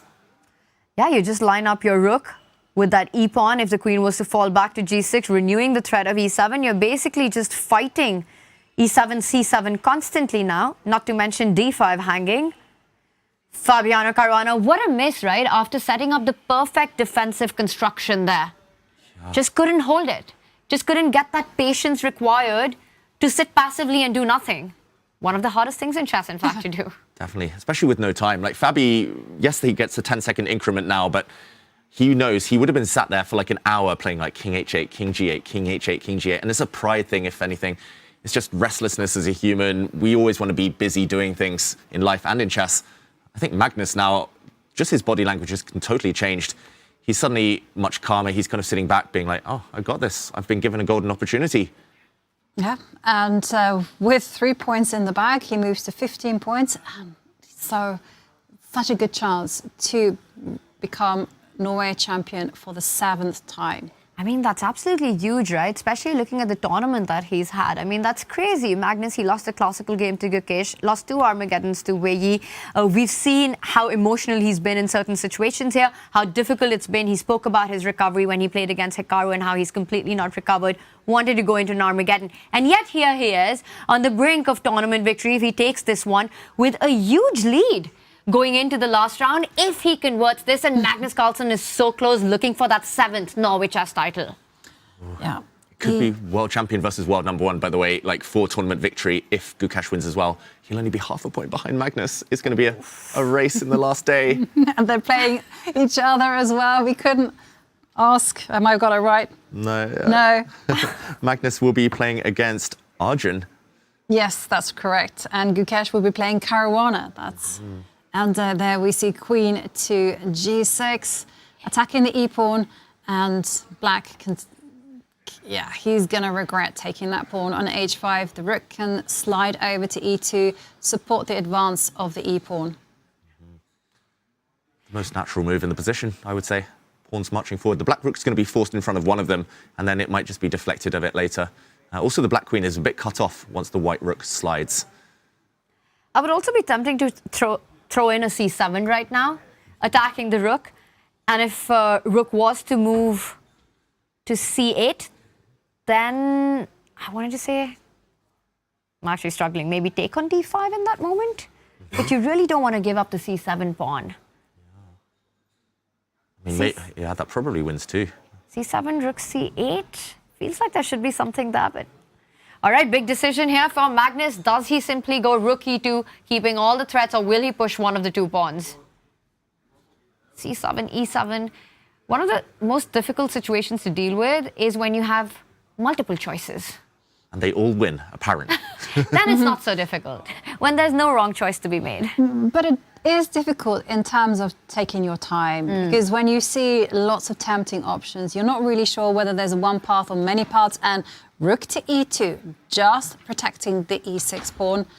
e7 is coming, c7 is coming. That's a Magnus move. Like, yes, he'll calculate when he needs to. Yes, he can hang with the best calculators in the world when he wants to, but if he can play a move that just keeps the advantage. And this is so incredibly heartbreaking for Fabi, right? When he, like you're saying, for Magnus to find a move like rook e2, classic vintage move. It's what he plays. He just keeps everything intact, keeping all the threats on the board. For Fabi, he was so close to getting the win against Arjun, and we'd be talking about a completely different tournament. He'd have one hand on the Norway Chess Trophy, on the title with that win. And then messing that up in those last moments. I mean, time control has been brutal to each one of these players. They felt the pain of it, you know, they've been on the receiving end of it.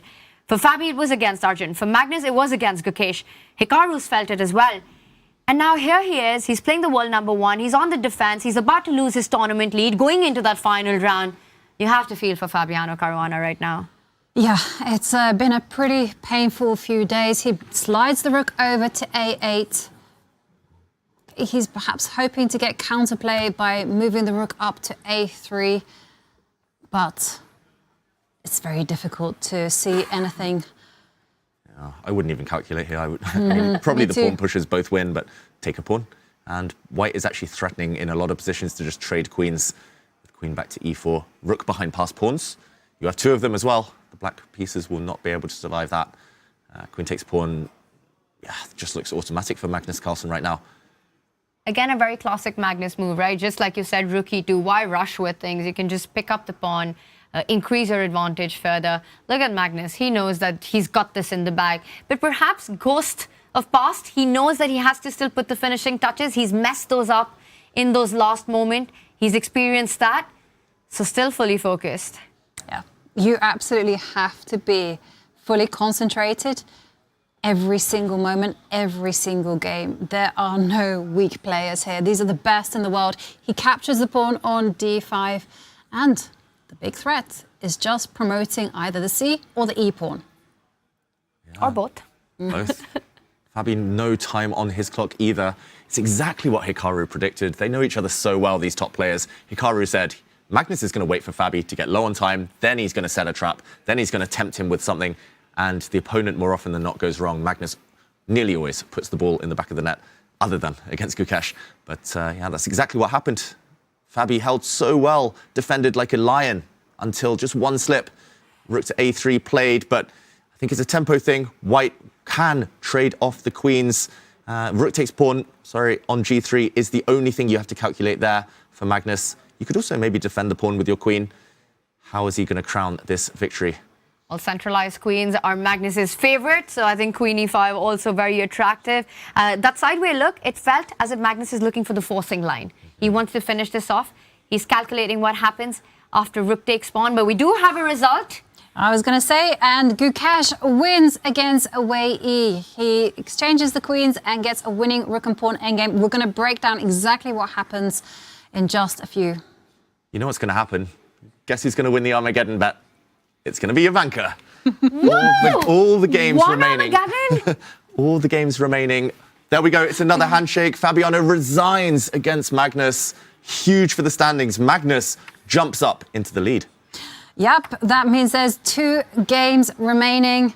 And wow, what a shake-up in the standings. Magnus Carlsen takes the lead, narrowly followed by Gukesh, half a point behind. Still everything to play for in the final round. It's just unbelievable what the world #1 has gone through in this tournament, all the different ups and downs and challenges, and yet here he is on his home turf, in his arena, going into that last round with a lead. Magnus Carlsen just being Magnus Carlsen.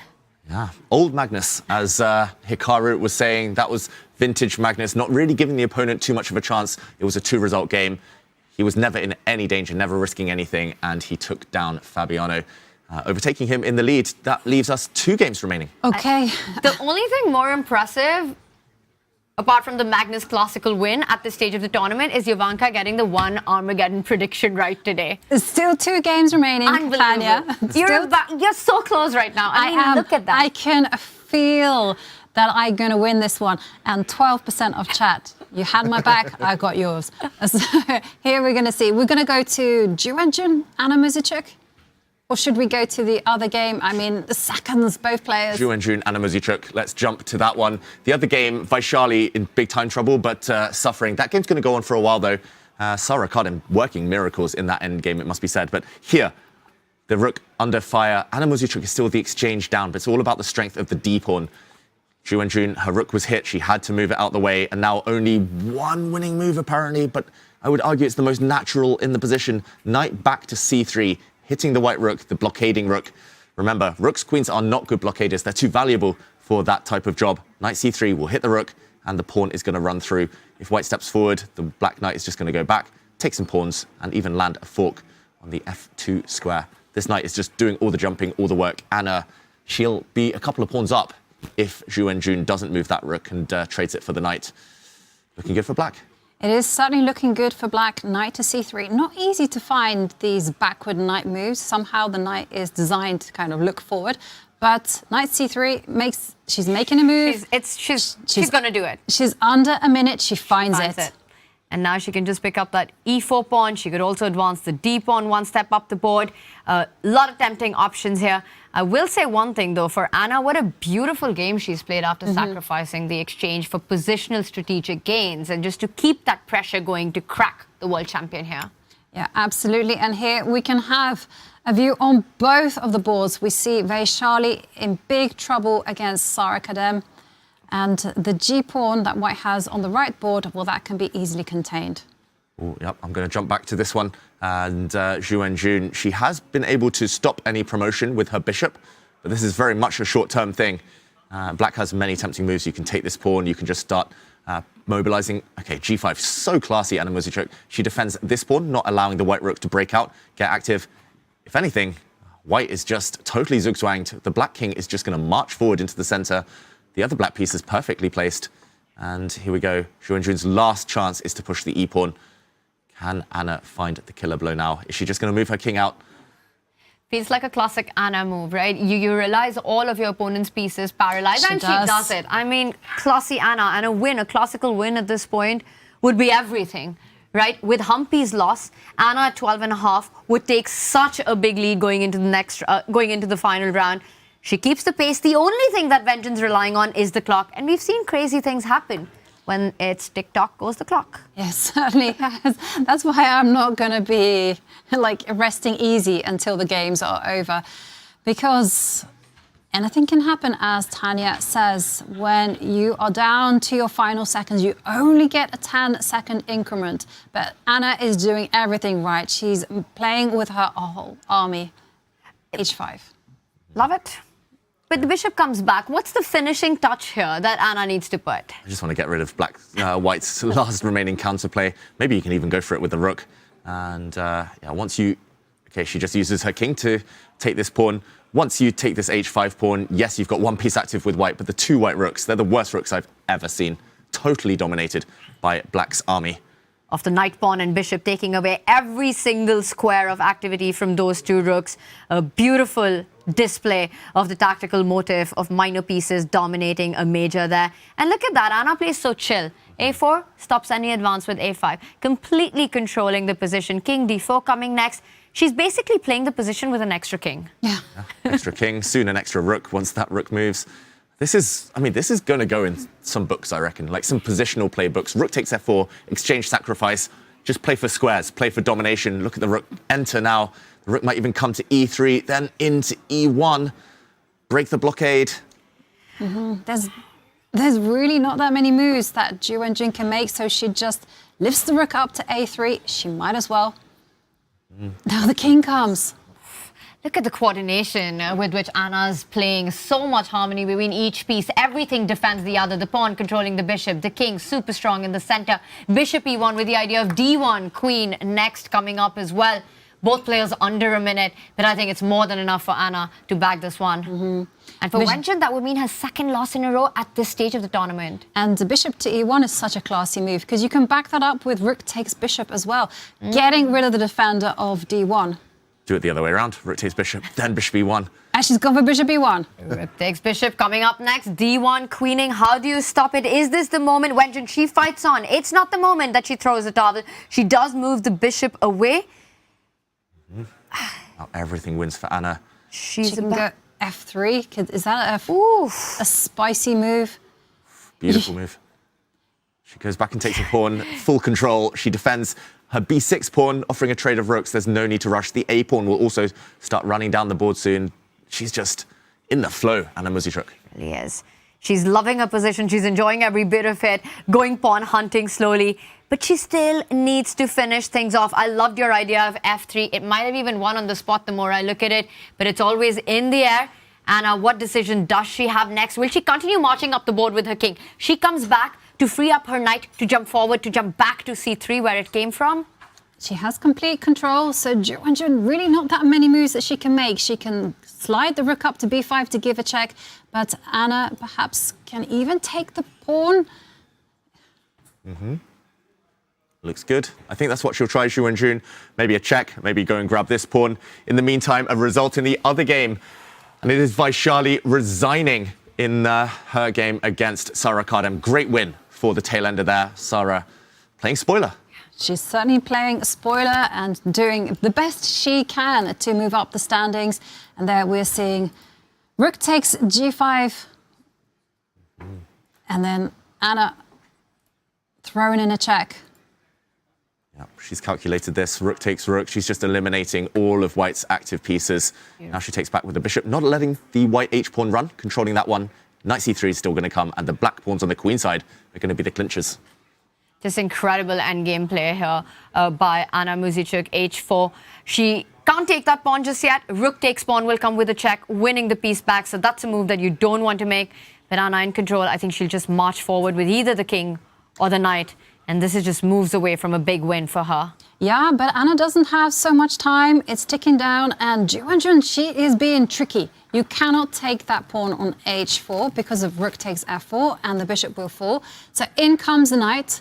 Anna does have full control, but she might be vulnerable to ghosts. It does seem like she's getting a bit nervous. This h-pawn is going to be super strong. When the white bishop moves out the way, the h-pawn's going to run. She needs to calculate well here, Anna Muzychuk, with just 24 seconds on the clock. In comes the knight, in comes the king. The a-pawn might come in as well. Zhu Wenjun relying on that h-pawn. She gets the bishop out of the way. h5, h6. For Zhu Wenjun, her next few moves are obvious. How does Anna stop it? And this is when you start feeling the nerves. You start panicking, right? With 20 seconds. You can see it on the camera, her eyes darting towards the clock. Maybe the most practical is to actually give up your bishop for the pawn, but that is a huge decision. Comes with risk. She's got 12 seconds left, Anna Muzychuk. Are we going to see another? She does it. And she does it. She takes that decision, gives up that bishop. The king marches up. D1 coming in next. What a practical move that was. And Anna finds it. Yeah, and Anna, she is so cool. Understanding that she needed to give up the bishop just to remove any danger. She has a passed pawn on b6. She has a passed a pawn and a d pawn. That's a lot of passed pawns. The pawns are superior to the rook. White can't move. I don't think you should even cash in too early by pushing this pawn forward. I think just push them both in tandem, the B and A pawns. And let's point out, Wenjun has an extra rook in the position. And it's for 4 pawns, but it's the quality of those pawns that are completely dominating the white rook. And she does exactly what you're saying, not rushing with picking up any material, but just wants to keep advancing the pawns. White king far too offside to come into the defense in time. Yeah, you need the white king, like, on A1, or even that probably loses. I think you just have all the time in the world. You don't need to rush at all. Just push your pawns. The white king is going to be shouldered, blocked off from that side of the board. It's a clear run through. It's going to be touchdown if she can push her pawns forward. She's maybe deciding whether she can promote to a queen, but no, Anna keeps the tension. She's played this beautifully. She snuffed out any counterplay by getting rid of that white h-pawn. Pawns, potential queens, are so dangerous. She's done this all correctly. I just think this is so easy now for her. No way to go wrong for black. You just push. The pass pawns are there to be pushed. And you could push the B pawn, you could push the A pawn. Wenjun comes in to at least try to give a check on G6, but the black king will be absolutely safe on that B2 square. And that's it. Anna does go in with the queen. She picks up material, so no checks anymore. Who's going to stop B3, B2, B1? I think the answer is no one. Yep, no one that Zhu Wenjun can call on. The rook is not fit for the task. Neither is the king. It's just a matter of the black pawns running through, and Anna is on the verge of taking the lead. Wow. Beautiful game. Just stunning, absolutely. I mean, the white king comes back. You have a check on C3 once it lands on E2. B3, B2, next few moves. This is Zhu Wenjun realizing it's all over. And just a few seconds left on the clock as well, Zhu Wenjun. She needs to move or offer that hand. 8 seconds left. Or she moves the rook. She gives a check, but the black king can easily hide. There's 1 pawn left. The white rook can give itself up for one of the black pawns, but not both. And just B2 follows next. And I think Wenjun knows. And look at that sideway glance. The handshake isn't far away. 10 seconds, and there it is. There it is. Anna Muzychuk with 3 points. She takes the lead with an incredible victory over reigning women's world champion and, in fact, Norway Chess women's champion, Zhu Wenjun. Wow, what an impressive game. From start to finish, right? brilliant stuff, starting with the black pieces, and I think it all comes down to that exchange sacrifice that blew our mind, right? Usually you give up material when you see something direct, you see some calculation, but not for Anna Muzychuk, a classy player, realizing that there's so much domination and control in the position that she's able to paralyze each and every piece that the world champion has. And it's not a 5-move compensation, right? You need to make the next 20 moves, keeping control in the position. And Anna just did that so classy. Incredible stuff. I think a masterpiece of how positional chess is to be played. Yeah, that was art. Some players like quick checkmates, but I love the strategy. And Arjun, she's been nowhere near her best this whole tournament. She's been struggling, hasn't really had the energy, the creativity, but to beat a world champion takes another level of play. And Anna Muzychuk really went through the gears in that one. Is that one Armageddon? That was Is that one Armageddon? Yes, so... I mean, honestly, this is unreal. Making that prediction... Out of nowhere, right? Yeah. You wanted me to take it back. Well, I didn't, and I was proved right. Well, after all of that drama, some incredible scenes here in Norway Chess as we have 5 decisive results. We're going to go on a quick break, and when we come back, we are going to recap all of the action. We're going to have the interviews. We're going to have it all. So stay with us.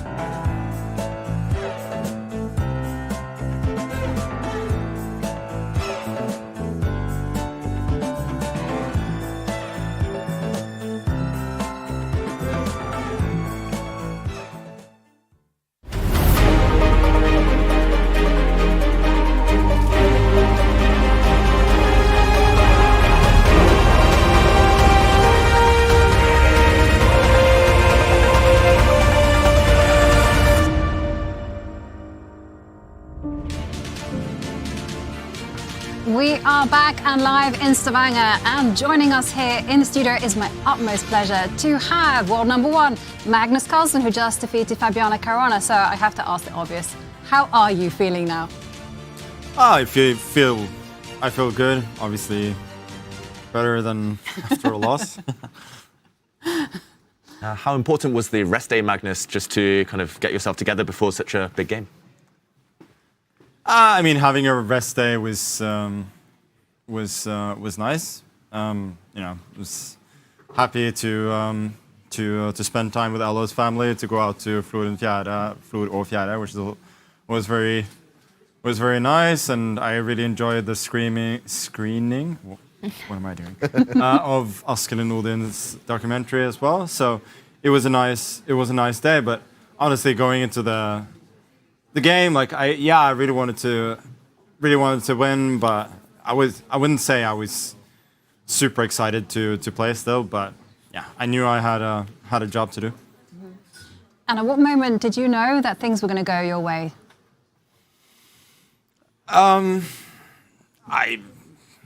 I wasn't quite sure. I felt that his play was not very inspired most of the time. It didn't feel like he quite had it. Just to give you guys a couple of examples, if we can go back, like there were many things, but if you can go back around 15 moves or so. Okay. I will bring this up. Maybe around here when he started playing passively? Yeah, Rook C8 was weird. I thought he can just stay active, and I didn't see how I was going to win. I thought when I get F5, at least I have practical chances. So yeah, this I was happy to see. No, but the moment, Queen A6 was nice. Otherwise, he just loses. So yeah, this trade. I didn't love taking on D5, but I didn't feel like I had a choice. Queen, yeah. Yeah. Okay, you took. D7. And then this, King G2, Queen C6. I should note instead of King G2, so this is I think he may not have seen it at this point as well, because Rook D1 here, he can defend the pawn. But he can also go Queen C6, and yeah, if I takes King F7, it's a dead draw. And there was another moment where he had this trick. Okay. So if we go at this point, I have the king on H2, so I played H4, H5. King H3, King H2. maybe here. Yeah, Queen E6, Rook D2. Yeah, I played Rook D2, right? Yeah. Mm-hmm. Yeah, so here he could just have gone back, and he played Rook D8 immediately.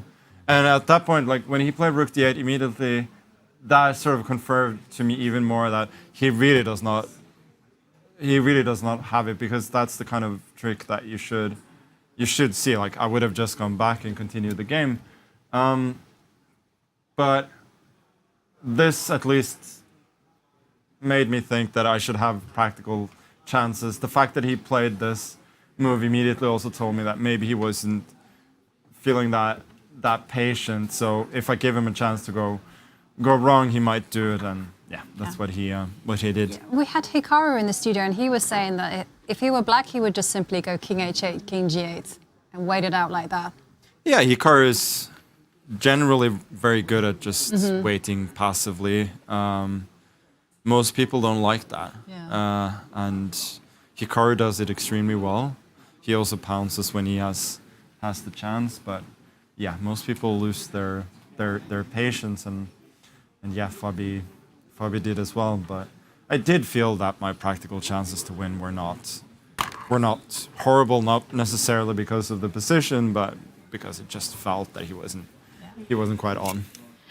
Magnus, 6 Norway Chess titles so far. You're on the hunt for your 7th. You go into the last round as the tournament leader. And how much does this one mean to you, especially given the stacked field this year and all the emotional swings that have happened this week? Honestly, it could have meant a lot to me if I had finished off the game against Gukesh and like played a really good tournament, now like regardless of what happened, it would kind of be like a bit of stumbling into a win. Like there is a very good chance that I don't win the tournament, but it honestly wouldn't make that big of a difference to me. Like the sort of the dream of playing a really good tournament burst with that game, and now it becomes, of course I want to win, but it's, I don't know. It's not that important. But I mean, look at this. This, you've got to love this, right? Can we just hear it from Magnus Carlsen, world number one? You've got so many fans here. This is special. No, it's that part is of course nice. Yeah. So you wouldn't see some kind of redemption for that game, winning the tournament, Magnus? Or? No, I know that I can play. Fair enough. There is no doubt about that. I just, wanted a score that reflects the fact that I think I'm still significantly better at chess, and since I couldn't achieve that, then potential win in the tournament would not mean as much. Fair enough. But you're in the lead. Tomorrow, big game. How are you going to prepare? It's hard to say. Playing Arjun is a little bit like playing Muzychuk back in the day. It's just somebody who doesn't really play for a lot of draws and is out to get you. So playing black, I'm sure we'll get some sort of complicated game, and I'll try and do my best from there. Yeah, we just have one question from chat. From Frucht Semel says, Magnus, do you think that Hikaru could win the candidates and beat Gukesh? I think if Hikaru or Fabi or I don't know, probably Nepo for that matter, win the candidates, they would be, at the moment, they would be a favorite in a match against Gukesh. And yeah, Hikaru's come close twice. He's still extremely good, so there's no reason why he couldn't. Well, on that note, thank you very much, Magnus, for joining us here in the studios. Congratulations once again, and good luck in your game tomorrow. Thank you. Good luck. Congratulations. Oh, it has been an incredible day of chess, and there we can see that at the top of the standings after round 9, we have Magnus Carlsen 15 points, Gukesh 14.5 points, and Hikaru 13. Fabi still there on 12.5. So 4 people still in with a shot. That's a neck-to-neck battle going into the last round, and I don't think we could have asked for anything more, right? And there we see, just outside our studio, a lot of fans, kids surrounding Magnus, and these are the scenes that we live for. Yeah, Love it. Magnus is an inspiration. He certainly is a role model to our young generation, and you can just see how popular he is when he comes and plays here in Stavanger in home ground.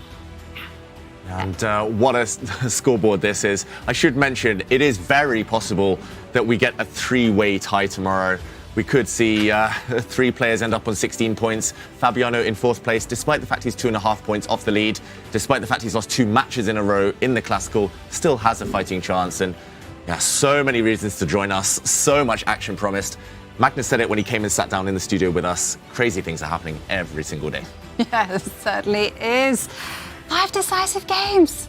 It's just amazing. I mean, one Armageddon, what a prediction queen you turned out to be, Ivanka. I absolutely can't get my head around that. I mean, that's, honestly, I was literally thinking, Yovi, you can't be serious about one. And there it is. You stuck to your word. You stood your ground there. I gotta say, I don't want to make it all about me, but I will, because I put the most ridiculous prediction out there. I thought that they were sharp games, and I never dreamt that they would be just one Armageddon. 5 decisive games. Wow, so much energy, so much tension here in Finansparken in Stavanger. So let's have a look at how today's games impacted the standings in the women. And we have a new leader. It seems like every round we get given a new leader, and this time it is Anna Muzychuk. She is there, 15.5 points. She's got a 2-point lead over Humpy Kineru, but you mustn't write off Leiting J. She's still in with a shot, and maybe Jun perhaps has a chance. Yeah, Jun isn't out of it yet. The maximum she can get is a playoff. She'll need all of the others to lose, but the top 3 in the standings right now, they play the bottom 3. So, yeah, anything's still possible. Anything's still possible. For Anna Muzychuk, definitely a bigger cushion than Magnus Carlsen has, right? That is a 2-point lead right there at 15.5. What a critical moment to get that big win. A 3-pointer against Vachier-Lagrave today. And tomorrow she plays against Vachier-Lagrave. And Vachier-Lagrav's got to be feeling a little heartbroken after her loss to Sarah Kadam today. So I wonder what the psychological mindset as well will be. Anna feeling confident. She's looking great. I mean, what a beautiful, beautiful, stunning game she had just start to finish with the black pieces. Huge favorite going into that last round. Yeah, you said it. Some huge matchups tomorrow. Everything on the line. And you have Erigaisi against Carlsen. I like how Magnus described him as Ivanchuk. Unpredictable, crazy.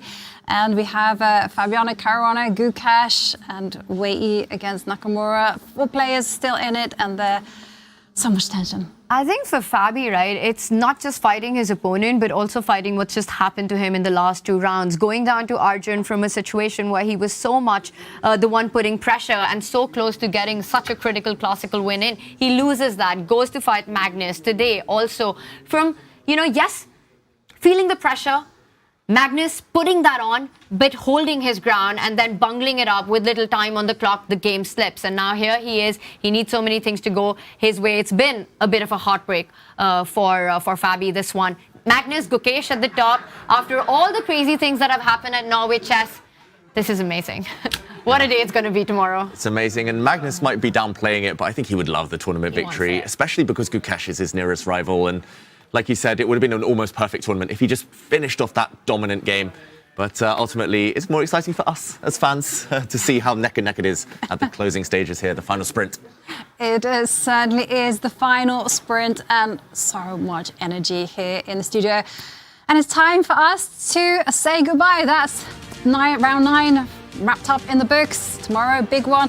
Thank you, Tanya. Thank you, David, for bringing all the energy, all the intensity, and just bringing every single game to life. And there we see the cars are driving off with the players, because tomorrow it is a big one. Thank you from us here in the studio to you guys in chat. You have made it all worthwhile for us. And tomorrow it's all on the line. The final day, the final battles. One last day here in Stavanger. So join us tomorrow and we will see you then. Goodbye.